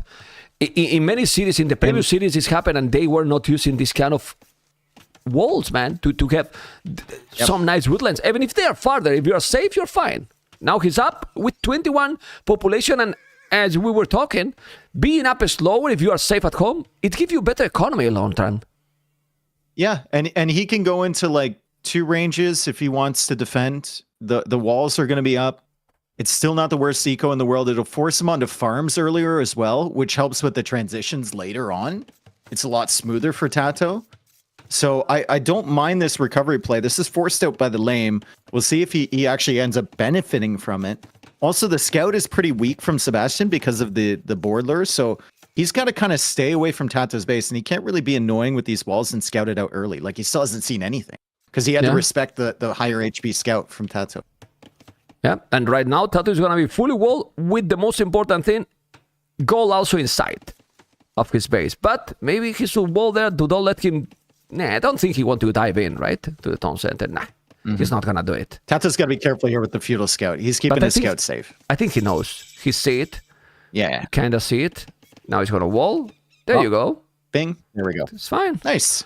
Good setup. But on the other side, Sebastian with the extra res from the boar is going to go for double bit axe and horse collar immediately. And he still hasn't even like made the range. He doesn't really feel a rush to make any units right away because he sees that TaToH is a little bit later to Feudal Age and walling up. Yeah, but then TaToH maybe is going to do the same, just economy. Maybe it's not going to do it. I mean, even he's army. adding something. Is it a range or is it a stable? That was the barrack still. I don't think. Did he make something? No. He's not doing anything. Oh, okay. It was just the late barrack. Gameplay here, folks. Buckle up. Here we go. An insane Feudal Age, and he's hiding the range behind. I like that. Well, maybe he's thinking that he's gonna go echo. Sebastian is going echo for now. He's gonna go archers or just skirms. Don't lose the scout. That's so important to get some value. Explore the map. And now he's spamming farms. How many farms he has? Well, 3 TaToH. Need to do more. But yes, he has good resources in the banks. You can see how TaToH is fine. It's nice. Yeah. Okay. And now on gold. So he's going to go archers. Well, if he's overconfident, Sebastian, and not doing anything, careful here with the archers. But don't let him go in with the scout. He's walling up. And he's this is good play from Sebastian. He recognized he wouldn't need the units early. He sees the range now from TaToH. Now TaToH can cut archer production and just keep that 1 in there, and Sebastian might think that he needs to add army to counter that. True. But Sebastian's also adding the walls behind, so it's eco and walls behind from him, and there's the range as soon as he sees the archer range from TaToH. Don't you think that TaToH could have just walled there easily the TC and don't let him go in? I mean, maybe. Basically, his wall there. He's gonna take the scout now, just because like this, you don't let your opponent know what is he doing, right? So yeah, let's keep blind. The scout is gonna be gone. Yeah, he got it. It's very low HP, but you still can explore. And now, Sebastian will have the archery range, and we'll do a few skirms. And so critically, Sebastian losing that scout it can't track the army, so he doesn't know the investment from TaToH. TaToH could very easily just cut production, go for a market, and try and click up fast. Or maybe he could do it. Go for a second range for all he knows, right? Like, the market is going up for TaToH right now. It's the market. He's got the 4th archer on the way, and he might be thinking about selling his stone here. But look at Sebastian food in the bank already. Yep. That's really pretty sick. Yeah. Still, resources collected. TaToH, it still have more. It's now mining gold. Okay. He's gonna sell the stone. TaToH to catch up. He knows that he has to do it. I mean, both are reading the game properly, right, Dave? Yeah. I'm playing this slower now, like defensive, let's say. Just going for fast castle. I mean, I like TaToH's castle age. Well, they have Thumbprint for free. Can helps. Definitely can helps. I don't know how much can helps against a civilization like Byzantines, to be honest. He's doing the loom now. It was without the loom. Still had no loom, yeah. Holy moly. Okay. I don't dislike that. He see the archery range, but the transition for KOTD, I mean, he did one skirmish and one spear, nothing too much. And then he is limited a lot, so it's normal that he's going up quicker than TaToH. But TaToH, well, doing TaToH is needed? Well, it's not about upgrade.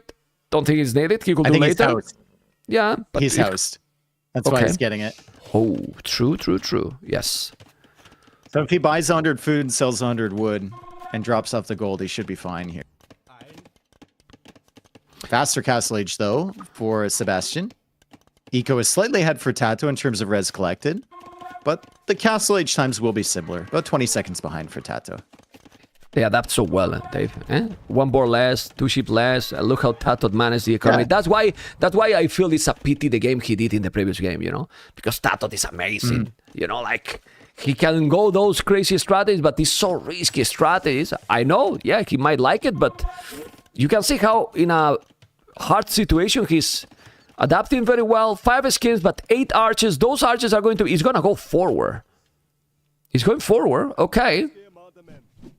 No armor. Need no to be armor on the careful. skirms. So No fletching on the job. archers. No, nothing, No Dave. nothing. No, nothing. He's going back now.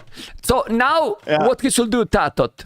Change his mind, make a stable here? Now is where you pull these villagers back, you pretend like he stopped you, and then you delete the wall on the other side and send villagers around. But why the stable there? That's what you do. I don't know. He wants Sebastian to see it. That's for sure. Well, he definitely see it, you know? Okay. Those archers are going to be OP in 40 seconds. Really OP. Thumbry is going to have a lot in the face-to-face. The closer the battle it is, it's going to be lovely, but he's still not yet there. Castle is going to be in a moment for Sebastian. Is going to make it or not? He has to make the stable. He's going to lose both villages there? No, he's not going to lose it. Maybe one. He will lose it. There you go. The Pathing was trying to help TaToH, but it couldn't help completely. And now, in 5 seconds, at least skirmishes, but then a knight there will help, I guess. He's doing the knight. There you go. And those but he archers, also, like, TaToH doesn't have the stone to expand his eco either. well, he So needs to he's going push. to go for what? University at the back, or is it Siege Workshop? Siege Workshop. Okay. And then try to make an all-in-one TC for now. He's going to try to... Okay, I like this. Sneaky. And Sebastian is backing up from the stable. Smell it. Oh, maybe not. He doesn't go forward. TaToH can't really decide what he wants to do. Sebastian's going to get a little bit more aggressive against that stable. He's going to tell TaToH, okay, come out and get me. I have a spearman here. I've got elite skirm. Don't lose those TaToH's forward going to get earlier. sneaky, dude. Is there anywhere that TaToH can really hit over on that side of Sebastian's base? I don't think there is. But you know what is also the He's problem, basically Dave? walled in on the other side. It's fine. Dave, put forward war please, the vodka for blue. For Sebastian. Oh, the town patrol. Yeah, he's Exactly, got GPS but I vision. want that the viewers see it. Just go to yeah, I mean, and he has an outpost there. Look, zoom out, please. Let's zoom out a little bit. And then you will see he see everything. Everything. I mean, Oh, he's maybe coming the out to the woodland. wood at exactly the right time for TaToH. Okay. Is he going to go for a TC there? Feels And like he's going to go for a Botkin? TC. TaToH won't see the one at the front, though. He won't see the one at the front. Oh, it's a lucky. It's going to the wrong direction. If there's an outpost, he can see the crossbows. He might if he was there. Well, sometimes the lag factor matters. And right now, yeah, he see it. He see everything. He might go in there. It would be great. It would be maybe a game change right now. But sadly, he didn't go there. And I say sadly, Dave, because we are claiming for a 4-3 series. And a 2-2 wouldn't be terrible here, for sure. A 3-1, more complicated for TaToH, for sure. Crossbows are there, but the schemes are coming. Good. It's really good killing the outpost there. So now, if he doesn't have vision on these crossbows, they can always double back. And the Mangonel is taking the opportunity of Sebastian being distracted. So it's going to come forward. He's got to be careful with these engagements. And it forces him into a siege workshop as well. So it's all defense here for the moment for Sebastian. And TaToH getting some snipes before that +2 armor comes in. After that comes in, you got to run from this army. He has to be careful. Let's see what it's going to be. Okay. The knight is there. He's going to kill it. He's going to kill the hill. Oh my God. I hate that. That's really fast. Yeah, I really hate that, you know? I really hate that. It's so annoying. It's true that it's very tricky. I mean, sending a Mangonel basically lonely, he called the GG. Oh, shit. He called it, man. He felt that, I mean, it's against Byzantines. You cannot push at all. And sadly, the game, well, the lane was brutal. The lane, this time, affected. You might expect, people might expect people in the stream. I don't think he was in a terrible spot after that lane, though. Like, he played defensively. He just didn't, he wasn't sneaky enough with the push. And I mean, like, I don't think he really needed to force his way up to Castle Age either. But he felt that way, right? He felt that way. And then he just called it now because he felt that after that, losing the siege, it's, yeah, I don't know. It's a pity because he played on a way in the first game, and then he never brought that gameplay anymore, Dave. Mm-hmm. He never did it. Oh, it's still chances. It's a best of 7, right? I mean, one takeaway from this is that Sebastian is playing really well. And one thing that's very clear is that his scouting is coming in early. He has all the information he needs, and he can prepare for it like 2 minutes before TaToH arrives at his base with anything. His scouting is phenomenal. And he's completely calling TaToH out on all the strategies before they happen. With the possible exception of the Teuton game, but he did see the villagers and spearmen coming forward early as well on that one, so. And now we have a matchup, Dave, that is very interesting and completely different, right? Civilizations. Mm-hmm. Saracens versus Magyars. How do you feel about this matchup? Who does... Wait. Sebastian Saracens, TaToH Magyars. He took TaToH Civ? Yeah, basically. Okay, now this is like a point of honor here for TaToH. He's got to get a win against the Saracens because that's been his Civ for years. Even when people didn't like them. When they used to have the +3 against buildings with the Cav Archers. You remember that? He used to play them. These camels are now insane. That twin DS HP they have. Mm-hmm. But if the map is the map is more aggro than the Ladder Arabia right now, Magyars, if you get the initiative and be aggressive, you know, I think you have a chance here to beat the Saracens, but you cannot play passive against Saracens because the market abuse and all they can do, it can be very tricky. So I guess that would need to play aggressive here. Yeah, I mean, you can't really play passive with Magyars anyway. No. Right? Their general thing is you got to hold the aggression, keep the army count, and just keep it into Imperial Age if it's going to go late. But, I mean, Saracens, they feel good against Magyars. Even in the late game, even if you have that Cav Archer mass in the late game, Mamelukes have so much HP. And they just charge in. And you can't kill them fast. Someone in the chat... You got to finish this early. Someone in the chat said... Seb played more Saracens in Red Bull Qualifier than TaToH in his entire life. Well, that's incorrect for the first one. And then Red Bull Qualifier Empire Wars compared with this, it has nothing to do. I don't know if you agree about that, Dave. So definitely it has nothing to do. And TaToH is going for taking the board already. Yeah, it's very forward, so he's gonna take it quick. Yeah, and it's gonna go lame, maybe. Okay. Yeah, he's coming for the scout. He's going to look for something. I mean, if TaToH was playing Saracens right now, he has an insane map. But he's playing Magyars, unfortunately. Still an insane map. His map is Sebastian's better even, golds are a little bit more forward. Yeah. Look at his map. It's amazing, man. Look at the woodland. It's two woodlands almost together. With the gold there, you just wall that area and go aggressive.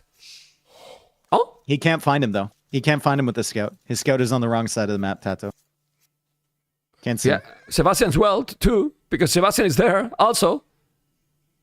Or is that a ship? No, it's a scout too. Both are in the same area. Damn. Okay. He's gonna make the Lumbercamp. He's still exploring.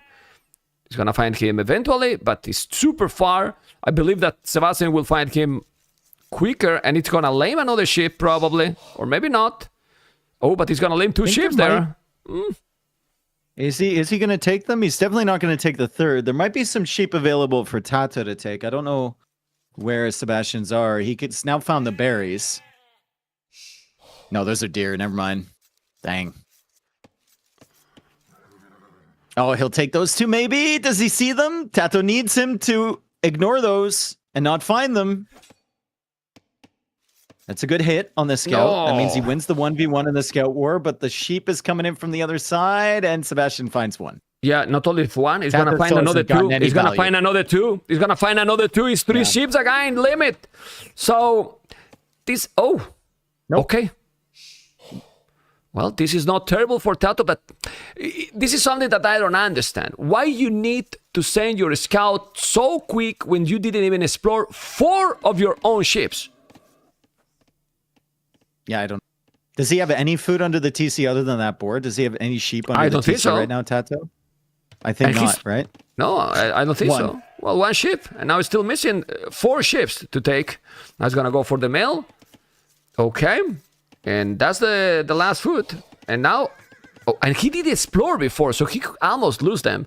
Now he need to find the other. I mean, losing 1 ship is not the end of the world, but if he was losing 3 or 5, that would be crazy, you know? Okay. Let's see what's gonna happen now. When you go forward like that, you're not finding your sheep early, right? And you're not pushing the deer as well.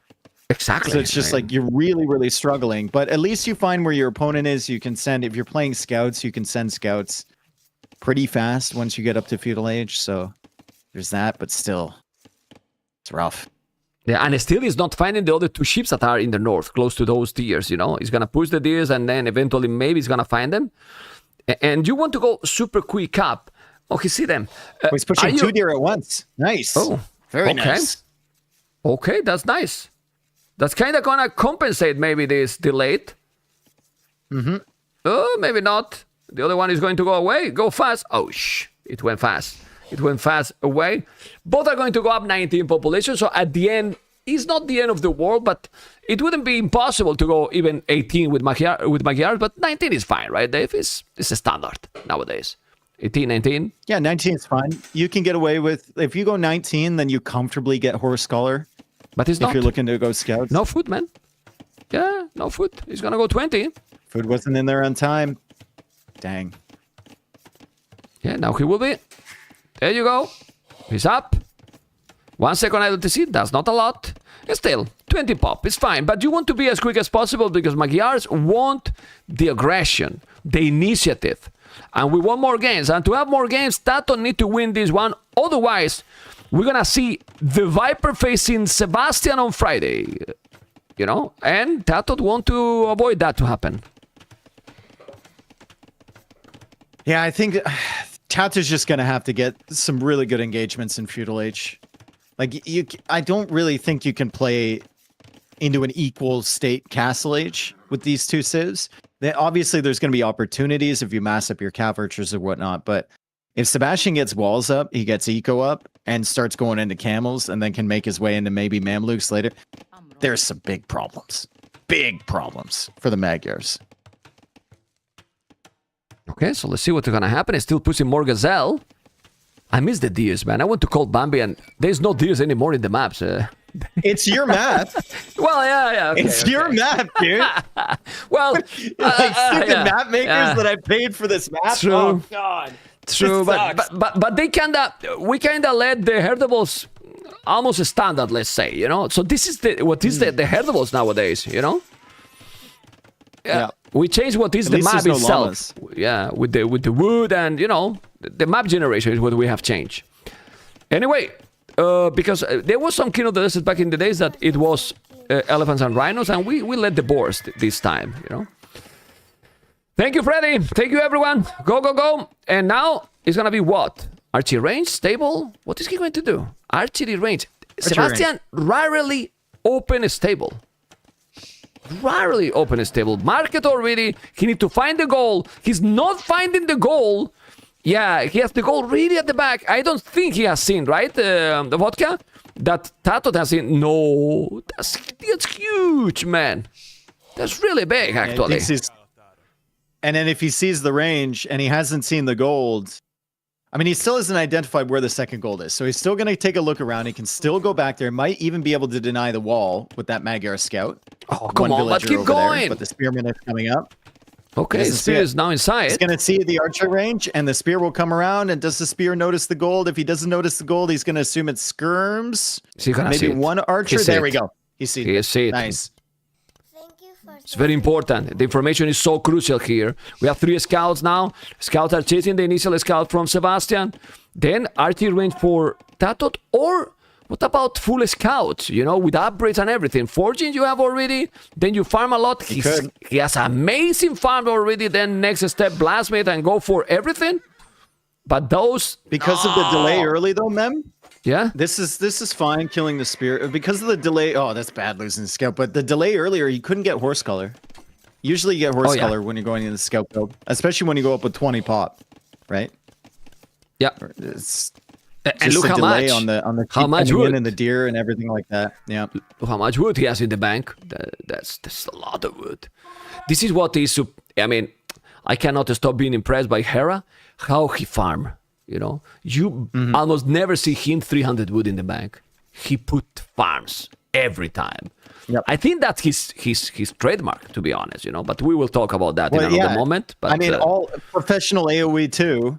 Yeah, is farms. It's how quickly you can transition your eco from resource to resource, and generally that's investing wood into food, right? And if you have food, you can make most things. He's really good at it. He also rarely goes for horse color on the first round. So if you're comparing TaToH to Hera, he's on pace. But this is not something Hera might do. 3 villagers forward. TaToH wants to make it interesting. He saw the gold in the back. He saw the gold. So locking down this front gold doesn't do a whole lot for him right now. But if he can get a good tower set up and prevent the farms and prevent the archers from moving out, maybe it's okay. I still don't see what value that tower positioning has. He want to kill the buildings, maybe. It's the only thing. Yeah, but it's 4 villages. He has a scout, 6 scouts, many scouts. He has no fletching, only 2 spears. He might do the tower, I guess. Well, maybe not. Damn. Dave, this is the tower I was maybe asking with the Teutons, and now he's doing with the Magyars. Maybe it's gonna work, but as you mentioned, I don't understand TaToH right now. Yeah, I mean, Scout Tower can be very, very dangerous. Very dangerous. It's incredibly powerful composition. It's very expensive. And TaToH is already going for the follow-up. He kills the spears. The tower can't be denied. And it's just a starting point. That whole push isn't just for that tower. It's for like the 3rd and 4th and 5th towers. That's where that one's going to begin. And the archer range is already going down. So Sebastian is going to be forced probably... No, he has no stone. He sold the stone. No stone. He sold everything already. And he's not even mining a stone. Yeah. Well, he's doing fletching in TaToH. Go for a counter tower. There's actually some danger here. There's a little bit of danger. Yeah, and TaToH will do more towers. The houses are going to work for now, but fletching is already there. We'll do more towers to take the farmers. Now that tower, I'm starting to like it more. You know, he didn't lose any villager. He's taking... Oh, careful. There's a spearman. He has still crazy farms. Remember that Sebastian economy is based on the market. He has 5 farmers. 5 farmers right now. It's just the market that is broken, you know? He's gonna now go into mine a stone. He still hasn't clicked up. Yeah? He still hasn't clicked up. Like he had 600 food in the bank. And now he needs to invest a little bit because of this pressure from TaToH. He clearly did not expect this. So now he's trying to secure the stone. This could be really bad if TaToH gets in. If TaToH spots this. Come on! It's a second! It's a second! It's a second! It's a second! Unbelievable, man! That moment that he went back, you know, that moment it would be huge here. The archers are there. Dave, it was that moment that he just go back with the scout. Damn it! But he does force the archers back over there. And what happens when the archers are over there? It's tower number 3. And it's probably not going to stop with 3 either. Second stable coming up from TaToH. He is going to play full feudal here against Sebastian. And the farming eco is still looking rough. I know he's got that market, but like, holy cow. Well, he will need some towers at home. Yeah, we'll need some towers at home, maybe. TaToH, I don't know, is doing a second stable. He need the bloodlines. Obviously, he's doing +1 armor. That's not what you want. He will take that one. He's doing stone walls. It's time, Dave, for make bloodlines and dive in with the scouts. But if he's walling all, right there. if he's walling everything, Well, oh my god! If he's walling everything, how does he get the villagers from the You don't dive in. Yeah. Yeah. Well, another tower. Well, I mean, Sebastian economy is the market. It's garbage economy right now. Like, he has the wood, 3 farmers, all that gold, balance incoming. Yeah, a lot of wood. He can, but he can make TCs. No? Well, There is an incredible amount of scouts here that TaToH is kind of hiding the numbers at the moment. yeah, he has so He's many. hiding the investment many. into the scouts, and Sebastian has no idea. And I think he's waiting for Sebastian to hit Castle Age and try and come out with this timing, or he's waiting to push in with strength from the other side as soon as he sees the army coming over towards these towers. So he sees the army there. He's going to loop around the other way with the scouts. Still hasn't shown the numbers to Sebastian. Oh, he's going Still away has all the not time. shown the You scout see? numbers. Yes. Okay. A castle. Castle. Yeah, that's a good play. Oh, baby. That's a good play. Okay, Mama Yeah, you lock looks. it down. You realize he's full feudal. You lock it down. Now he can't push anymore with the towers. From TaToH's perspective, it's not like probably the worst thing you could have seen, right? Because it's a big investment. And now the scouts are coming in. Well, he's gonna try to clean that army. I think he will the clean that TC. army. I believe, even the TC is there. Under the He's gonna castle kill- now. Under the It's not castle worth it. now. Has to be careful. Yeah, it's not worth. Go back a little bit. It's crazy, man. It's crazy how TaToH is trying to be aggressive and how Sebastian is being so smart. You know, obviously he doesn't have any economy. He's still now doing 1 Mameluke. But you know the problem is that 2-3 Mamelukes kill everything. Yeah. You know. And TaToH still like trying to lock down this gold too. He just wants to be like, he's full rat mode right now. He's like the guy who died early in Nomad and is stuck in the corner of the map, right? He's just trying to deny as much as he possibly can. He does have Wheelbarrow now. He's got still decent farm. He should be able to click up soon. But Mamluks are really tough. Really tough to deal with. TaToH economy is still better. More resources collected, as you can see. And if you check the resources now, it would be Sebastian just gold, you know? So it's not like having gold, food at all. Now, TaToH is going up to Castle Age. Economy, well, as you can see, Sebastian, 2.5k gold. Well, 2,000 less food. Look at the wood. Well, Saracens, typical Saracens. Now he's going to mine that gold. There's a Mameluke. He has 3 Mamelukes already. And what you do now? If you are TaToH, Cav Archers, what you do? Skirmishers? Because knights? It's tough, right? I don't not an think option, no, right? you don't do. I don't think you do Huh. skirms here. You could play. You could just add extra TCs. You could go for some crossbows, maybe. I don't know. It's tough. It's really tough. Maybe That's some good siege? damage against Mamluk. Yeah, maybe you siege here. Mangonels and Scorpions here, just try to push the TC and go from there. Because It's gotta you be need to do CA. some It has damage. to be. Like there's CA no and other option. I think. Cav Archers and siege. Also, kill a Valier. Yeah. All right. They are still with the same Valier's number. They's gonna make a tower. You need to do it. He's definitely trying everything. Population is still ahead now for Sebastian. He has 1 Valier more. He's doing a Mangonel. Okay. Himself. Let's be honest. With this aggression, Sebastian is playing so clever, man. Like crazy good. Honestly. What are those? What's the red dot in the north? There you go, Vodka. We're thinking can alike. So TaToH's spread out with 4 villagers all the way Okay. over there. Is he planning on bringing these in, or I guess he just wanted an option for a different wood line. He's going for another range behind, so it's going to be Cav Archers most likely. And if you get Cav Archers against Mamluks, you're going to have to get don't like lose it. ballistics and everything. Don't You're lose gonna have it. a Well, really good army. Yeah. Also, I will make here guard tower 100% at this point. Like, keep it here with the guard tower, so he's never going to take it down. Because at the end, Sebastian has 2 villages on goal, and he shouldn't have goal forever. He's doing the university. It has to be guard tower. Yeah, guard tower first, and then ballistics after. Yeah. It makes a lot of sense because he's still gonna have 2 towers left. you go. University's up now. Oh, there you go. Yo, he should repair that one, maybe?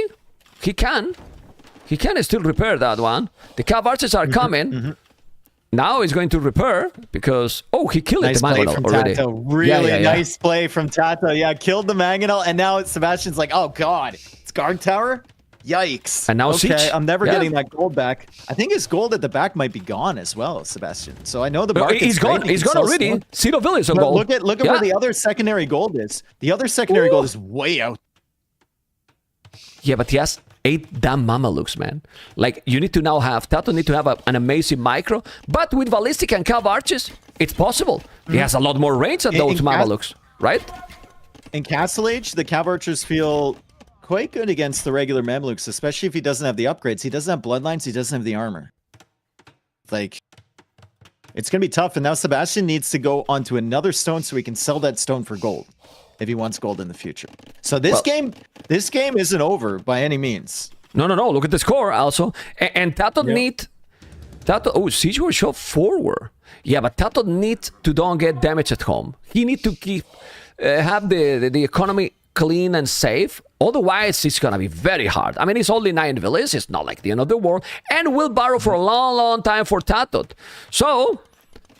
Oh, he's going to kill more. Oh. Yeah, he's using nice very damage. good his units. And now the Mangonel there. He might see the TC. He might see the Tone Center. He's gonna take the Mangonel, and this can be huge now for TaToH, Dave.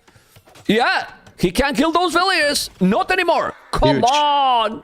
Well, And he take takes the Mangonel. that, and he takes a really expensive gold unit when Sebastian has no access to gold. I know he's got the market for Saracens, but like, still, he has to sell other resources to get that gold, right? So it's more costly than mining it as the Mamluks try and come forward. Again, Cav Archers are sitting here. TaToH can go for some more guard towers and defense, and he's going into that second town center. So he's trying to expand his eco. He's still at Sebastian, stuck into the side of the map. He's right in the corner. Yeah, and on the right, he's also there with the Cav Archers, so it's not letting him. I think TaToH knows now 100%. Oh my god, those scouts. That his opponent doesn't have gold. He doesn't have access to gold. Well, doesn't have gold. 1k in the bank. Who's faster, the Mamluks or the Cav Archers? Dave! He sell 1,000 wood for 800 gold. I mean, seriously, man. What the hell is this civilization? Delete it from the game. My God. Oh, big shot. Nice shot there from Sebastian. Delete man, it the from the armor's coming in game. for the Mamluk. You heard it here, Okay. Microsoft. You need to delete capitalism from the game. Oh my god. Also, the game Yeah. should be free. Don't say that in my channel, man. No, it's true. Anyway, look at that TC. He's gonna take it down. Everything free, Dave. Everything free in life. Okay? Let's go. Oh. Be careful with those Cav Archers. Crossbow upgrade now. Crossbow The game- transition. Yeah, this game is fantastic. And now he's gonna come here with the Cav Archer. He see immediately, man. He's playing really, really on point. The scores still say that TaToH is ahead. We need more games. But this damn civilization, 13 Mamalukes. 13 Mamalukes is still... Obviously, he's doing more and more Cav Archers. It's a good idea to have those crossbows. Are the crossbows going to be better against the Mamalukes? Maybe. Because the Mamalukes that have bonus against the cavalry. Uh-oh. Need to kill that Mango, and he will take it. And that's expensive. Yep. Chain Bard and Armor. They have +2, those. Dave, is able TaToH to come back here? I think so. If he can control the movements of Sebastian. Like, I know the market is giving you a lot of gold from selling resources, but that it's not efficient long term. Right? It's better than other civilizations. It's still not efficient long term. And you don't feel great about it. Yeah. And he's still 0 on gold, and he's running out of that stone pile as well. He's already taken the first one. He's running out of the second. So the wood price is going down as well. Long term, this is not a sustainable position. So Sebastian needs to push out. He needs to clear that stuff to the front side. He needs to get access to his second gold. And he needs to expand to the edge of the map. Also, the neutral golds are nowhere close to him, too. Actually, he might have one on the right side. Okay. Also, Dave, 7 relics in the map. With this position, this is the micro that you needed. He has to be careful. Let's see, the mango is going to be very important. No, Dave! These mango shots are really bad for TaToH. He doesn't need to do it.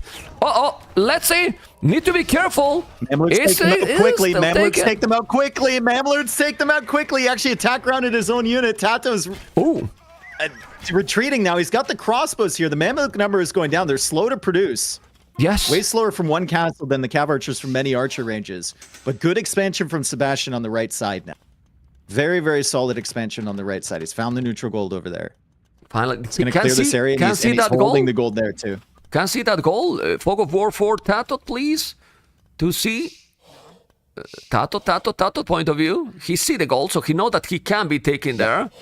All right. It's only 6 villages different now with wheelbarrow, but his opponent has hand card. There is a knight. Don't let him to convert. Mamluk numbers are getting very low. The Mangonel's still not cleared up. He does get it. The crossbows are here. It's a good hill for TaToH to potentially hold. Thumbring now coming in, making his units a little bit better. Ooh. The resources are looking really solid, though, for Sebastian. He's got a lot of food in the bank now. He's forced to farm heavy, and now he's killing villagers on the wood line. TaToH, man! Good counter TaToH! He see it or not? I think he see it now. The Crobus is still there. There's 2 Mangonels. He has to be now with the crazy micro. The village number are again going... Oh, that micro was not OP. The siege workshop need to be down. It's not gonna happen. He's doing knights. But believe it or not, he's on the way to Imperial, Sebastian. Imperial H, yeah. He's casual on 300 the way stone to sold, Imperial. 300 food sold. What's the prices now on the Saracen market? I want to know that. Because he can buy back stone. That's one good thing. He's running out of stone, but he can buy it back because he's been selling it so much. So it's only 101 gold to buy this stone. That's really solid. And the food price is great, too. Because he bought so much earlier. He still have 10 Mamelukes. He still have a lot of food, but now he's gonna raid a lot. A lot of villages going to go down. You need to kill it. Need to kill it. No, man. Good attack round. Oh, he's so on point. Dave, Sebastian here is so on point with the Mangonel shot. He's gonna kill the Mangonel, yes, but now those Mamelukes are going to dominate or not. They are. Yeah. They are. You need to go away. They are killing everything here. And I don't know what is he doing. Now he's cleaning that one. And the scores still say that TaToH is ahead, 1,000 score ahead. He's about to go up to Imperial as well. He has a good deco incoming. Resources are almost the same, but well, Sebastian is definitely in the game because of the market for sure. And then in late game, still the SARS is better. Like Mamelukes are amazing, but you need to have a crazy control over them. And then Magyar's archers should be amazing too. So what you prefer here, Dave? Saracens have Bombard cannon as well. I think Saracens have a more varied tech tree for sure. But the rating potential from the Magyars is really solid, right? And TaToH's already gotten the guard tower tech. He can set those up around his eco as he likes to do. He can potentially stall out some of the raids from Sebastian. I think it's still going to be really tough for him. Sebastian has 102 villagers. He's solidified his position now. Still only has 1 castle, but he's controlling these hills, and TaToH is still struggling to push up here against Mamluks. Well, Elite Mamluk is really strong upgrade. He can get it. But he's only got 1 castle. Sure. Only 1 castle is not a great production. Remember that those archers can be arbalest as well. He's gonna take the Mangonel. Got it. Let's see if he's gonna be able to kill it. Look at the micro. Look at the micro. It's dancing. It's dancing. Both are dancing. He doesn't need micro. Just go in. He doesn't need micro. He can just kill this. Exactly. Like that. Yeah. It's like you don't need to do the extra jiggles. You can just run up and kill it. Yeah, TaToH is still with the score lead, the population almost the same, the castle has to be at home. This is the good thing, like, careful. Well, the TC is perfect there. You need to put more villages to make it. But the archers are there. And he should be fine. He does have so many Mamelukes. That's the only good thing here for TaToH. Dave, don't know what you think. I'd love to see Sebastian sell the food and buy more castles right now. Like, castle up on that hill that TaToH keeps pushing in. Castle on this gold once he secures it. He's going for a treb there early. And then maybe castle somewhere else. And then you can actually produce the Mamluks, right? He's switching into skirms now. But look at the food he has in the bank, Mem. Crazy. 2,600. This is crazy. It's absolutely crazy. This is by far, and I don't know if you agree, the best game of the series by far. Crazy aggression from TaToH. Yeah. Sebastian has been holding, doing now a second castle, playing super patient. He's gonna make Arbalest +3. Arbalest are okay, for sure. But I would love to see also the Cav Archers, Heavy Camel Rider. And if you start to make the Heavy Camel Riders that they are 170 HP, if I'm not mistaken, how the hell do you stop them? Well, you can do halves with Magyars. I mean, Magyars has a lot of things to do. But the mobility, Dave, the mobility is what you want. And now TaToH doesn't have mobility. Yeah, you got to go Halb Arbalest, and then you got to force him to attack in one spot. Fortunately for TaToH, his base is kind of locked down in the corner. It's not like DauT earlier in that final game against Hearttt, where he was all over the place. He has 2 and relics. The cavalry also. can cook his eco. Yeah, TaToH's got 3 relics. Sebastian's got 2. Really, really solid. I love the skirm switch here from Sebastian because he identified that TaToH was going to go into Arbs. He just has to wait for the armor to come in. And Bracer as well. Oof. But now He's the just waiting Mamalukes- at the moment. He's waiting for Camel. He's waiting for the upgrades. No, go back, TaToH, go back. There's skirmishers. Go back. No, he should go back. Or it's still fine. They don't have Bracer. They don't have the 3rd armor. Oh, true. Okay. He's kind of destroying them at the moment. Yeah, he's getting some good timing advantages here as he builds up behind this. The skirm numbers are falling. He's holding the hill. The Mamluks not in numbers. And Sebastian still hasn't found a way to take advantage of the amazing amount of food he's been banking this entire time. Yeah, and the camels, doesn't have the numbers. He's doing the average, doesn't have the +4. He's doing now armor for the infantry. The skirmish is still there, but doesn't have the numbers. What the other units he should do, TaToH here? Well, maybe Hussars? Because if you send now Hussars combined with the Arbalest, you can also take the skirmishes even easier. Why not? Or This even is the so unique sick from units, TaToH. Machiar's Hussar. Is he gonna be able, TaToH, to take the game? Dave! Normally you don't want to trade Arbalest for skirms, but when you can limit your opponent's like mass and just keep them at 3 or 4 units at a time, this is worth it. Those Arbalests just absolutely murdered their way up that hill into Sebastian's eco, and now none of his pressure is forward on TaToH. And we were talking about the res in the bank for Sebastian. Look at TaToH's res in the bank right now as he makes a full tech switch now into cavalry. He's going to think about raiding. He's got enough stone for another castle to maybe lock down the middle of the map. He's got wood for days and 128 villagers, and he's still alive with the Arbalests. He's doing definitely a lot of damage. Now I love the castle he's doing to get brutal map control on that hill. Take that castle down now, Dave. Take that castle down. We'll take the town center. Still doing Arbalest. Heavy cup arches. And now you can do a lot. But Sebastian is coming with the trebuchets. So let's see what's going to be able to do. He's doing both. Are doing a castle at the same time. Uh-oh. Can he wall in the villagers? I think not. Here are the heavy camels. But will the the castle there. go up? There's Arbalests are over there. The castle should go up, and I think it can range the vills building the castle from Sebastian. So I think Sebastian needs to cancel that. He even got Treadmill Crane is going to build a castle further back. Heavy cav archers will start to be massed. Yeah, but Skirmisher camel for Sebastian. That killed Dave. That killed Dave. And now it's 34 farmers only for Sebastian. He's doing Bombard cannons, yes, but he's raiding. There's Knights raiding as well here. That's good. The economy, I look at on the right side completely. 3 o'clock. Gonna make a stables probably. TaToH is starting to be all over the map. The Cavarches are coming. Still missing Recure both. And now he's doing the upgrade. He's doing all the upgrades that both are close to 200 population. This is the kind of games that we expected to see between those two players, Dave. Yep. And I've seen this matchup before in late game a couple times. The camels don't do well against the cavalries. Camel skirm ends up dying more often than not. It's once the Saracen player realizes he can get a big Mamluk group and just charge into the cav archers, and they won't be able to kill him in time. That's where the Saracens find value.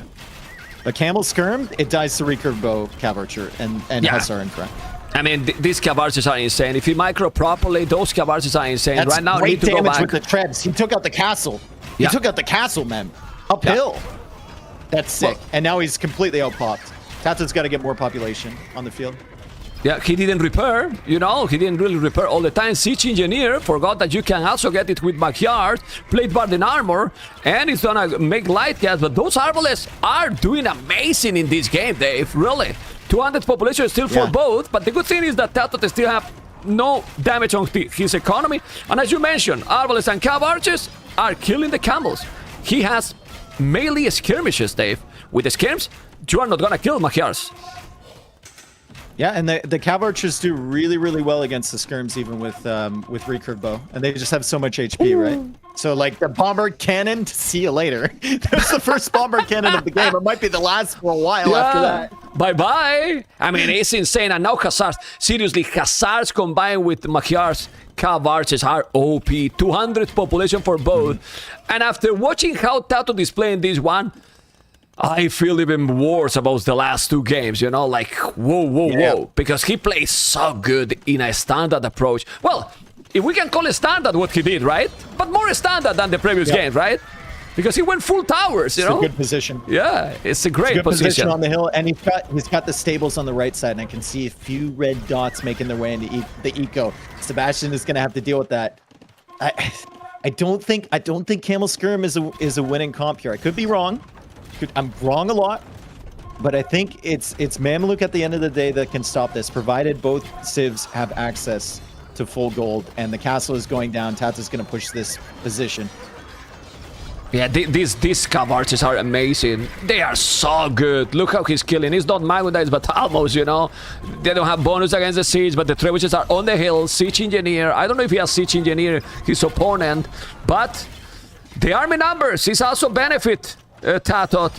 And now that trap that is about to go down. 5 relics, TaToH. It was a 7 relic generation. 5 relics, TaToH, Dave. 5 relics. You know, not 3-2 anymore. 5 relics for TaToH. Everything looks great for the Spaniard, but Sebastian is trying to keep going with those crazy comments, now doing hussars and skirmishes, but still, he needs to be careful. He has more army, and still the trebuchets are alive. Hussars is still coming, more and more Magyar's Cav Archers, but now with this economy, now TaToH economy, it has to be a lot better. Yep. Good job shooting the skirms with the trebs as well. He might even be going after the camels with those. We've got another villager in here trying to be really annoying. Sebastian is paying attention to those raids in the back as TaToH keeps coming in, but like, look at the KD. TaToH is just blasting through every army that he tries to send through here. The Cav Archers are getting insane value up on that hill, and they're just destroying the skirms before they can even be massed up. And now it's Hussar from the Saracen, but the Magyar Hussar cheaper. Like, he's just gonna keep spamming them out, and he's got a better eco behind as well. No, this is cannon comes out. It's 3-2, Dave. It's 3-2. It's 3-2, Dave. There's no way that now Sebastian can stop this. The score is 5,000 score difference. A castle on his face, basically. And after this one, the cities are going to get into another level, Dave. And we have cities and a good cities. That was absolutely amazing by both players, Dave. Amazing play. Yeah, what a game. What a game. There's only like a few mistakes made that game. Honestly, TaToH, he knew it was going to be tough against Saracens. He shut him into the corner of the map. Sebastian tried to recover by using the market. Wasn't enough. Cav Archers win the day there. And critically, Sebastian as well there was missing ballistic. So that's one of the mistakes I was talking about. Didn't notice until the end of the game. I was looking up. I was like, what the hell? Wow, didn't have it. Well, maybe that's the reason he struggled. Yeah. It was too much things going on, you know. But honestly, one of the most fun and great games of the tournament. Not only today, actually, for how the game was and how Sebastian was holding. But man, that's why I was like, if TaToH play his best with a normal, and it's not even a normal strategy, but this chaos with some good economy behind this, he's insane. He's really, really insane player, and he's showing this one. So now, what we are going to see in the next game? They didn't start, and we have a very interesting position because TaToH has his first 2 picks, Dave. Of course, Sebastian has Persians too. What you should do if you are TaToH now? You should pick now Persians, secure that pick even if he can be mirror, or leave for the decider. I think you play Mongols here. I think you play Mongols. You make sure that you go into game 7. Because Mongols are 4-0 for a reason, and they've been banned out a lot for a reason. You get the win, and you just get yourself to game 7, and then whatever happens there happens, you know? Just don't lose 4-2. And I'm sure that TaToH, with how strategically he is, he's just thinking right now, you know, I have the 2 picks, you know? Yeah. 1 and 2, Persians and Mongols. Lithuanians Celts also great for some of these Civ matchups, right? Well, Celts not. Let's avoid Celts, please, TaToH. But then Hindustani's, Persians, Vikings, Huns, all good Civs for Sebastian. Yeah, I have you say to the players, Dave, that if they need some time, that they can take it. You know, this is, guys, the civilization that we're talking about. It. You know, we have the Mongols with the 100% victories, and you say, well, ma'am, it's only 4 times. Yeah, because they've been banned 64.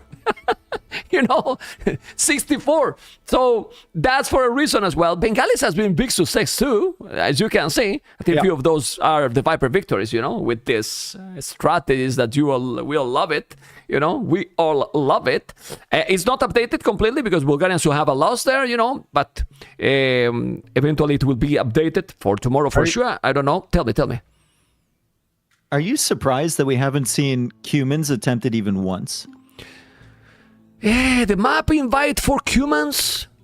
I mean, I'm surprised, but it's not great. But you would expect to see them at least once, right? But it's not only that. It's like you can think like not even pick one single time. Not only that they didn't use it, it's not being picked. Because there's some, say, for example, Spanish, 1 pick. Thank you, guys, for picking my country. Burmese, 1. You know? Sicilians, 1. It's not even being banned. Not being, nothing. It's just not even, it's not even on the thought process. Yeah, man, shut up. Don't remind it's me. crazy. No, not ban, not pick. It's full ignore, Dave. You know, full ignore civilization. You know, full country ignore. Guys, this is King of the Desert prize distribution. As you can see, they are fighting now for $2,000. But the most important, to be here, because this is the only spot left, Dave. And I don't know what you think, but we have some decent quarterfinals. Holy moly! I mean, they're okay.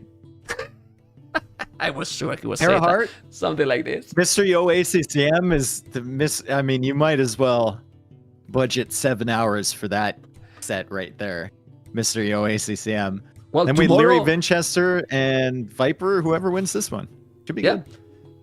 Dave, I need 2 co-casters tomorrow for Mr. Yo ACCM, not only 1, you know? You know, and you need someone bringing you water too. Yeah, man, that's crazy. That's absolutely crazy. Well, for those people that is here, I'm gonna show you a little bit of how we are doing the tournament.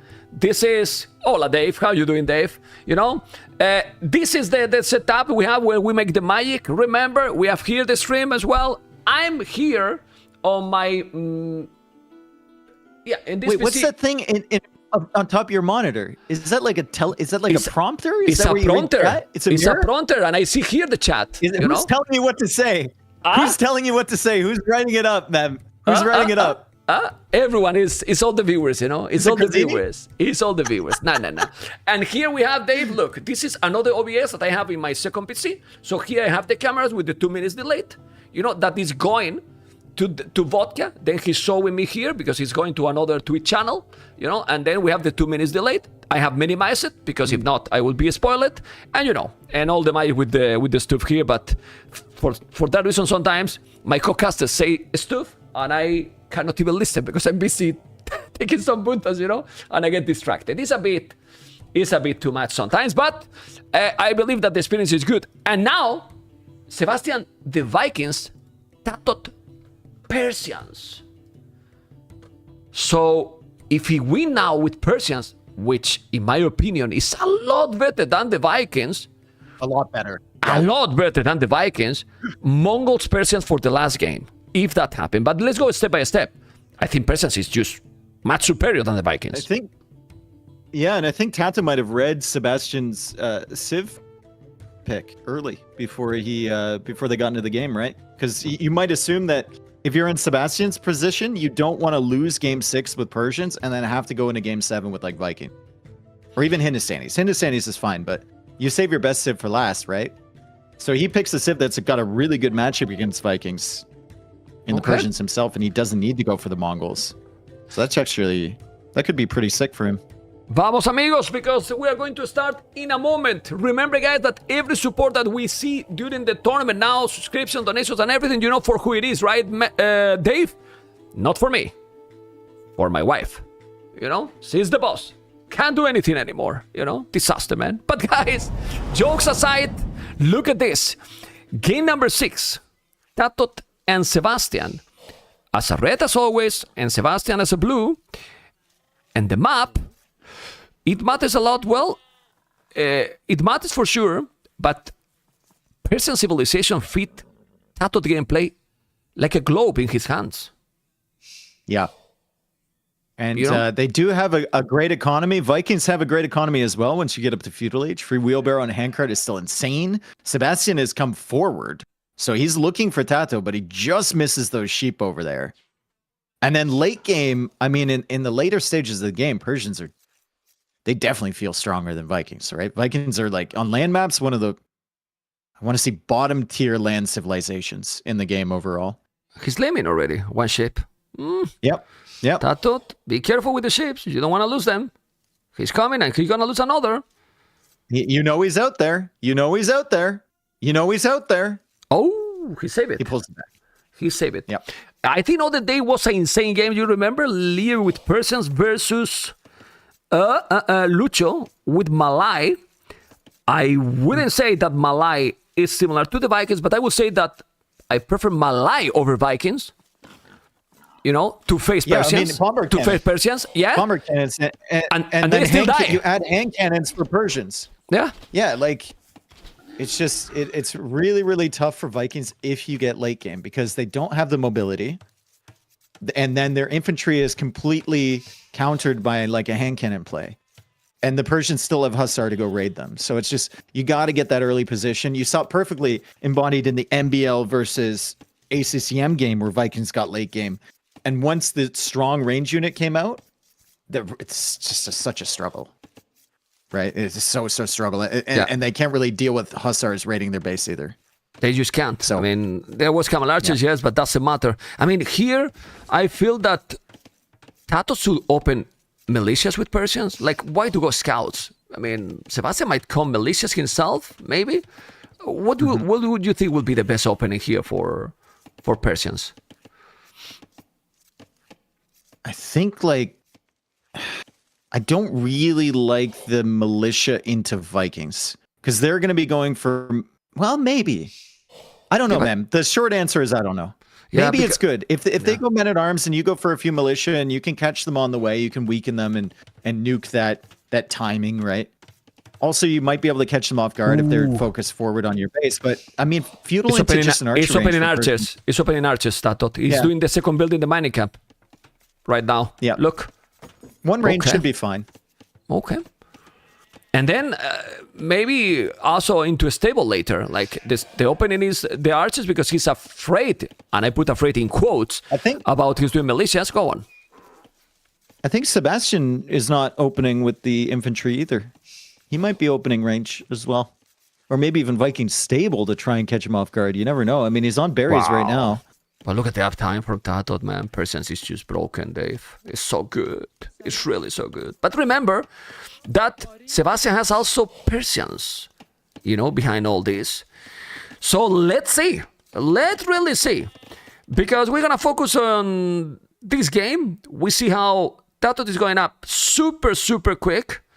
One volley on goal. He's going to go most likely archers. I would be surprised that it's something else. He's doing the barrack close to the goal because the goal is kind of exposed. He has one wood line at the back, which is nice, but the other two are forward. The wood for Sebastian a little bit better because he has two wood lines at the back, but the goal is forward, and the bear is on a side. The goal is very forward, actually, Dave, but he has two secondary goals at the back. Okay, I was wondering for a second if this was Viking stable, but it's Sebastian actually going to he's going to gold now. So it's just going to be an archer range, and he's just gonna secure his own base. This isn't the worst place or worst play for Vikings. You have wheelbarrow. You should have a really solid feudal age eco. Exactly. Right? Like just play defensive. If you're not going to go for the early infantry push, play a little bit defensive. You can match the eco from the Persians with Vikings with free wheelbarrow. Okay, need to really find the goal.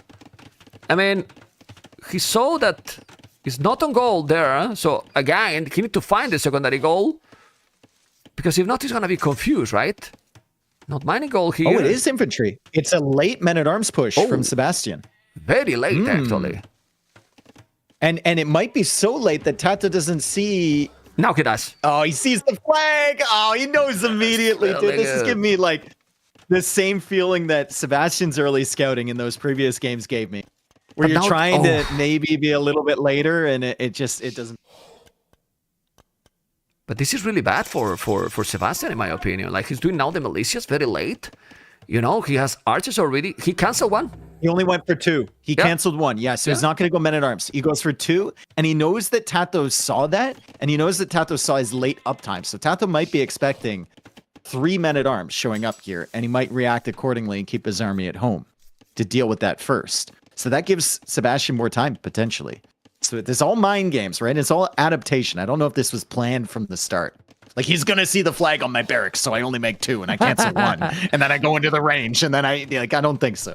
But how nice is it, Dave, Forces up the when he's already gained number 6, you know, you start to feel, when at least myself, when I'm casting, I start to feel different into the game. There's more tension, you know, that the way game more is so excited. important, Yes. more excited, you know, it's like, Yes. oh, what's going to happen? We won't gain number 7. There was fantastic yesterday, ACC and MBL, you know, was insane, serious. Okay, the archers are coming now. 2 archers forward, so he keeps something. Ooh, he's doing the tower. He's feeling the TaToH pain. calls his bluff. Yeah. Yeah, he calls his bluff. He goes for the small walls. Those villagers are very confused. He goes for the small walls and sends the archers forward. And I think he scouted the gold at the back. And he's going to sneak his archers all the way around. He did. But Sebastian, with that tower early, not playing greedy, he's going to have defense against that. So that's actually really nice. From really, really solid. Yeah, but not the wood. And the archers are there, and with fletching, it's gonna be annoying. You're still gonna disturb a little bit, and he's not gonna do any damage here. Yeah, I mean, it's good, but the wood is, he will have to evacuate. He will lose 1 villager if he stay there. Yeah, it's fletching. Oh, it's open. It's open also. He has wheelbarrow. He can run a little bit faster. Oh, yeah. He can chase after them faster too. And there's But- skirmishers coming over here. So Go he back. should be fine. I don't think he loses that vill either. I think that's nice defense from Sebastian. He delayed long enough for the skirms to get there. TaToH won't feel terrible about that because he forced out the tower. But like, he's going to feel pretty good about the lack of archers being at home to defend the men-at-arms because there is no men. It's just militia. Well, So they've read this really well, both of them. Oh, but TaToH 1 many title TC, it's painful to watch. 1 many title yikes. TC. Holy crap. How this happened with Persians. 1 many title Townsend, that's something that happens a lot to TaToH. It's true that with Persians, look how strong and crazy Persians is, that with 1 many title TC, is still pretty even. much the same village number, you know? Crazy, you know? Yeah. Really crazy. Yeah. Did Sebastian make Tone Watch? Because it's still too even. It's not time yet to... I don't think so. No, not Tone Watch, right? He didn't. Nope. It's just Persian TC. Yeah, crazy. The militias are dead. As you can see, they are going to die, better say it. Or maybe not. Pull the archers out of position. Yeah, pull them into the corner. That's getting value. He's walling up behind. He needs to delay. This is fine He's walling for Sebastian. It's walling all the map. Okay, yeah, but how many farms? 6. Look at the farms from TaToH. Double the farms from TaToH. So even with that minute idle TC, it is OP. Really OP. There's people come the supporting farms. TaToH. Yeah. With wheelbarrow. So these farms are going to be super power farms for Sebastian early on in Feudal. And this one's going to Castle Age. I don't know what you think, Mem. I think No, this no, one, no, I think it's this going, one's but, going to Castle. but the thing also is that he's going to Castle Age faster, TaToH, than the Vikings, or more or less, well, because now Vikings will start to boom his economy. You know, it's gonna explode now. You know, it's 20 farmers, man. TaToH has 20 on food right now. Seriously. Only 3 on come gold on. though. 4 on gold now, so it's going to take time for that. Gold to come in, and I don't see the market from him yet. Doing a second mining, I Sebastian think. feels like he should be able to click up first. Lost the scout. That's really nice. Killing that scout. That's really nice. So now he can scout the full walls. He can check out where the relics are. Still only 4 on gold. It's going to be... You know what, Mem? I think they're going to click up within 5 seconds of each other. Yeah, but the problem is that TaToH is gonna have like 900 food and no gold yet to go up. Yeah. Look, it's gonna be, yeah, that's not good. Oh, he did the scout. So both lost the scout. Yeah, you can see the goal is doing now a stable, but this is what I hated. He's gonna have the resources to go up, but he's not doing 900. I told you, it's even 1K. He's doing another villager. It will go up now after this villager, but you know, fine. it's fine. Yeah, but all the timing here is important, Dave. You know, like every second we have seen how close the games are, and well, Goldmine and Upgrade is on the way to Castle. Persians is just brutal. Persians is brutal, really. Horse Collar. Sebastian, drop off the food, drop off, force drop off, and you can go up. Dave, what about going forward? Persians now. Monks for Vikings are crap. If he's going now forward with the archers and one value forward to make a siege workshop, TaToH is in an excellent position. Just here, the siege workshop, you kill everything. No? I guess my question would be, why take that risk? True. Your Civ is going to get better the later the game goes, Yeah. right? And he's mining a stone already, so probably he's not going to do it. He's just going to go, save, and boom. I mean, with army, you know? But, yeah. Oh, baby. That's fantastic. Triple archery range by Sebastian. So he's going to go all in one TC, maybe? I wouldn't be surprised. I mean, he sold the stone. The Viking eco is going to be super efficient, right? I'd love to see him get horse collar before this next round of farms. I think that's really important. And then he gets handcart automatically. He could get heavy plow as well. He can definitely afford that second wood upgrade, and then just 3 archer ranges, and he's the one who goes forward with the siege. And then TaToH's on the defensive. That would make more sense, I think, for the Vikings than the Persians. Yeah, but although the resources for TaToH when he gets the castle, look at the resources there, 700 food. Jeez. And now he's going back right away, you know, because he was expecting to be quicker, you know. No, not the timing. Not the timing. I'm not going. He has still more archers, TaToH, than Sebastian, with only 1 archery range. That's brutality efficient. Question now is, ballistic or extra town center from TaToH? I think ballistic first, because you want to be able to compete in the middle. You don't want to lose that forward position with that gold, and then you go for the second town center. I'm probably going to be wrong here, though, Mem. We are casters. We are always wrong, right? Yeah. So, and even when we're right, chat forgets it about 20 seconds later. See, there you go. You see on the left. And who is doing ballistic is Sebastian. Actually, I think he might be doing that because he didn't see the size of the army from Sebastian, because he hasn't had scouting in forever. Oof. Right? He has like 1 unit forward, 1 scout forward. And don't dislike the knights and going to skill bar and armor, but with this amount of archers that he's doing, and if he's doing ballistic, but he see that's really important. Siege workshop, I like the setup for TaToH now. I mean, the crossbows, siege workshop, you know, make the siege workshop as quick as possible. Then knights, remember, +2 extra against range units. If he's matching few knights, it's gonna be domination, but don't lose that villager. Go back. Yep, he's not doing it. The knights will come. This is tough. This is really tough for TaToH once ballistics comes in, because the crossbow production is going to be there. The siege workshop is not up, and I think he's kind of wishing that he didn't invest into that second town center now. But like I said, he didn't see the numbers, and he's in a horrible spot over on this side. Fortunately for him, the knights are coming in, though. He's going to hope to clear this army. Sebastian can replace his crossbow army faster. And look at this. He clears all the crossbows from TaToH. First armor upgrade is in, but Bloodlines isn't in, so I think he should be able to kill another knight. And then more crossbows coming forward. But you can see how the knights kill the crossbows so fast as well for the extra bonus. You know, they are so strong killing those units. They just died with 2 hits, basically. So he killed also a lot. He doesn't have that much crossbows anymore. And he has already now Scorpions arc incoming with a second town center. But I feel that if Sebastian is not doing soon another town center, he's going to try 1 TC only. I mean, it could work. He's going to need some siege forward, right? The crossbow number, he's been able to reproduce them really, really quickly. The Scorpion won't get a ton of value here unless TaToH goes to repair. Right now, he does. That exposes the villager a little bit. Good micro from Sebastian so far, and he should be out damaging the repair vill. Oh, he pulled away at the wrong second. Oh, no. Uh-oh, but now there is a second Scorpion. He lost it. Okay. He has the tower. Still, is not sure if that one TC can work with the economy. He's mining a stone too, so I guess he's going to make extra TCs. But the longer the game goes, probably TaToH will be able to have a better and better economy, another TC. And then the question is, into what? More Scorpions? Will make maybe double stable or triple and mass knights? The food is still...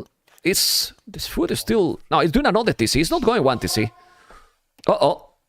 That TC is not going to be second town safe. Center, that town center for TaToH is risky. That's the term we would use. Very risky. And he's going to have to back away from that. Ballistics is in for these crossbows. So I don't think that town center is going up anytime soon. He'll need to bring the siege over there. So Sebastian expands his eco and delays the eco expansion from TaToH. Okay. That's good for sure. He's coming forward with something. He's going to build something on the right side because I see a building on the right, Vodka. Can we check it? Blue. Is there with an... Oh, he's doing outpost to get information. Okay. But this is not good. Oh my God. 3 Scorpions. And they've loud like an evil guy because he's an evil, you know. He wants to see the blood, right, Dave? And we see the blood there. That was a terrible moment for Sebastian. Yeah, it's not good at all. I mean, he was looking clearly at home. He wasn't looking at his army forward. Dude, man, I keep noticing this. Like, this is such a Viking eco right here. He's had 12 villagers on food, and now he's able to produce from both TCs, get his upgrades, and he sells 400 wood in the, or 400 food in the bag. But I don't know if I like what he's doing. He's gonna go knights. If he's doing now army himself, TaToH is gonna do army as well. He's doing more and more knights, doing scorpions. He has 2 monks as well. Sebastian has 1 relic. But for this Castle Age battle, I prefer Persians, Dave. It will get eventually better army, I guess. Obviously with the upgrades for those knights. And he needs bloodlines, chambered armor, you know. There could be, if he kept up with the crossbows and then get some siege on the field, he could get a sick Imperial time with a forward castle. And if he goes to knights, he's going to really delay that. Like, really, really delay that. And he's going to delay get the castle up at the front side of TaToH space. Dave, he's delaying that because he's doing a 3rd town center, and now those Scorpions are going to have ballistic, which is a big change for TaToH's army. Don't know what you think. That's big. Yeah, ballistics is going to be thick for the Scorpions. Like, for the Scorpions alone, it's going to be really good. He's not really protecting those. So all it takes is, you know, a couple knights to come out or maybe a mangonel or something to patrol over there. He might be in trouble, but fortunately for him, the army isn't close. Another stable and potentially more knights here from Sebastian. The eco is, the res collected is super close, man. It's the same. Close. It's wheelbarrow and handcart for free. It is the same. Versus the Persian town centers. Like, it's really, really even. He's taking the outpost. Chambered in armor, Dave. He's knights with +2 already. 6 Scorpions. He need to be careful. He's coming with some knights as well. But he has monks. Both sides got monks. This is a lot of army for Sebastian. A lot of army. But the army value is still more for Sebas. But TaToH is getting closer. The Scorpions are there. And the monks from Vikings are cuckoo. They're crap. Kinda. He's gonna lose. The ballistic is having a big value on those crows too, but he's dodging the arrows. He's gonna heal now maybe that knight. He will. And this is chambered in armor, but oof, I don't know, man. Ooh, Mangonel is coming out too. This is the Scorpions with ballistic. Look how they even take the knights with mobility. It's crazy. Uh-oh. No. This could be tough for TaToH.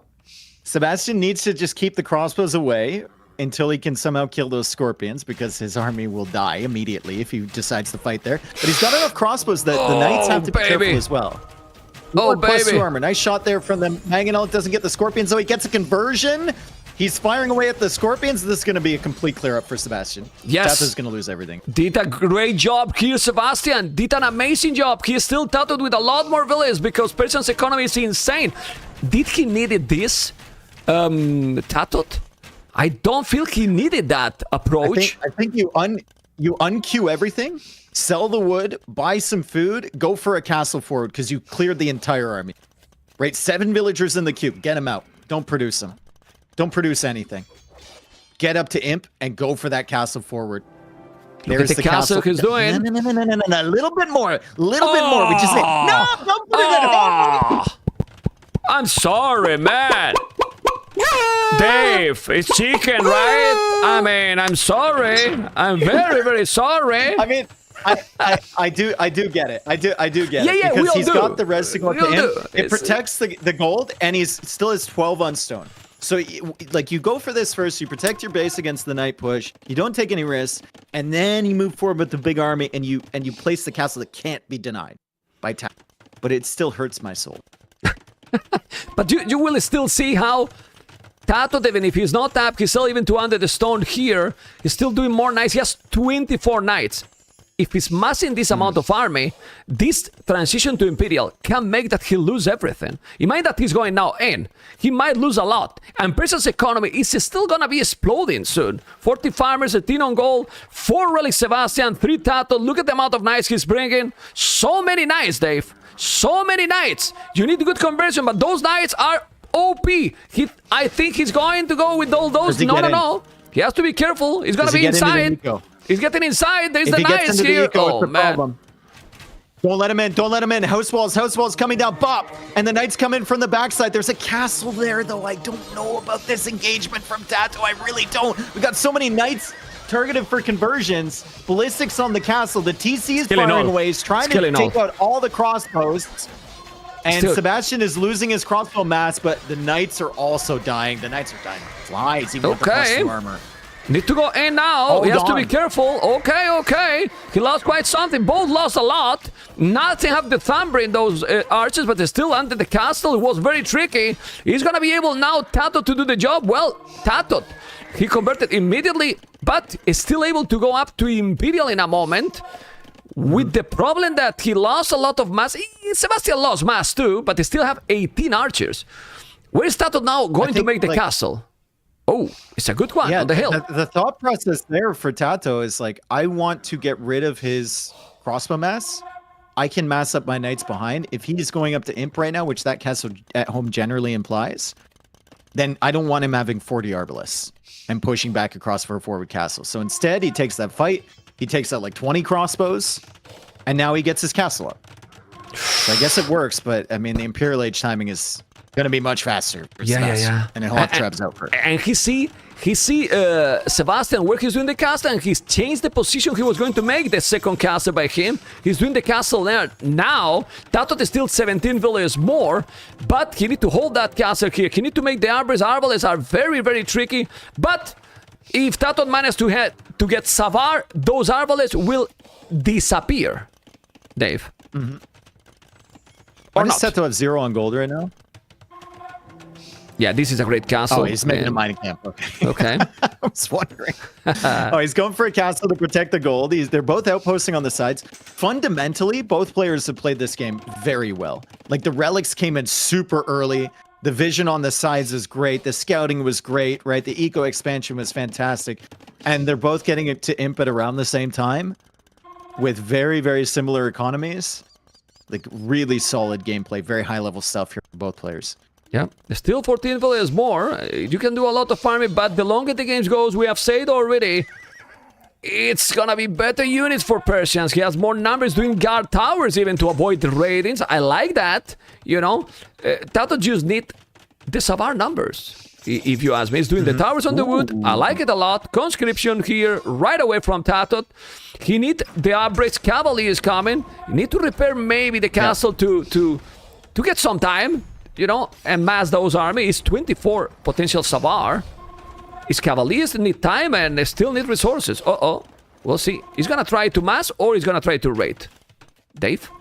I like the guard tower defense over there is really good against the Arbalest raids. That's really the only threat.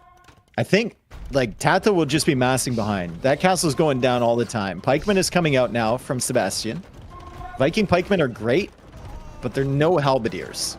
Yeah. Like, even, I'd rather take Tatar halbs over Viking pikemen. Always. Anytime. Anytime. They Like, time the bonus. it feels so much better. Yeah. It's the bonus they have. But look at the other tower here. It's fantastic. It's really good. The towers really kill the archers.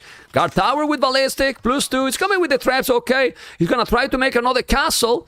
But if he's spotted at some point, you can see how the archers just melt, Dave, against the Cavaliers. And he has 32 already, Dave. 32. This is a great setup, though, from Sebastian. I For know sure. he's got Vikings. I know long term he's probably going to struggle, but like he is just pushing through the center. He's almost daring TaToH, come get my army. I know you don't have enough yet. And then he's securing the hills on the sides. All of the extra resources. And when you looked at what MBL did wrong in that Vikings game yesterday against ACCM, he stayed in Castle H too long, didn't take advantage of his imp timing, and then he went with all of his castles forward. And he had nothing to defend. Right? Sebastian has a lot better of a setup. He does need to get pikemen up with those arbalists, though, because things are about to get a little difficult for the Trebs forward if the Savar comes in. The big problem. What is the big problem here for Sebastian? Well, first that he's getting raided some villages here. But the second one is that he has right now 1 pike on the field. 1 pike on the field. TaToH is doing another TC here to avoid the raiding. He knows that if you get the Savar, it's gonna clean all those Arbalists and Cavalry and Trebuchet. I don't know if you agree, but the Savar there... He's just lucky those stables at the front aren't researching Savar. I don't know where that tech is coming in, but the stables are going down. You can click in He's that. just lucky it's not You one can of click those. that. Is that one at It's the back? one at the back. Okay. Is there one at the back? Good. Is there one at the back? Is 44 Savar. 44 Savar. They're gonna clean everything, Dave. And now TaToH is doing the trades because he knows that if he clean, he will have to go and try to push as quick as possible. Otherwise, he won't have any map control. Sebastian, 200 population. TaToH, 175. But that numbers in population, if TaToH is sending now 48 Savar coming with half from the north, another half from the bottom. My God! Oh, the sandwich is gonna be amazing here. Dave, you scare me, man. I'm gonna need the doctor after this one, but he's killing everything. Everything. Oh, that was the super flank. The super flank from can we attack? No. Okay, I mean, he's killing everything, man. It's killing everything. Doesn't matter. I mean, the armor they have. Select 1 Savar vodka and show the viewers how much armor those units have. They are insane. Insane. And they are paladins on steroids. Check the population now. And now, if you keep going and killing all the castles, how do you stop this? Remember that if TaToH is winning this one, Sebastian will have also Persians for the next game. But not against the Vikings, because TaToH might be able to pick Mongols. But that if this game finish, because definitely Sebastian is going to keep trying. Now he's going to do Chieftains and the +4, but still, they are not halves.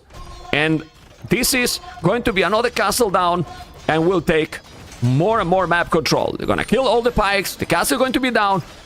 Is Sebastian able to come back here, Dave? I think it is possible.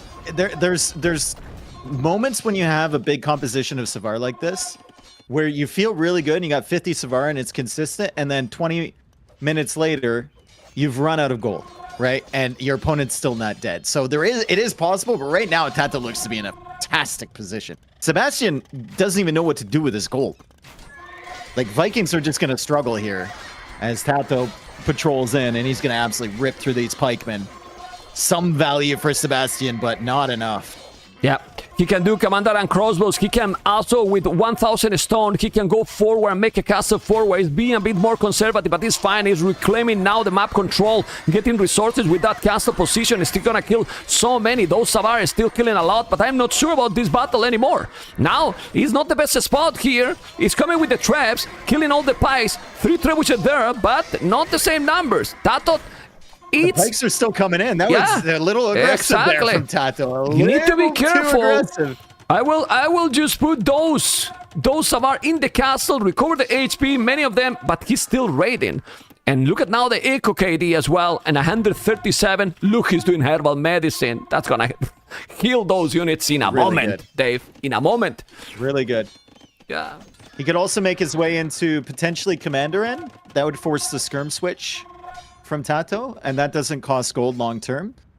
He could get citadels as well. That could be a great tech long term for these castles. Yeah, but he only has 2 of them, and there's not a lot of stone around. I think. Okay. Most of it's been used. Herbal medicine usually works if you put the units in the castle. If you don't, gonna be complicated. Is this elite berserker? Ooh, elite berserker.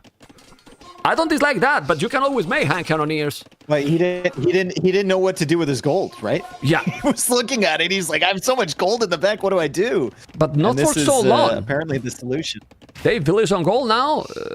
Nothing. Those villages should be fixed here. And now delete the mining camp. And again, this army going to be gone. Problem with the Vikings. They are cheap units. 200 population for both. Doing another castle at the back. I think those pikes are gonna do actually pretty good over here. Decent value. Yeah, and they're missing upgrades. Dave, they're missing 2 upgrades to attack. You know, 2 attack bonus.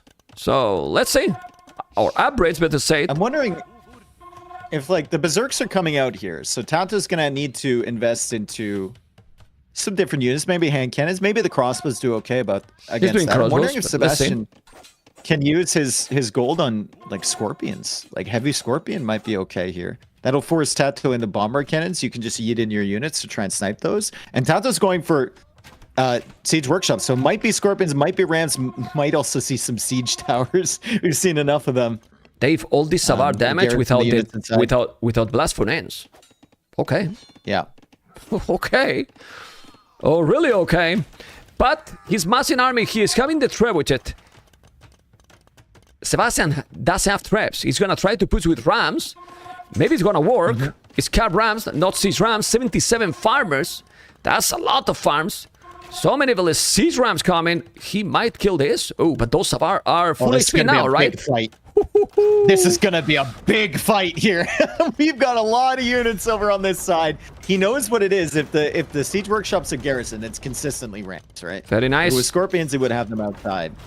And there's Citadels for TaToH, so that's going to be a really nice tech for that castle. It's going to help a lot, Dave. It's really going to help a lot, especially against that. He's doing the armor, chemistry. He's going to have all the upgrades right now. He can do bomber cannons or hand cannoneers, both with the 200 population masonry, doing all the upgrades. With a good micro, should hold here TaToH with these units? I believe so. Yeah. Let's see. I mean, I guess it's just what value you're getting on these trades. Right? If you're looking at Sebastian's POV and he's got the Rams coming in, he might be able to kill the Trebs. The Savar are killing everything there, but all of the Trebs are going down. That's so satisfying to watch the Siege Rams work. Did they kill him? Yes. They kill it, but not all of them. And now we see hand cannoneers, still army numbers going lower and lower for who? For Sebastian. Sebastian has 78 on foot. 10 on gold, but man, he can spam forever. The queue is huge there with the skins, with pikes, with berserkers, with everything. TaToH need to push, so, but he's gonna make another castle on the left. It feels that it's getting round of options, Sebastian, because it won't have mobility soon. Ooh. Well, he doesn't have mobility anymore, and that's more map control for TaToH. Are we gonna see Dave gain number 7, or Sebastian El Uruguayo will be able to finish the series here? I think with 7 relic map, like this game will go on normal or a little bit longer than normal, right? And also securing that gold is really great for TaToH. He needs gold. He needs more Savar. He needs to keep pushing. And if you can't push on the right side, which he's determined he can't, he needs to switch it up and go after another castle. It's 1 castle at a time. You get rid of them, then you can raid. You can switch into like Hussar or something like that. You're not going to get fired on by those castles as you go by, and you can start killing the vills. That trap is gonna go down. It's unprotected. Not what you want. Not what you want. Definitely not.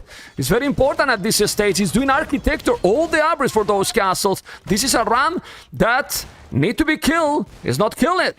I mean, you have the upgrade that is not enough to kill the rams, and there is a lot of units. So much going on, Dave. So much going on. I feel bad for Vodka, for the observer. I mean, I think at this point, Sebastian needs to delete some vills. Yeah, like, you need less with the Vikings. Oh, good. TaToH's going to do it for him. Awesome. He needs more army, right? Like, there's no way the Persians making Savar should have more military population than you. That's one of those things that he just needs to balance out. Also, 82 on food for Vikings. Jesus. Like, what could we possibly be using that for? Checking, right? Checking capturage, the value of TaToH army right now. It's insane. It's almost double. It's almost double, you know? And 45% is gold value, you know? It's crazy. It's crazy absolutely right now. Anyway, crop rotation, doing the guilds. He has a lot of resources in the bank, Sebastian, but Vikings are running out of options. You can spam a lot more army, but as Dave mentioned, if you don't have more numbers with weaker units than your opponent with gold units, Dave, it's so difficult.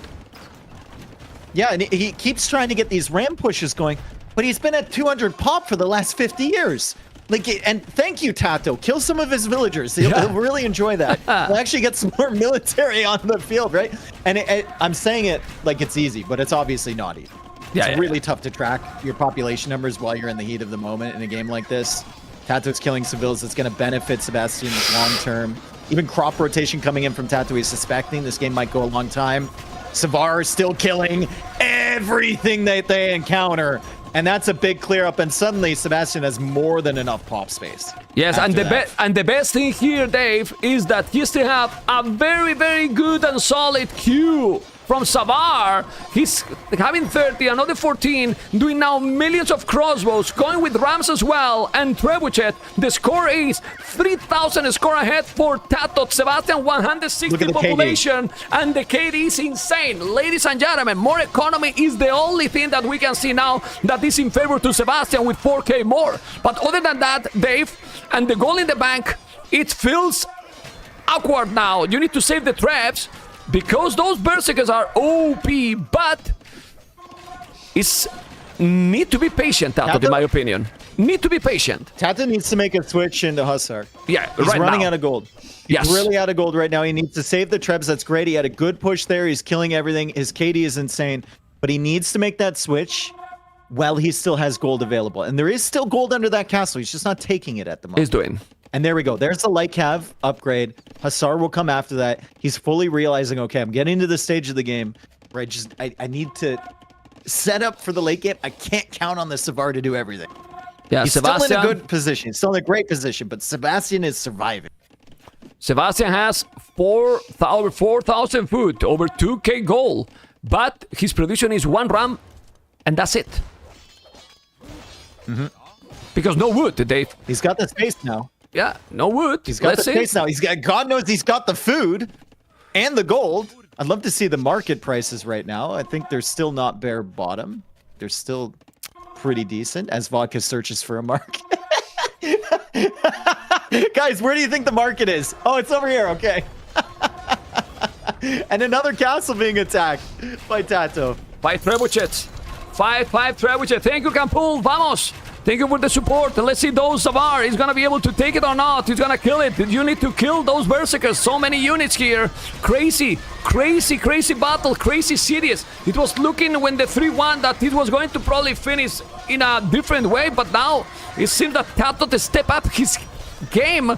And is about to force game number 7, Dave. Because he has 1, 2, 3, 4 castles. How the Vikings can now rate economy from TaToH. It's tough to know, right? It feels like we've seen a battle like this 4 separate times. Yes. And then every single time, we got more units coming in. And this is the key for Sebastian. He needs to whittle down the Savar numbers and get TaToH to a point where he's out of gold. And the key for TaToH is just clear up the castles one by one. So he has nothing defending his base. So when you finally do get to the stage of the game, if you can finish it off now, where it's Hussar, you've got opportunities to raid. And he's doing a wonderful job. And he's killing the production buildings now. Like, Sebastian is back to 200 pop immediately. Crazy. Well, Crazy. But, like, how is he going to finish the game, Sebastian? Yeah, TaToH that's the has issue. a path. That's the issue. Well, And now, kill the trap. TaToH is having 68 farmers for the Hussars approach here. You know, you cannot raid at all. And we don't see those 5K resources anymore. Little by little, and look how those castles are like span towers, basically. Killing everything. Killing everything. Oh, man. Yeah, 200 pop is still. All 5 trebs get taken down. That's crazy, man. Wow. That shouldn't happen, Great right? value. Shouldn't happen. Nope. It really shouldn't happen. No, now Harson maybe want to kill with the military the buildings. Still, it's fine, but it's still Sebastian need 110 villages, Dave. He need 80 army. even late game, no castles, no gold, I still like Persians better. Like Hussar is just, if you don't have Hussar in a late game, no gold situation, you're going to lose. Like you're just going to lose. So if TaToH gets the food eco set up, it's going to be a really hard slog for a Sebastian to make this work. Even if he has siege rams and whatnot, you can just YOLO your Hussar in. You have 80 on farms. It's fine. Okay, he has to be careful. It's true that Sebastian still have 3 castles yet, but he's not pushing, he's not doing traps. It's coming now with the rams. The Savars are there. This is a lot of infantry in this area. But now the Hussars are starting to raid. Archers are coming. Hussars and rams are coming as well. Both are attacking each other. Those Savar might not be enough. He's trying to kill the... He can't kill those. He's gonna take this castle. Yeah, right? Really nice job there from Sebastian. He's gonna get raided at home, but he has more than enough villagers. He's got a lot of pop space back there. That castle's gonna go down. He's gonna lose a lot of villagers if he's not careful here. Dave, these can be, as you said, can be very painful. The Hussars can kill 100 villages in a moment. Like, really? What's going on lose this castle over there? Does TaToH have siege rams on that castle? Oh, over yeah. on the Oh, north yeah. of his Oh, own? yeah. He does! So they're both taking out castles. I don't think Sebastian can save this. No. This castle definitely not. He's gonna take it down. The castle is already down in a moment. There you go. It's down. It's worth it, those rams. 0 villages on gold for both. Shoppers! Shoppers now from TaToH. He's now trying to come here, but no problem. He's closer to his economy. And the rams are dying. The rams are dying. Okay. Big fat ballerina. Oh, you the castle with more the holes also is still surviving, and now he's gonna come with more Savar. If he's not taking this castle, he has invested so much, and he's taking what? Dave, nothing. Literally does he nothing. Kill it, though? How much HP does it have left? There's raids are going crazy for TaToH as well. He's still got the crossbows here. It's 120 builds to 124. The castle lives. The castle is still standing, and he took out the castle from Sebastian. TaToH is absolutely gaming right now. Let's go. Well, ladies and gentlemen, King of the Desert, round of 16, tomorrow quarterfinals, and this is only gonna be getting better and better and better. This is Dave, but you don't know who is co-casting. Of course you know Dave, co-casting here in this brutal series, and like we said in the start, Dave, we cast together. Game number 7. It always warranted, man. Always goes like. Yeah. Yeah, it's not the first time, I need to man. plan like 4 hours. Yeah, I it's know. not the first time. It's not the first time. It's lucky. It's some lucky going. And look at those siege rams. Ready more and more. 200 population. He has a lot of food. But 42 Hussars in the queue for TaToH now. How do you stop and the mobility? 76 on food. You know? And he has a range unit. He has crossbows that don't cost gold. They only cost wood. So it's hyper efficient for him. And Skirm Pikeman might beat this comp in an open field when it's only fighting army versus army. But when you have the raiding potential of the Hussar and the mobility of the Hussar, Sebastian can't really do anything. He's got the Berserks, but they can only be at one place at one time. The Hussar can be everywhere. And these crossbows are underrated, man. They are doing an insane job. Can we check Vodka? Really all good. those crossbows, how many units have they have killed? Just those crossbows? It's probably like 40. It's man. about, yeah, 51. Yeah, About 51. that's pretty sick, you know? Pretty sick. Still going. Those are the relics. Those are the relics. Those are the relics. If we drop the relics at this point, when there is 0 gold, he's gonna drop the relics. He's gonna drop it. He makes another monastery. Yeah, well, Yeah, but you don't have gold, Dave. You know, like 100 gold now is, you know, is a lot. It's pretty sick. Also, it's really tough. Like no gold, 7 siege rams still for Sebastian. So I don't know if he's keeping that's those nice. like in reserve. It is really nice, but if you don't push that castle, any of these 3 castles from TaToH, which are holding these hills, your wood situation is going to look real bad soon. Oh, you can man. already see he's sending all the builds out here for this wood. I don't think he has any at the back of his base. TaToH is controlling 60-70% of the map right now. Like, this Well, is check Dave, check the Echo KD right now already. Yeah. Check the KD in total. 800 unit kill for 477. It's not double, but getting there is crazy. And it's surprising how Sebastian is still with that amount of population, you know? 6 villages on wood, Dave. But the Rams Here are it comes. coming. Nick up baby. is like, see what I mean? I wonder if we get a similar message from Sebastian at the end of the game. Yeah. It's It's repairing with 2 villages. He's gonna take the Rams or not. He will take one of them. Those Berserkers are very, very annoying. 42 Berserkers, you know? It's not a joke, He's not gonna kill it. He's not gonna kill the castle. No? Oh, the Shepherds is helping. I have a feeling he's not going to. Is there anything inside? Okay, he might. He might. Yeah, he's gonna take it. Surely, right? Okay. It's only 2 villages and they kill the Rams, man. Yeah, he's gonna take it now, but again, he keep coming and raiding. Population, both 200. Well, Sebastian 195 because he has no houses. He did the castle. He took the castle, still raiding a lot. The problem is, for how long you can remake farms and make units when you have 0 wood in the bank, Dave. 0 literally, and basically no village on wood. It's so difficult. It's really difficult. This is a good push, though, from Sebastian. You need to pull the army from TaToH away from raiding your base, away from raiding your wood. And the siege ram push is a good way to do it. You force all the army over there, and you force them to fight your berserks. Because right now, TaToH doesn't have much of a solution to that. That's good. Ejecting the relics again. As the Rams will go down. Once the Rams go down, you can kill the berserks. Yeah, if those Rams are going down, he has the archers, he takes the tower as well. You need to focus on those Rams. How many Rams are alive? Only 3, only 2, only 2. Very soon it's gonna be even less. The Berserkers still, man, those Berserkers never die, Dave. They don't die. I agree. you could have said that in a calmer voice. But I'm surprised. I cannot. Oh my God, again. They don't. They heal up over time, too. They're healing really fast. I think it's like 30 HP per minute. Like, they heal at an insane rate. Crazy. Okay, chill now. Not more screaming. All safe. All quiet. Okay, Nilly, you can calm down a little bit, all right? Go back to being men. I'm back here now again. There we go. Anyway, look at those. Lumberjacks here is still with those relics. 200 population. Sebastian now drop it to 167. He's still trying to do the job. Berserkers numbers drop it dramatically, Dave. It's not 40 anymore, and we have only 17. He's 7,000 food. He's gonna be housed soon. He's housed because he lost the castle and he's losing houses right now. So that hurts as well. His production. He's gonna lose another one over there probably. Massing up again, but the push has stopped and there's still 3 castles protecting for TaToH. And what's the wood situation looking like for Sebastian? There's like nothing in his base, right? It's all in the left corner. It's the left area. Can't take the right corner. It's all this. It's all this. Yeah. It's 58 villages on wood on that area. But he killed one castle, but yeah, it's 6,000 score ahead now. We have seen crazy comebacks in this game, but usually when the one with mobility units, right, Dave? And it's too awkward here. He's chasing shadows all the time.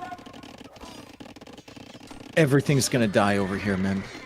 Sebastian needs to get his army over here. Stat. He needs to get everything over here, and he only has 17 skirms as well.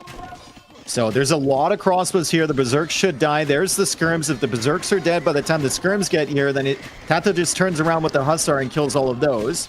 And then the crossbows kill his pikemen, and then more hussar come in, and then all the villagers die. And it's not going to work out. That's what I'm trying to get at. It's not going to work out. Yeah, and Dave, he is still without the relics. He is still without the relics. 4 relics that is still bye-bye. He's coming now with the pikes, but the relics is still... They're gone. No gold to make now. The monk, I mean, he could sell some food, you know, and yeah. Oh, he's walling. He need to wall. It didn't wall. The pikes are there, being annoying. Okay. The hussars are still killing more and more. They're coming from a very long way away. Maybe need to add in some more stables a little bit closer, right? It gets kind of awkward. He only has 16 hussars on the field. He has 24 vills in the queue, TaToH. Maybe we need to calm down a little bit on that. Why 136? It's crazy. 70 hussars in the queue, but then you are with 136 villages and you're still doing 24 more villages. But this is happening it's automatically because he's getting raided by those pikes. Doesn't make any sense anymore. You know, now TaToH has too many villages, too little army. Still Sebastian with less population. Go on, Dave. If he has sappers, though, like just send him into the eco. Right, if you notice this population disparity, you still have 141 vills. If you send your eco from like the right side, just even kill houses, kill anything, right? Force them to move over there and kind of try and counter you. The crossbow mass is a little bit low now. Berserks are still getting value, and the relics still haven't been fully picked up from Sebastian. He only has one. Yeah, I really believe that it feels kind of impossible for Sebastian to come back here. I might be wrong, you know, but it feels so difficult. TaToH keep going with 83 farmers, 62 for Sebastian. More and more Khazars going. In these situations, we almost all the time see the Khazar civilization success. Ram push on the right from TaToH. I think Ram push on the right from TaToH. He's going to push the main base. Yeah, he's coming here. Yeah, he's coming here. And we'll take the relics again, and we'll go with more army. He's still ready. He has killed already 200 villages. Look at where Sebastian is focused. He's all over on the left side, because that's where the army was coming in. And then TaToH mixes it up and says, oh, your army's over there? Okay. Meet you back here in 10 minutes when you finally join me. And he's going to kill a lot of farm eco and a lot of buildings over here. And houses. Maybe the monastery again. Yeah. He will. There's the castle now closer to the monastery. That's the only good thing. Still, if you take this castle, it's going to be deadly. Now he's moving again, but this is what happened. He has to go across all the map with those slow units. You know. And then TaToH comes back on the other side. Yeah. Oh, but killing the farm is not important. Okay. Still, Sebastian is staying with 200 population all the time. Crazy. Really crazy. But now Sebastian has a problem. He has no siege, Dave, anymore. He has one trap. So you cannot push, you know. You really cannot push. While TaToH has 2 rams and 7 more in the queue. You should be careful, you know, a little bit. 73 farmers still going. It do more bar. I think TaToH is missing military production, as you mentioned. Military buildings. He has 80 Khazars in the queue, man. Just forward. 80 Khazars in the queue. Yeah, but they're all back in his base. Yeah. So by the time they get there, it's like Sebastian's really condensed with his production. But I like this. TaToH pushes on the right. The Berserks come over. And then what does he do? He goes back to the woodline on the left. If he can get all his Hussars over here, it'd be fantastic for him. Sebastian queues up more vills. He still has 6,000 food in the bank. But TaToH has almost 5,000 with 84 Hussar in the queue. Yeah. So it'll take a long time. How much food is that? Yeah, how much food is that? Pfft, insane. Still killing. Still killing more. It's 10 siege rams in the queue, Dave, and he cannot make them because he's pop limit. Yeah. He cannot make them. You know, pop limit right now. How much wood is left for Sebastian to take? I think this one. And it's the one in the corner. The one in the left corner is the only one he has, I think, and maybe another one a little bit further forward than that. That's it. Yeah, now he's losing few villages here. I don't know if he noticed. Oh, all these archers without the last armor the whole game. That's nice. Oh, wow. Yeah. That's crazy, I didn't even man. see that. That's I guess crazy. It does make a difference a little bit against the pikes and the berserks. Against the skirms, maybe not so much. Well, another siege ram. Siege workshop, sorry, finally. Need more stables. 90 Khazars in the queue, but only 25 on the field. Gonna lose few villages. If he loses those villages, it's gonna be good. Now Sebastian handed 14, and then he's having more army, yes. But it's gonna be the same from TaToH. Please, TaToH, don't make more villages. You don't need them. Heavy Scorpions. Is Heavy Scorpions needed at this point? Maybe. I mean, he has the gold. He's not using it for anything else, right? He's got some siege rams. The Scorpions, if he masses even like 5 or 6 of them behind his Stable from the Vikings. I love it. Be good. You know. Oh God. They're so crap. Well, he knows he's running out of wood soon. He does have crop rotation, so his farms are gonna last a long time, and that's the only thing he can think of to do. Okay, he has recovered the rally. Yeah, light cats with +2 armor, no bloodlines, no husbandry. They are slow light caps, but still 78 army, 64. Let's see how many light cats he will do when his opponent has 75 Khazars in the queue. I'm telling you, this game will finish when they lose a little bit more villagers, and then one can be able to mass more and more army. Now TaToH has 77 army, which is solid. Those Crobos are about to be bye-bye, but the Crobos can be remake it without gold cost. 70 army, 55. I think he's going to the right side. Yeah, on the right side, what is he attacking? Is it with rams or what? He's got a ram there. He's got one ram some and crossbows. Okay. Taking out the houses slowly, just slowly getting the map control over here. There's nothing of value, really, other than the buildings. It's completely barren. There's absolutely nothing over there. And I think Sebastian moved the relics back further in his base. Yeah, they're pretty far back there. Ah, there's a monastery north of that ramp. Is there on the Yeah, there it castle? is. Close to the castle. Yep. Here it is. It's light cap now. Light caps from the Vikings should melt against anything, you know? They're really bad. And TaToH's building up the Scorps. He's building up the Scorpions. He doesn't want to send them out one at a time. That's sick. He's going to slaughter that Woodbot. Well, the lights are there.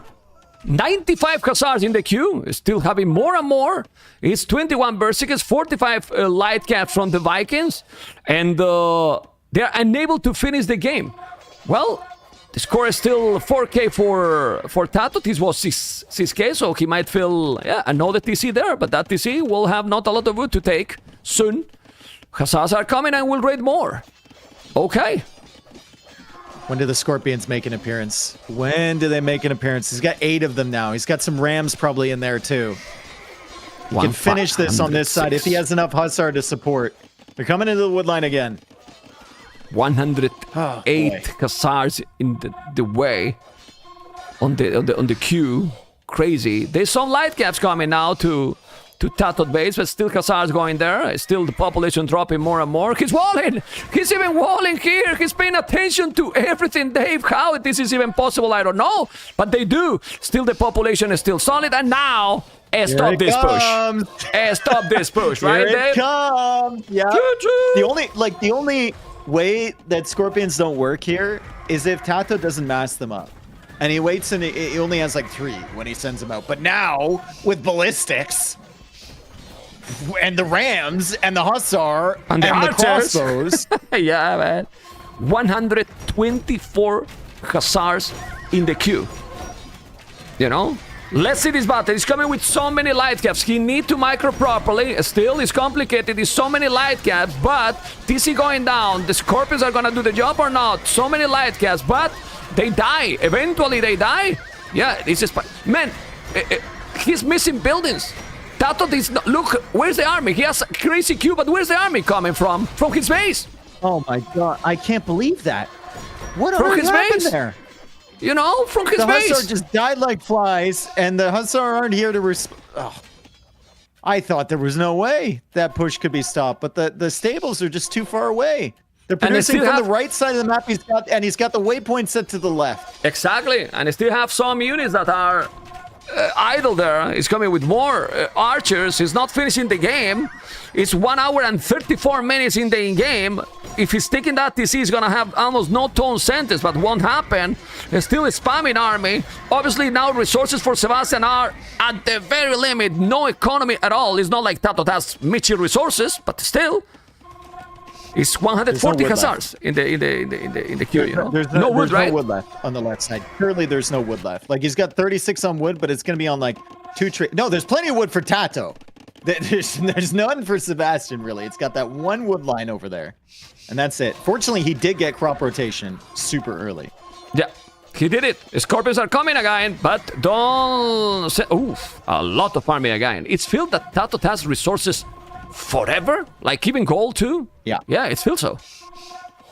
Okay, Yeah, so look if at those those. light cap can't kill the Scorpions deal with the Berserks, and then the Rams kill everything, and the Hussar come in and raid. But the light cap are going into the back of TaToH's base right now. Okay. So you might lose a lot of vills, but he's No, got Khazars are 140 there. Hussar in the queue. Never mind. Khazars are there. He's fine. Khazars are there. Where's that elephant? I'm curious to know, where's that elephant? There's one elephant in the game? He's been on the field forever. It's in the Yeah. castle, probably. It's in the castle? No! Or it's hiding behind It's somewhere. chilling, Oh, man! no. It's chilling! Anyway, guys, I think now the population is dropping more and more. We see 7th... Oh, the elephant is moving! He listened! Okay, 7,000 score difference. Now, pushing a little bit more, killing buildings. Look how it's getting more and more map control. 160 population, losing So some crazy. villages. Let's go, baby! Go elephant! On the left, the push is real here. This is a real push, Dave. And he needs to protect those Scorpions. The Khazars are there. The archers are with the Scorpions as well. 73 farmers. 1k gold in the bank for Sebastian. But those light caps will die or not. And then, in mind that... Well. What happened, man? Oi, oi, oi. Crazy games, man.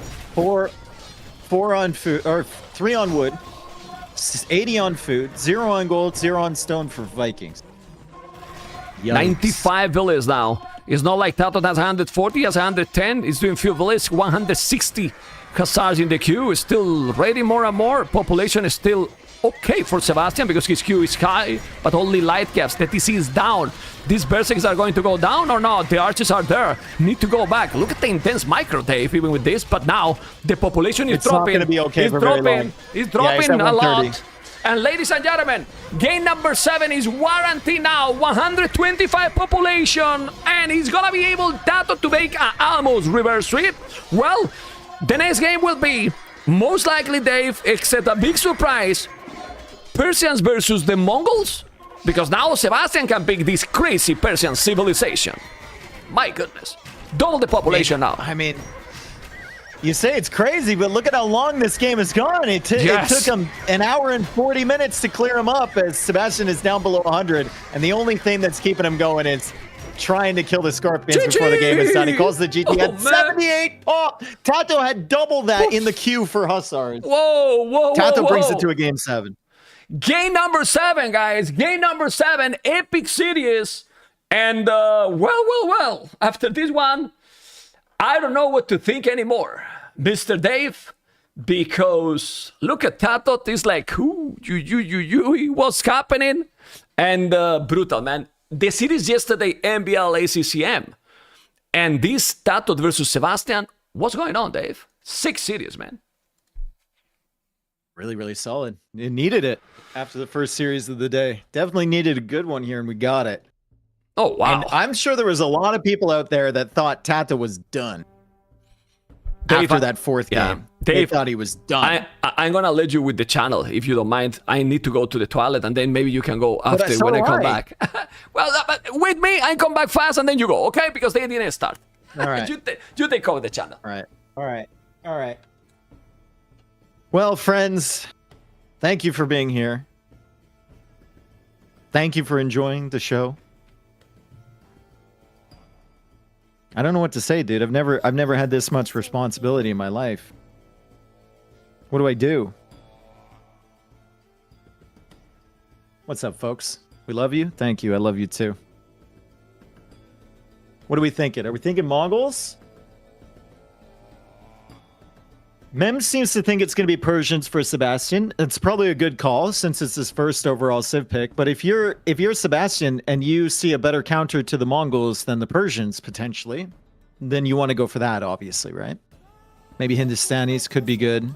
Don't think Huns are really that great. I think Persians, Mongol should be solid.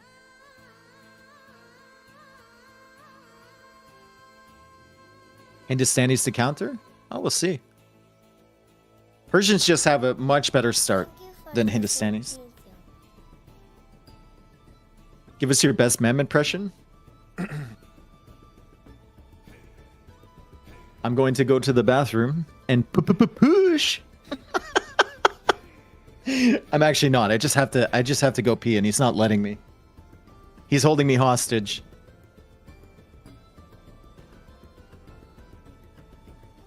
Ew? Sorry, dude. We're super comfortable here.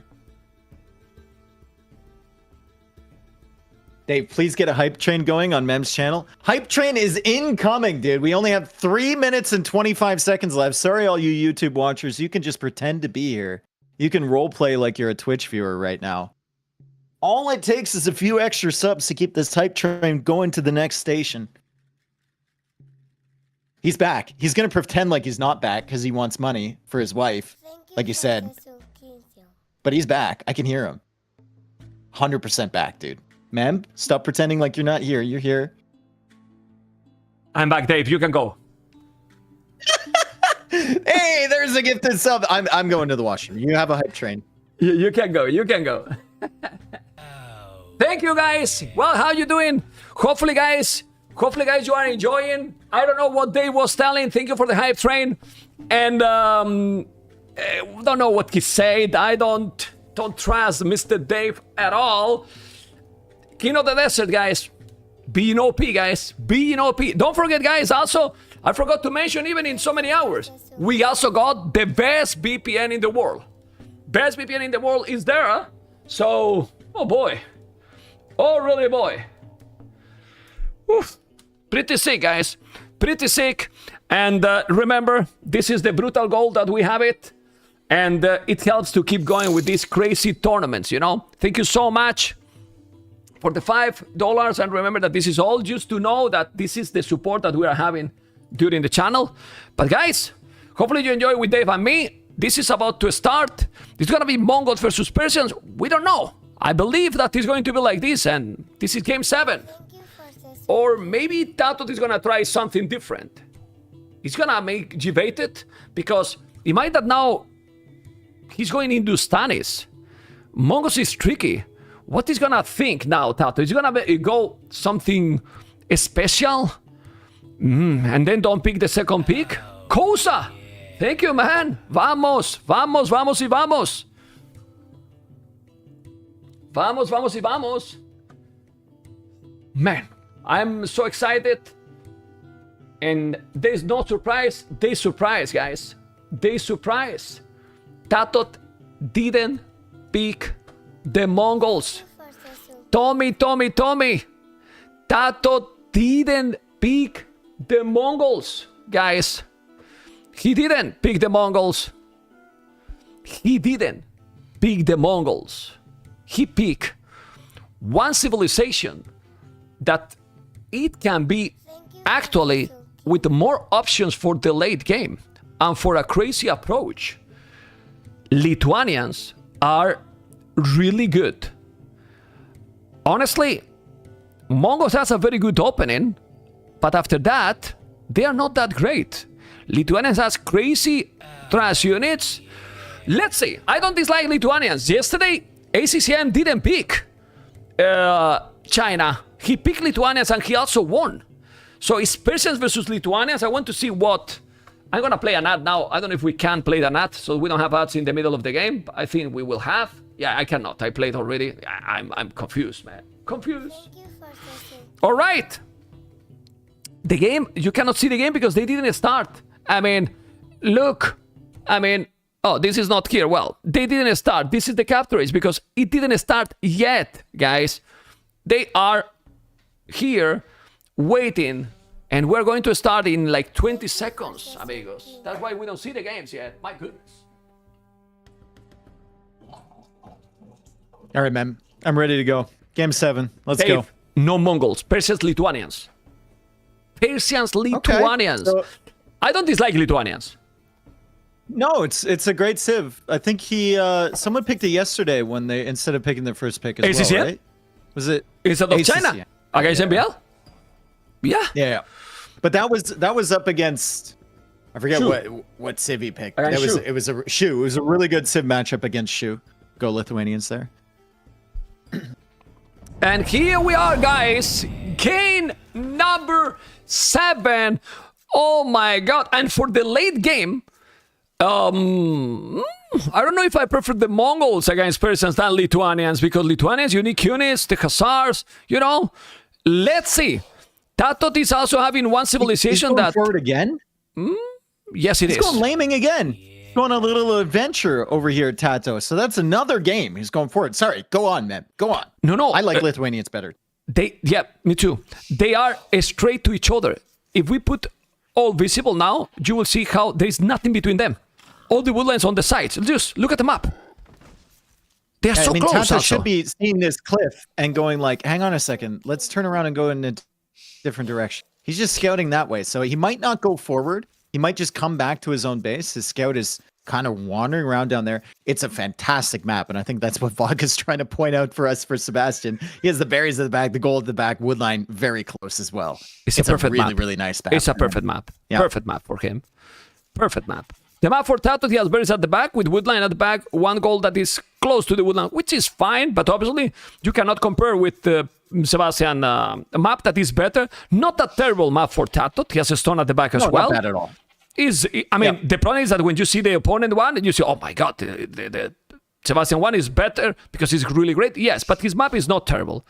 And now what? I think relics are better too. Relics are better for TaToH, which is really important for Lithuanians. Yeah, and this is 5 or 7 relics.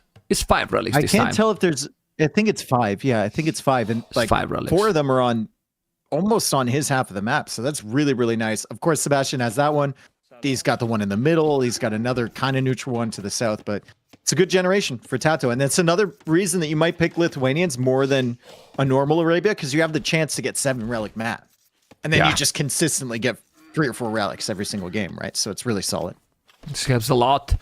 Let's see also, because Sebastian loves to go archers. He can go archers here, but there is no arbalists involved. And then Lithuanians schemes, Dave.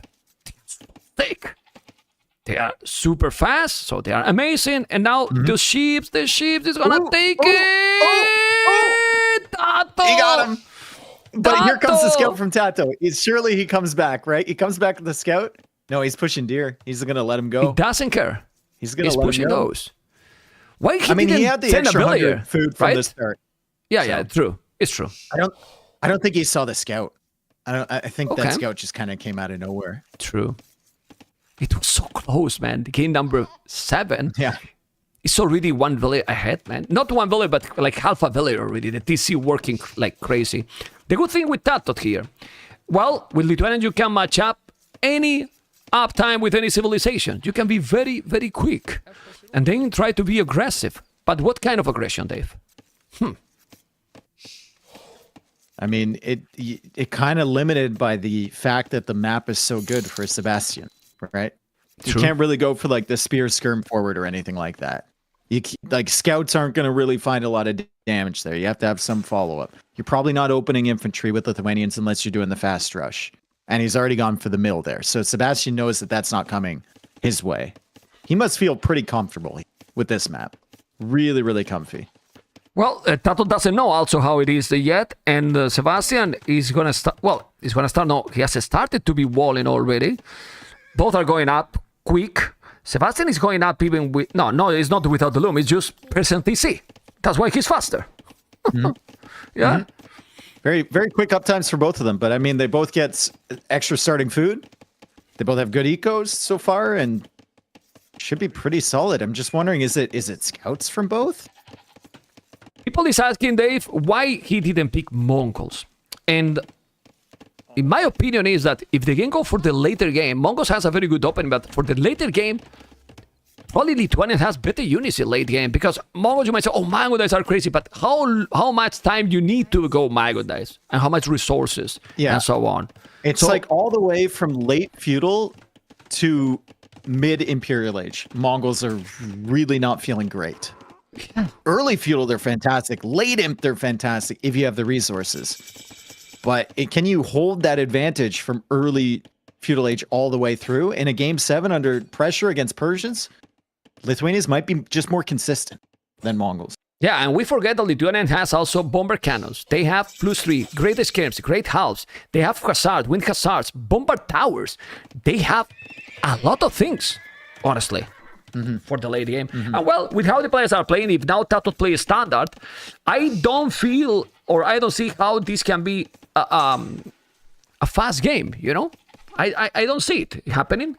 I might be wrong, but what we see for the first time, if I'm not mistaken, Dave, scout opening from Sebastian? Yep, from both, it should be, right? Is it Yes. archer range from TaToH? No, No, it's it's scouts from stable. TaToH, and it'll be scouts from Sebastian. So both really good scout civilizations. Very rare to see scout openings in King of the Desert. Yeah, But and we see I think we'll start to see it more often as we get deeper into the rounds with the really good players, though. It's In, like, possible. The semifinals and quarterfinals and stuff. It's going to be a lot more prevalent because it's very adaptable, right?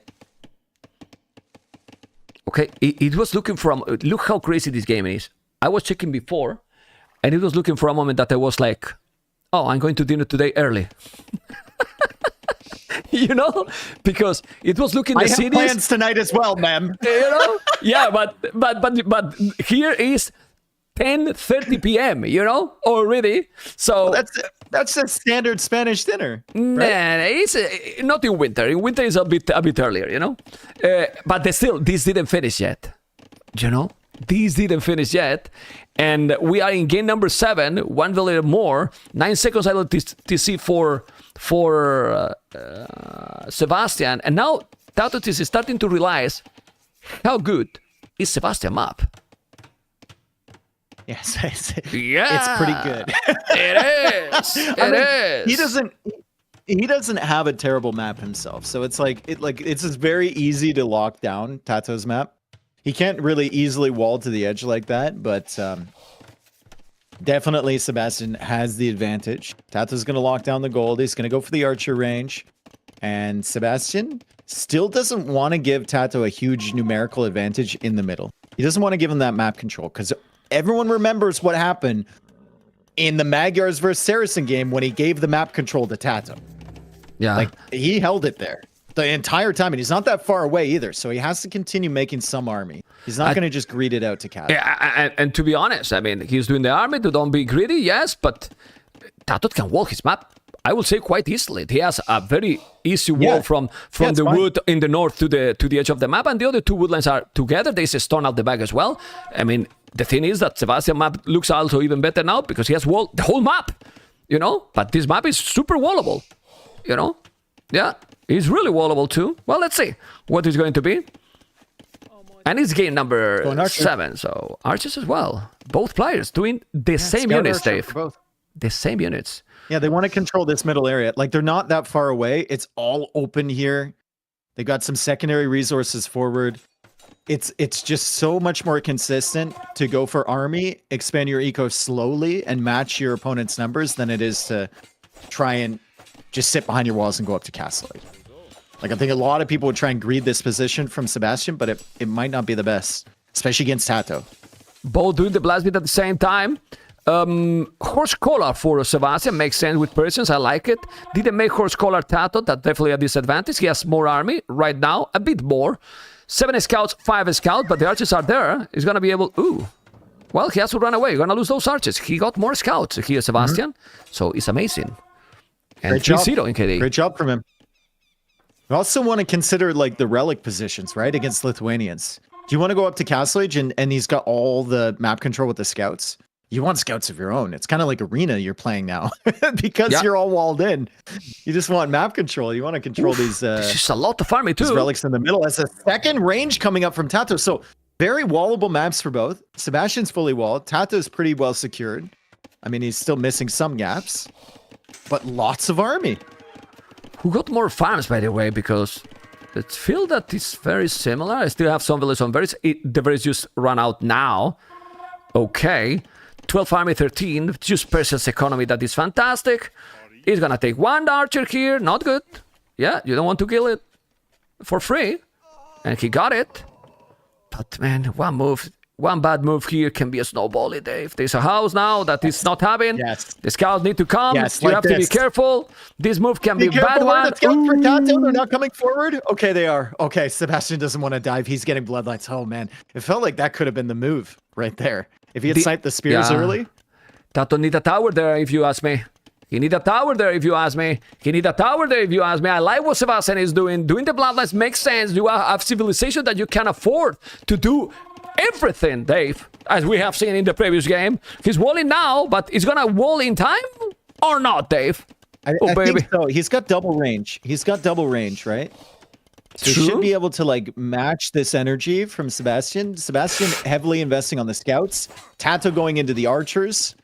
Not a great engagement there, but he's buying himself enough time for the walls to go up. Now it's difficult for Sebastian to push through these choke points. He's going to try and go in here. Spears get some decent damage, but Bloodlines is in. Let's see if he can snipe the archers. TaToH is here. TaToH is here with scouts. TaToH has a lot of archers. He's sniping down the archers from Sebastian. And this is probably not a good fight at the end of the day for Sebastian because he's losing a lot of his numbers. Yeah, but both are losing. Both are losing a lot. He's going to take some village. He's going to lose 1 village. He got it. He's gonna lose 1, but Sebastian lost an insane amount of army with bloodlines. Look at the army numbers now. Yeah, he has Persians, okay, but you need to wall. Is that wall? That's open, I think. Yeah, he still has a better eco, and he knows he has a better eco because he's Persians, right? And he's killed a village. Yeah, the question so is 43 villas against 39. It's just like, can you control the middle with the lack of scouts and just going into skirms? That's kind of the question. Another question is like, he could have been wall earlier and didn't take any damage. Well, he lost one village only, and at the end, the KD is the same, and he lost quite a lot. TaToH has sold the stone, so he's going to try to go up to castle. I mean, he's going to be up more or less at the same time, with obviously less economy, but he has army, and I prefer that he has now army. I don't know what you think, because it gives you the map control here. There's a reason they were fighting with scouts and archers for so long. It's because they wanted it. And Sebastian took a risk there. I think he saw potential for a game-ending move. And then he was just committed on the fight. And by the time he realized he was losing all his scouts, it was too late. Right? But now TaToH has map control. Sebastian has the better army. Or, sorry, the better eco. But I think I would like TaToH's position better. I agree with you. Yeah, I like it. I wouldn't mind. Obviously, he doesn't have a stone. But do you mind if you could have a stone and make a castle and unique units castle on that hill on the goal from TaToH I'm talking. You know, you have seen how crazy, if you make ladies, you need units and relics, you don't stop them. Remember Mr. Yo gameplay with them? You don't stop them even with the camels, you know? And you forced to make camels even. I would love to see that, but definitely it's not the approach. There's no stone involved here. And now it's going to be elite skirm knight for Sebastian. And then it'll be crossbow, monk, with some knights for TaToH. The food eco for Sebastian is amazing. Really good. 29 on food, man. Well, TaToH 9 on food. I mean, look at the whoa, man. I mean, seriously. Seriously. It's triple the farms. It's crazy, actually. It's crazy. Check the resources collected right now. What he can do, TaToH, then? Double monastery, probably. I mean, he's doing more farms, okay, but that's economy, I love man. the fact Sebastian's adding in scouts too. Go light cav to snipe the monks because he knows they're gonna be there. Elite skirm. I mean, his food eco can support anything. Maybe that's the reason he took the fight, because he knows like my eco is just insane. Yeah, Persians, dude. He still have more army, TaToH, at least skirmishes. What is he going to do now, TaToH here? Because what upgrades you gonna do? He has the hill. Now, there you go. It's open on the wood, I think. I think he overchop. I think that wood is overchop it. Is there a hole or not? I don't know if it is. I don't think so. No. I think it's like Okay. Yeah. And it's skirmishes, vodka arrow, crossbow upgrade as well, monastery here. TaToH will do full of army here, or what? Well, it's annoying, but he's gonna have the upgrades. And he has still more army, TaToH, but not a lot more anymore. University. Okay. He's going to commit like a lot in military. Okay. It's gonna be tough for both. Like, it's really tough for TaToH because the skirms can snipe his crossbows. Also tough for Sebastian a little bit if he loses out on ballistics timing. The skirms for Lithuanians are faster than his, so they can always chase after you and hunt you down. So it's tough. It's also a really expensive comp, Knight Skirm. Yeah, and with this hill, he shouldn't be able to take this down. He now needs ballistic. Ballistic might work. I think TaToH needs some monks. They're still both in one tone center. Those schemes are fantastic. Ballistic is gonna be happening right now. Oof. But Dave, there's so many knights. There's so many knights. There's so many knights, man. And he's like hiding the numbers too. And now he's coming in. And TaToH rewalls just on. He really needs ballistics now. Second town center for Sebastian. Man, this game. For a game 7, it feels like one misclick and TaToH's dead. Sebastian can recover. But a one bad fight and TaToH is in serious trouble. Yeah, he need to wall that gate. He need to wall that gate. And right now, he need to wall that gate. He does have a stone. Well, ballistic is there. It's what is gonna save him from trying to go in. Boso incoming. This will borrow as well. Second TC. He need to... The problem now for TaToH, Dave, is that Persians, he can still spam in army forever, you know? And still have economy to keep doing army forever. Skirms, though. Okay. Losing skirms. He doesn't have the +2 armor in his skirms yet. And if with the crossbows behind the walls, they can snipe the knights. The knights are in, though. The knights are in. The knights are in. Can TaToH quick wall this? He quick walls the villagers on this side. The knights are in. The crossbows are still killing. The skirms are trying to limit the skirmisher numbers from the other side, but the knights are in. Persian knights! +2! Need to squeeze in. +2! And right here, TaToH is not being careful enough, and it's costing him the game. He's not doing the comeback, and he called the GG. Sebastian, with a crazy civilization, made the job and could finish the series. And you can see how crazy happy it is and exhausted. Dave, what was that, man? Wow. I mean, what an epic fight from TaToH to come back. But Sebastian, I mean, he is who he is, right? He was the favorite for a reason, at least in my books. And he's had success against TaToH for a reason. He is incredible. He's really incredible. Pretty crazy Sebastian gameplay here. Well, I will talk to you after the interview, you know, because I'm gonna make the interview when he's come back, about the... oh, Sebastian is here. So I'm gonna interview him and then we will talk. Okay, Dave? All right. Okay, here we are with Sebastian. If I bring him, where's the camera here? There you go. Sebastian! Congratulations, hello. Madre mia, Sebastian. Oh my God. How Thank you you very much. feel right now? Oof. Oof. That's adrenaline, right? Yeah, it was a really exhausting and tough series. I think I got quite lucky on the final game. I got an insane map with Persians, so the decider game for me was Let's wait. comfortable. Let's wait Yeah. because we are going to go and check the games. Let's check a little bit the games together, Sebastian, and you tell me what you think about all of them. Okay, let me bring you here because you can see the game, right? This is Wu versus Malians. And what was the key in this one? Let's teach us a little bit of Age of Empires here.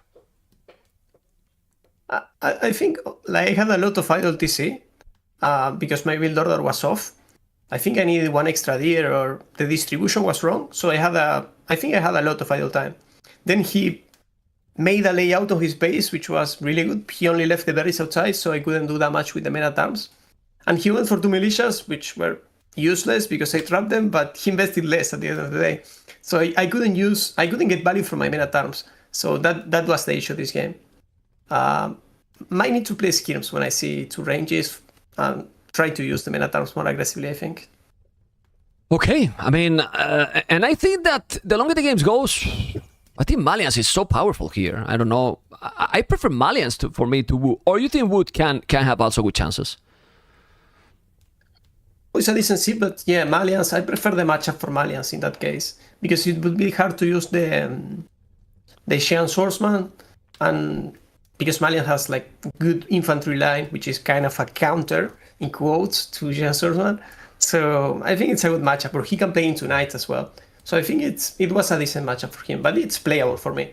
I think I didn't manage well my base. I struggled with the forward lines and I didn't play it well. Okay, you lose this game there, and then you start losing, and you feel how after that first lose game? Just okay, or?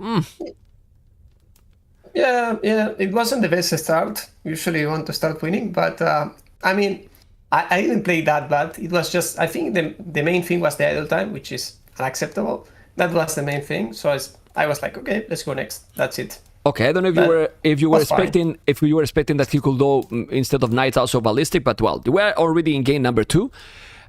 When you see Tiltons, what you are expecting here? I don't know. I don't know. Hours. I was open-minded to whatever he might do. I was just like, wait and see, you know. Okay. So, you thought that maybe he was going to come even forward or come in earlier, but at the end, just tower, right? Yeah, I was able to stabilize slightly. I think he couldn't go forward because my berries and my wood was on a optimal position. It was on the back as well, so he wouldn't have done that much forward. Okay. But his push was interesting, not something I have ever faced. So yeah, I was like, what do we do here?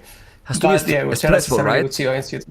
Has to be stressful these games, no? Like it's not the usual gameplay from anyone, you know. When you are practicing or in the ladder, it's not too often, and TaToH is a special player to do these things. Yeah, it was tough, but I think I had a really good chip to play against Teutons. Okay. Because the camels are really strong, I have a good timing, so it was fine. Okay, we're gonna go now into the next game, because when you do that castle, it's basically over. You were also raiding very good in both areas. But this one, my goodness, did you expect that he was going to do this cheesy strategy with Armenians? Yeah, like when I had like when we did the draft and we had like I don't know 30 minutes to chill and stuff, I was like, okay, Armenians, this has to be for the FC and the churches. Okay. And then when I was playing, I forgot that was the option. But when I was planning, I was like, okay, definitely he will use Armenians like that. Then when I saw the market blacksmith, I was like, okay, that's fine. And then I used the farm freak to get Stop some doing advantage that. there. I mean, Sebastian, stop stealing the farms. Don't be a thief, man. We're almost in Christmas. Yeah. But that was the Yeah. game. You know, Dave was with me co-casting and he was telling he's taking the game because of that. Yeah, the thing is, the tower was really... I really wanted that tower there. It was a really good spot. There was like wood, gold, and berries. So then I was just like, I have the build forward. I might just as well do it. Okay. The game was over at this point. You were also rating it so much with the archers. It was fantastic. We can move into the next game because there's nothing that TaToH can do. Well, we are already in the next one. And then you are getting, after losing the first one, another huge lame here, right? If I'm not mistaken, you lame a boar and the 2 ships. Was that the key of this game? Yeah, I think so. I had the right ship, the right map, and I got lucky with the laming. So then I was just playing like being aware of what he might do, like him showing the stable. It's like he will be delayed on siege, so I'm in a good position. Then clicking the farms to see if he got horse collar or not. Yeah, I mean, it was a comfortable game, but Byzantines is a really strong sieve in this case, I think. Yeah, it's really absolutely amazing. And then we go into one of the most fun games of the series as a viewer's perspective, because he went crazy again here with Magyars in a 3-1 position match point for you, and he was crazy again, and you were for quite a bit time under so much pressure. How you managed to also do this here, because you make the castle directly after this transition? Yeah, not sure if it was the best. Like Mameluke, in theory, it's a really strong unit, and when you think of Magyars, you think of captives. So Mameluke, in theory, should be really strong. I think the key for him was destroying my range. Maybe next time I will just put it close to the TC, or maybe buy the stone. When he saw my market, he immediately realized I sold my stone because I placed the market quite early, and he said like, okay, let's go forward. Maybe if I have more spears, maybe if I have fletching, I can just stop it. Maybe sending builds. Maybe that was the key. Like stop it from root, you know? That was the play, I think. Because once he started that chain of towers, he destroys my range. It's awkward. Then I saw the stone, I was like, maybe. Mm-hmm. You were here with good population. Like you can see that you were ahead in villas and so on, but you were having the feeling that you could come back in this game. Come back in the sense that to get back the map control and so on, or... I don't know. How was the feeling for you during the game, during these moments as well? Yeah, I was like, in the back of my head, I was like, I have to have some advantage on Eco. But then the score was not moving, so I was like justifying it in the way that maybe he destroyed so many buildings, so maybe that's just it. But yeah, I thought it was still a playable game. But this is the key moment. The Arbalest, right? Crazy. Yeah, I was too slow in the upgrades, too slow. I lose the game here, I think. If not, I can win it with the timing. Yeah. I have a slightly better trick, I think. Yeah, those Arbalests did a lot more damage than we expected. We were casting this, I was, whoa, yeah, these Arbalests, man, are killing everything. You too, right? Okay, okay. Yeah. We feel good then with this because we are taking this. Well, and then when Magyars get also in the super late game, they are still very dangerous. Like those Magyars, Cavarses and everything. It was a very, very nice game and crazy game here. And then now we go into this one. What the hell was this game, you know? Whoa. Tell me your thoughts. Yeah. This was a tricky game because not sure why, but I thought I was playing Mongols. So it's a horrible feeling when you mess up like that. Oh, really? All game I played. Yeah, I don't know why. He went up fast. Till when you thought that you were playing against the Mongols? Well, when I destroyed his castle and I was like, oh, maybe it's over. Seriously, but the whole game basically. Whoa. Yeah. Okay. Yeah, I played like if I was playing against Mongols because I was like, I destroyed his castle. He has no win condition with Mangudais. And yeah, horrible. And then when I saw Savar, like he was setting up Savar, he had like 60 arbalest or something like that, and I was like, oh. I really appreciate your honesty, you know, because you maybe shouldn't say that, but it's nice, you know, it's not a problem, you know, but it's crazy. What would you have done differently then if you exactly didn't make that mistake, let's say? Well, I might die as well, but maybe I push harder in Castle Age. I played it like I go timing, I win, because like Arbalest destroys Magudai and something like that. I would probably go more push with Siege, maybe 2TC to have even a faster imp. Like 2 options. I go more aggressive in Castle, or I go faster imp. One of those 2 I would have done. And Persians is insane. Not 3TC, passive, Castles. Yeah. And Persian then is insane. I mean, you were trying everything you could, but it was feeling at this point that you could never really push. I mean, you were trying some rams and so on, but the Echo Persians have and the units they have, I mean, you can see. Yeah. Look at his queue also. At some moments, I had some hope. Okay. But no, there was no hope. Like I couldn't get a single raid. He had the castle layout perfectly, and I couldn't do anything. And the Persian castles with the unique tech, they are like shooting cannons, killing one shot, killing my berserkers. Crazy. It was brutal. It was a brutal game.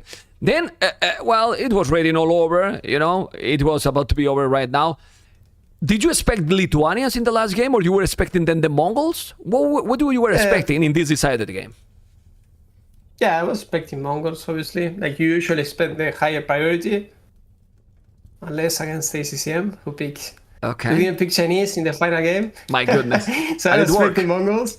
Yeah. Yeah, and it worked. Yeah. But yeah, I mean, I think Persian Lithuanians is decent. Yeah. Your map was good. Because your map, you were happy. Yeah, no, not only good, it was like almost map hack. My map was insane. Like yeah, was good. Berries sure. in the back, gold on the back, double lumber camp. Yeah, it was an insane map. This map was wallable, but still you have the goal in front. I think here he was a bit greedy. You know, he could have walled this. I mean, your trade wasn't the best. You were with bloodlines, scouts, you know, and you lost a lot of units. But still, it's Persians. You can afford losing this, I believe, right? It's crazy economy. Yeah, probably should have waited for the +1 attack, the +1 defense on the scouts. Since the majority of my army was cavalry, should have waited there. But yeah, it was still fine, decent trade. Yeah, here I managed to get in, luckily. If not, I need to push with siege or something like that.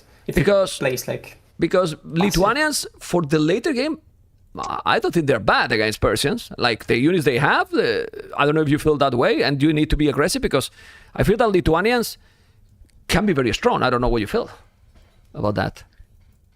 They maybe even have a better late game than Persians, but the thing is, you might be dead against Persians on late game, so it's tricky. That's the issue. So when he picked Lithuanians, I was like, he's going forward something. He's gonna go something out of the box. So I was ready for that, but no, he plays standard, and I got an insane map, and that's just lucky for me, I think. Yeah. Well, even if you get an insane map, you can always make chaos with going forward. Still, it's easier. You don't let to wall easily, peaceful. I don't know. Create something else, some chaos. Because if you play super standard against Persians, what civilization has better economy than that? Khitans, maybe? Yeah, with the farm, maybe, you know, but Persian Echo is insane to be peaceful. As you saw, Vikings has hand card for free, and doesn't matter. Persians is still ahead. Anyway, insane cities, right? And how is the feeling to be in the quarterfinals? Top 8, King of the Desert. It's not your goal, right? You have a higher goal. I have an ambitious goal, so yeah, I need to fix some mistakes. It's at the end of the day, it's good to lose as much as you can. So the positive side is, although it was a tough series, I got a lot to adjust and to learn, especially like the first game. So, and the Viking game, that cannot happen again. I need to know what team I'm against. So yeah, but I don't think it would have mattered either. You play versus the Viper on Friday. Yeah. So pretty soon. Okay. Well, yeah, the tournament finishes in 4 days, so it has to be soon, you know. So, how you feel about that matchup? How you feel about that matchup against the Viper, against a legend like him? Well, it's gonna be tough. I'm not thinking he's a legend right now, so to get motivated, you know. Okay. But it will Okay. be tough. Okay. But yeah, I think if I play my game, I can do the work, I think. With your permission, guys, there are a lot of people in the channel and so on. Now it's time for him and me to speak in Spanish. You know, I always do with the Spanish people because I'm Spanish, and there's a lot of people probably even watching the interview. Vaya serie. Vaya serie, Sebastián. Sí. ¿La esperabas así de dura Vaya. o no? No, la verdad me sentía más cómodo, pero la verdad que TaToH fue durísimo. Y yo creo que si no tenía suerte en algunas partidas, perdía la serie. Creo que jugó un poco de mi lado la suerte, sobre todo en la última partida y en alguna más. Así que muy buen juego TaToH y podría haber ido para cualquier lado. Más en la última. En las otras eran more, porque al final hubo 2 partidas ahí porque el Teutons y el Armenian es una estrategia que puede funcionar, pero es como una moneda al aire, ¿no? Es decir, es muy arriesgado hacer esas estrategias, ¿no? Sí. Ojo, high risk, high reward, ¿no? Puede funcionar, ¿viste? O no. Así que está bueno ser original en la serie, creo yo, eso está bueno. Pero sí, obviamente cuando perdés esas decís, mira, capaz que no era eso. Voy a traducir Pero- un poco, ¿vale? Voy a traducir un poco. Vale. I'm talking, guys. I'm talking with Sebastian. If he expected the series to be as hard as it was, he told me that he didn't expect maybe as hard as it was. That TaToH played insane. That in some of the matches, maybe he got some luck and maybe he could have lost the series. Basically, this is what I've been talking, you know. And in the second part, I don't even remember what I've asked. Sebastian, I'm so tired, you know. You know? The unique strategies in the set. Yeah. And then the second part was that the high risk, high reward, it was about the Teutons and about Armenians that we were talking, like, is 2 strats that is very, very complicated. Maybe it can work, maybe not, you know. Basically that. And now I'm going to tell him to say something in Spanish to his supporter. Sebastián, lo que te quiera decir a los que te ven en español. Bueno, gracias a la gente por todo el aguante, que los tengo abandonados, que no streameo hace como meses. Así que, bueno, gracias por aguantar. Vamos a seguir metiéndole. La idea no es quedar acá todavía, así que me gustaría llegar a la final. Así que, bueno, vamos a seguir puliendo. Y bueno, gracias por el aguante. Sebas, suerte, good luck on Friday against the Viper. Thank you very much, man. Take care, man. Have good streams. I want to Intense finish. days coming, so I best want of to luck. I want to finish too. I'm tired, you know. I'm tired, but it's exciting. It's really exciting, and it's worth it for sure. Yeah. This Take is care, the best Sebastian. part. Yeah, it's the best part for sure. Thank you very Quarterfinals much. tomorrow. Take care, man. Bye bye. See ya. Bye. Take care. Dave, you're still here, right? Bye, Sebastian. Bye. Good job, buddy. Well, you could have said something if you want. I mean, you don't have to be muted all the time. Well, you said you said I should mute myself and talk afterwards. I just assumed that I couldn't say anything. No. Well, sorry. It was my bad. You know. Put me in a cage. Don't then let it me was my speak. bad. That's what he does to me, guys. Then it was my bad. By the way, I'm not showing Dave because he's too shy to be here. You know, you can see. Not because I don't want to soak him, okay? Not because I don't want to That's me. soak him. That's you. Well, but today you are handsome, man. Look at this. Thanks, dude.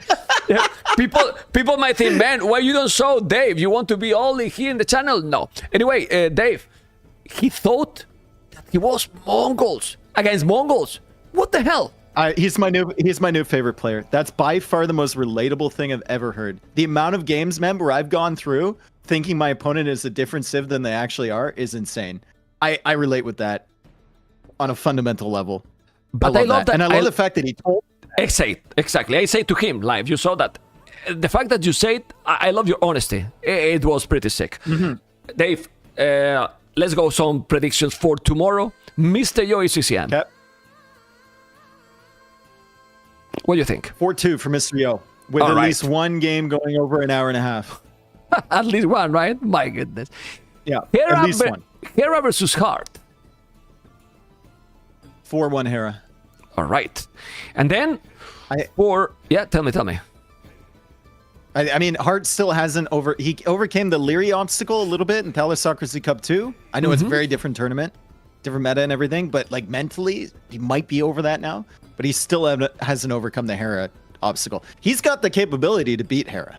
I'm sure. If I everything think goes so. his way. If he played Yeah, his but- best, and yeah, I agree. Yeah, but I like agree. it's gonna be tough. I mean, Hera's Hera, right? Like, Yeah, it's just insane really, really player. difficult. Very, very strong. Lear Winchester. Leary 4-2. And the Viper Leary doesn't Seba- need to practice a lot for Arabia. He's fine. Oh, wait. gonna make it no, past no. Finch. Wait. But MBL was co-casting with me the other day, and he told me that Lear has practiced a lot for this tournament. Just telling you. That's very bad news for everybody else. That's that very Lear, bad that news. Lear has practiced a lot for this tournament, you know, like a lot, you know, and it was MBL state. Doesn't have to lie, right? Viper Sebastian. Oh, if Viper wins the first game, 4-2 Viper. If Viper loses the first game, 4-1 Sebastian. 4-1. Whoa, that's I think a it all big depends difference. on the first day. First Okay. game. I think it all depends on the first game. Yeah. Okay. This is the program for tomorrow, and well, thank you, Dave, so much for joining. Hopefully, you have with a 4-3, it's impossible to don't have a good time, right? I mean, yeah. I thought we were going to be done 2 hours ago. Me too. Me when it too. was 3-1. Yeah. Me too. Me It's too. good. And it was crazy. Thank you, Dave, and thank you for also casting the tournament and covering. And hopefully you enjoy. And we will talk soon. Okay. Take care, man. Yeah, it's been fun, dude. Have a good night, eh? Good night too. Take care, man. See you guys. Peace. This is Dave, guys. Well, we'll know him. I feel really bad with this series, you know, because it's one of those series that you want that both players win. I love TaToH. I love Sebastian. I think both has played insane. And I don't know if you have that same mixed feelings that, oh man, what happened, right? What happened? Well, we got some insane round of 16 yesterday and today, you know? And tomorrow we're gonna have brutal series, guys. Brutal series, seriously. Mr. OECCM had a heart. And that's gonna be amazing. Really, really, really amazing. What can I say? Only I can say is that hopefully you are having a good time. I've got many messages from people telling that they are enjoying a lot this tournament. You know? Who is gonna be co-casted tomorrow? I have only one, actually, because since I knew exactly the prize pool is fantastic. This is the prize pool for the tournament. So tomorrow they are fighting already for $4,000. $4,000, you know? And then you can reach 11K, you know? 11K. I was telling that people is sending me a lot of message, mainly private and also on socials, that they are enjoying a lot, that it's been a blast to see the tournament, which I'm very happy, you know. I'm gonna have in the first series Mark Gugu with me, and I would like to have MBL. Let's see. He wasn't feeling great because he wanted to do better in the tournament, you know, to do better in the tournament. So let's see what is going to happen, you know, and yeah, well, we'll see. I don't know. I don't know. Thank you guys for watching so much. Remember that, well, this is the goal of the event that I have. I mean, I will be very happy to definitely get the donation goal because, well, we are working a lot for this tournament. We are working. I mean, I'm streaming till the 2nd of December. That has been insane. So many hours. And not only that, because me and my team behind the scenes, we are working like crazy, you know, like crazy. And this is the benefit that I'm getting personally from the tournament. The goal that you see it there. So that's the benefit. Everything else that was before the tournament, as I said before, it's been just to create this. Remember that if you didn't see it, this is the brutal setup. I don't put so much, but you know, and we have here another monitor here. Let me just show you. There's a fourth monitor here, you know. And that monitor is the one that brings the signal to me to have in front. You can see that it looks like a loop, you know. And well, guys, thank you so much for joining. I'm going to go now. I'm going to go dinner. Tomorrow, 16 GMT, Mr. Yo versus ACCM. And thank you so much for watching. We love this game, guys. Take care. Tomorrow more. Berries are being wall. He's walling everything, and very nice actually. And he's doing Okay. also one thing that I love to do, that I tell my students, you know, the guys doing militia or many times or whatever, you get like 2-3 spearmen to tank the militia. So you see, like Hearttt is doing that, the perfect thing to counter the man-at-arm or whatever. You see how amazing, especially in this case where they have extra attack. Amazing micro by Hearttt. So I'm not sure because he has so many spears in the battle rack. He has 4. He's doing even 3 more. He's waiting to mass. Let's see if he's gonna be able with those spears, and he's gonna lead the house even. Those spears are so tanky. He has the +1 armor. He's doing a good job here. He's killing most of the skirmishes. Let's The go. spears are killing absolutely everything here. So if he's doing more now, yeah, that trade is better for DauT 100% because his army is a lot cheaper. A lot cheaper. DauT is on point. Look at Vodka. He's listening to. Oh no! Come Another on. hole. He's on point Oh, to he- the talk because the He caster was, curse and then is oh always no! Titanic, man. Disaster. He was waiting. Hearttt was waiting for that. He was Hearttt indeed. waiting for that, and DauT did it again. You know, he played good. He played really good till he fails. I'm sorry, but this is Oh, but it's not unfortunate. like that, but you know, man, that's why he did the walls he did as well. Maybe yeah, if but he we are had in minute, got more but we are in time with minute, his we are militia. minute, but we are in minute 33. I'm not talking before. I'm talking now. Yeah, but you know what you I mean? see, Like, he just got some breathing room. Now he could. I had a couple of badaboons there, and the game would over right now. Also with this raid, cutting reinforcements. So like that's the fight. That's the thing. Look. Ooh, okay. No. No. This castle will be a DauT castle, man. this I'm game pretty sure. is absolutely over. He has 40 villages more. He's not gonna make this castle. Taking amazing fight again, so much value for almost nothing. And yeah, keeping DauT away from the bear is a big deal as well. Like imagine you're doing 2 militia. Okay, like, nah, he's going to be pushed out. Like there's not enough, no fletching.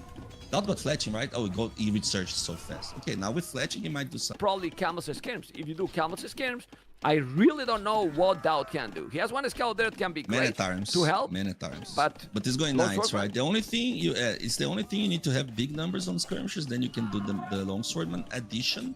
It cannot even be a switch. It needs to be a mix, right? And he's even losing this fight. About the resources as well. Remember, you need to see which. You guys are Fire's biased. I am biased. I was teammate with DauT for years. That being said, he's doing amazing still. But now, again, things are starting to go wrong, like more and more times to him in a row. He's even losing villages to those men-at-arms there, the longsword. That he's a target in the row. He has lost 18 villages against Yeah, but that's Camels. ballistics, TCs, and Cavalier just 4. Pikeman, if you do Pikeman now, that would mean he's ahead. He's not ahead, he's behind. So imagine if he's ahead or position, maybe he wants to defend something, then he gets some infantry. But yeah, let's go. Population. Check out the population. Hearttt, 8 spears. 2 more in the queue. 6 scout. A lot of scouts for DauT. You know, thank you so much, Geshan. Appreciate it. Amazing. The scout is gonna be able to kill some. For now, it's not mining gold any player. The spears are gonna be already +2. So those spears are eating the scouts. Microphone, DauT, not the greatest. Now going in wheelbarrow here could be also great with all these pastors, I believe. But if you lose those spears, and you don't want to lose, oh, many spears there for DauT. Many spears now. Okay, get in the hill. The scouts, finally DauT is finding a hole. He can kill villains or not. How many he's gonna kill? He needs to kill something. Otherwise, 1, losing all those scouts for nothing. 2. 2. You need to kill another one. Don't think 2 is 3. enough. 2. Oh, 2 only. come on, but that's fine. Make a house or It's over. something. He has no gold. Not doing the house. He has no He's gold. not defending. And he didn't make a TC because he doesn't have the stone. Yeah, Population is not a big difference. Okay. here and there, right? But from player's perspective, I need to tell you what I learned from Winchester during bootcamp. He was talking to us and he's like, guys, stop crying about map. And you know I'm a crybaby. Used to be at least even more. But you need to see your map and you never think it's map's fault. You need to find a way of winning because of the map or regarding the map, right? So maybe because of the map, there's a different way of winning that. And plus they microing every single unit. It's not easy. Yeah, it's so complicated, that's for sure. It's really complicated. I don't know if he's They gonna make just the farm faster, now, right? DauT. Okay. Emil? You mean the mill or the... The market. No, the market because he has quite a lot of gold. And maybe try to go up quicker You said, thanks to the you market. said farm. I see the farm? Well, Yeah, you I'm said in the farm. market. Maybe market. it could be a good thing. It could be a good... That became very popular. Not because he's a meme or something, it's because he's so powerful, Mr. Fire. They are. Again, it all depends on DauT not losing this army. Okay, well, go ahead, man.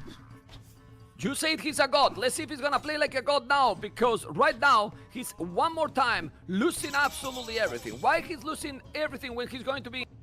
What if he knew it was opening the back door, right? He's going in. It's dangerous. Good micro from DauT, but even when it's good, Shouldn't hard go. to see I'm the not shots. sure about that. I'm not sure about this. He's trying to go in, and this can It be is. tricky. He's gonna try to kill all the Flemish militia. This is not terrible for him, definitely not. Yeah, it's good Killing fight. so many. The schemes are there. Mill is exploding. It's really, really exploding. He Great needs to go castle, up to great Imperial castle. quick. But Hearttt is gonna go Paladins. He's gonna go Paladinos. Obviously, he doesn't have many yet, and there is No. There's so many archers. He needs to go back. No. Oh, he's killing those. He's denying the castle. Nah, if he denied the castle there, like with those guys are just OP. If he castle, you saw how fast they killed the villagers? Nah, shut up. Oh my goodness. Okay. Well, that's good for Hearttt. Now he's gonna kill a lot. He's doing a stable. He's going with halves and arbalists as well. But those paladins will do damage too. We will check soon. But now we're checking this attack by DauT. We see there with the picture-in-picture those paladins and DauT reaction. Zero reaction. DauT 26 villains down, dropping more and more, not reacting, losing all the villains right now, and massacre on DauT economy. While here the And he would retreat with his knights, and he couldn't make the move. And maybe again, maybe siege workshop, maybe light cav, stuff like that. What about? Well, maybe also cav archers. Maybe even cavalry archers, right? Yeah. Well, there was skirmishes. So if you're doing cavalry archers, just like with maybe mobility rise, it would be better than archers, right? That's for sure.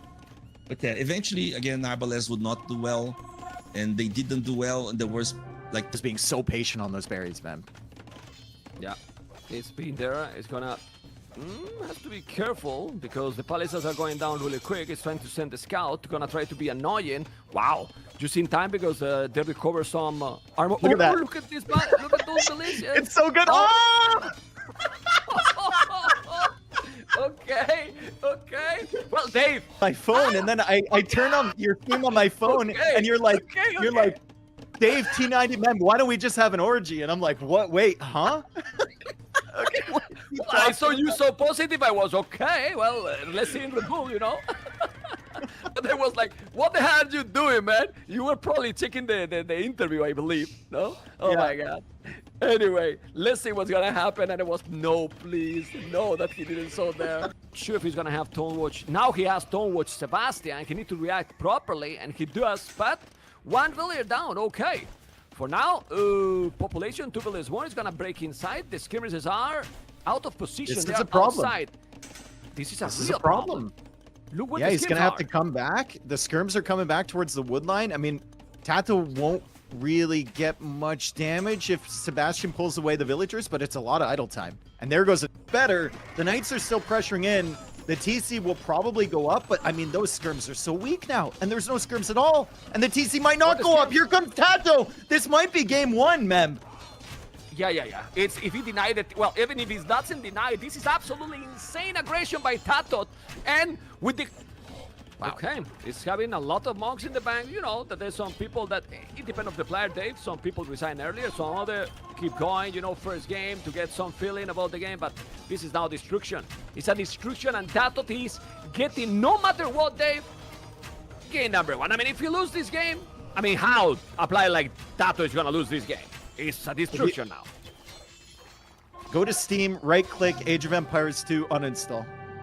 Position the macro here is just Sivansa riders, but if you are doing well infantry, scouts and everything, the camel is going to be down. There's a men-at-arm trying to kill the camel. You need to kill it. He got it with the skirm. You need to kill that camel. It's not doing it. It's fine. 10 It's army, one 12 hit away army. from death. It's fine. Okay. It's one hit And away now- from death. Ooh. Skirps coming in. Okay. Scout's coming in. The villager gets quick walled, not fully, but TaToH doesn't notice. And now there's going to be a tower. It's been maybe a little bit slow. He should have done this early. I know that you don't have a lot of army, but it's 21 minutes now. And nowadays, these players, and when I say these players, it's these crazy APM players, you know, they go up to Castle Age so fast. Like really, really so fast. And those are skirmishes now and Sebastian Riders. Okay, still population is better for TaToH. Oh, they died. And you can tell Sebastian is clearing the armies up, but he really needs to keep his army at home. Still, now that village need to be. Oh, Nice he's snipes. gonna lose another Nice village. snipes. He's losing another. That's a very, very good play by Sebastian here. But the scouts still coming. No bloodlines. Still doing more and more scouts on a spear. At the end, it's still trading army. And if TaToH manage, which I don't know. Whoa. Okay, I'm gonna play this because he's, you know, chicken. Dave is chicken, but. I mean, chicken is not necessarily bad, you know, but I just love it. No, Yeah, it's there. it's One it's, viewer- it's the consistent you know? castle. It's just, you know, when you get forwarded like this with such like all-in feudal energy, what feels better than dropping a castle on his TC, right? Talking, no problem for that. Thanks to the milk card. Where to put the charge? Maybe in the range of that tower as well, so you kill the tower. You just need the gold access, guess. right? You need gold access and wood access. It's just So there. how fast can it take out a tower? I don't. Oh, he's gonna take the straggler. Oh, he did this farm. before, dude. He did this did it. against Hope, right? He did this, or Yeah. no? Was it Hope? No. It was the warrior priest because he doesn't have any food. He doesn't have any gold. Like Sebastian has done some incredibly impressed, and then other times it ends up like this. And this is just the way that he is, and the way he enjoys playing the game. So.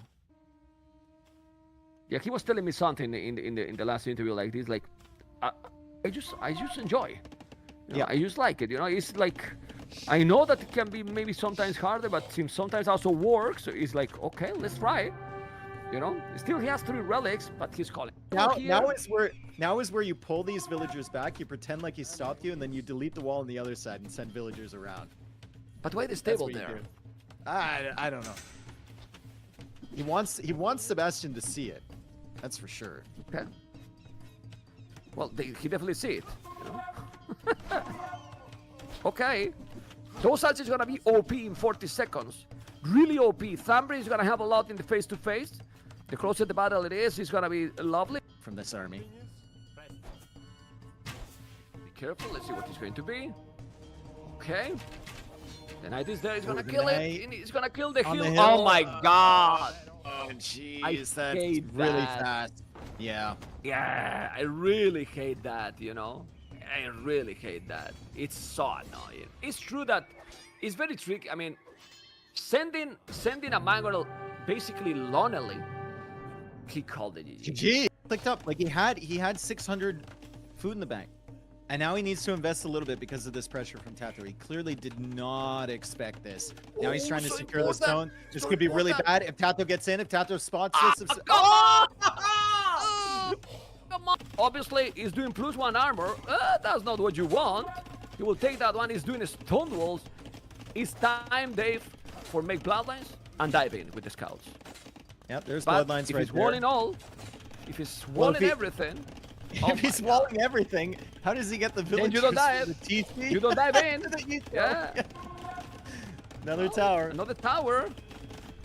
Well, I mean, Sebastian economy is the market. He's got to go. Well, doesn't have gold. 1K in the bank.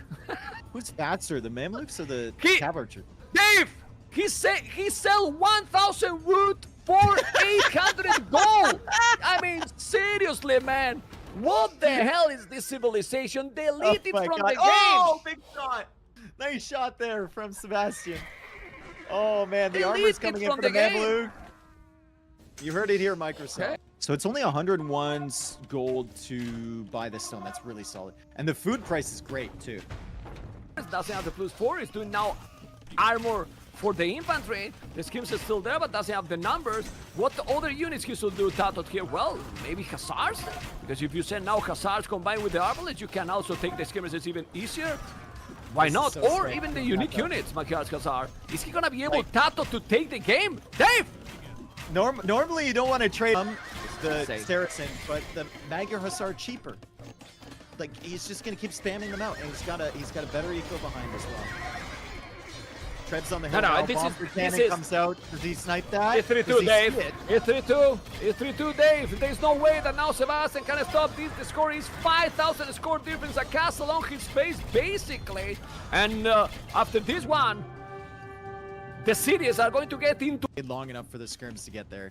TaToH won't feel terrible about that because he forced out the tower, but like he's gonna feel pretty good about the lack of archers being at home to defend the men-at-arms because there is no men. It's just militia. So they've read this really well, both of them. Yeah. Oh, but TaToH 1 mini title TC, it's painful to watch. Oh, yikes. 1 mini title TC. Ow. Holy crap. Okay, that's good for sure. He's coming forward with something. He's gonna build something on the right side because I see a building on the right, Vodka. Can we check it? Blue. Is there with an... Oh, he's doing outpost to get information. Okay. Well, But this Scorpion! is not good! Oh my god! 3 Scorpions! And they... Sebastian, 200 population. TaToH, 175. But that numbers in population, if TaToH is sending now 48 Savar coming with help from the north. Another help from the bottom. Oh, the sandwich is gonna be amazing here. Dave, you scare me, man. I'm gonna need the doctor after this one, but he's killing everything. Everything. With his villagers, he'll really enjoy that. He'll actually get some more military on the field, right? And I'm saying it like it's easy, but it's obviously not. It's really tough to track your population numbers while you're in the heat of the moment in a game like this. TaToH's killing civils. It's going to benefit Sebastian long term. Even crop rotation coming in from TaToH is suspecting this game might go a long time. Savar is still killing everything that they encounter, and that's a big clear up. And suddenly, Rams are going down. He has the archers. He takes the tower as well. He needs to focus on those rams. How many rams are alive? Only 3. Only 2. Only 2. Very soon it's gonna be even less. The berserkers still the man. Those berserkers never die. Dave. okay, whoa, They don't die. light cap. Okay, he has recovered the rally. Yeah, life has with +2 armor, no bloodlines, no husbandry. They are slow light caps, but still. 78 army, 64. Let's see how many light caps he will do when his opponent has 75 Hussars in the queue. I'm telling you, this game will finish when they lose a little bit more villages, and then one can be... Well, the next game will be, most likely, Dave, except a big surprise, Persians versus the Mongols, because now Sebastian can pick this crazy Persian civilization. My God, double the population now. You say it's crazy, but look at how long this game has gone. It took him an hour and 40 minutes to clear him up as Sebastian is down below 100. And the only thing that's keeping him going is just sit behind your walls and go up to castle. Like, I think a lot of people would try and greed this position from Sebastian, but it might not be the best, especially against TaToH. Both doing the blast beat at the same time. Horse collar for Sebastian makes sense with Persians. I like it. Didn't make horse collar TaToH. That's definitely a disadvantage. He has more army right now. Buying himself enough time for the walls to go up. Now it's difficult for Sebastian to push through these choke points. He's going to try and go in here. Spears get some decent damage, but Bloodlines is in. Let's see if he can snipe the archers. TaToH is here. TaToH is here with scouts. TaToH has a lot of archers. He's sniping down the archers from Sebastian. And this is probably not a good fight at the end of the day for Sebastian. He doesn't have the +2 armor in his skirms yet. And if with the crossbows behind the walls, they can snipe the With knights. ballistic. The knights are in, though. The knights are in. The knights are in. Can TaToH quick wall this? He quick walls the villagers on this side. The knights are in. The crossbows are still killing. The skirms are trying to limit the skirmisher numbers from the other side, but the knights are in. Persian knights! The crossbows need to squeeze in. +2, and right here, TaToH is not being careful enough, and it's costing him the game. The speed is amazing. The gold is being walled. The berries are being walled.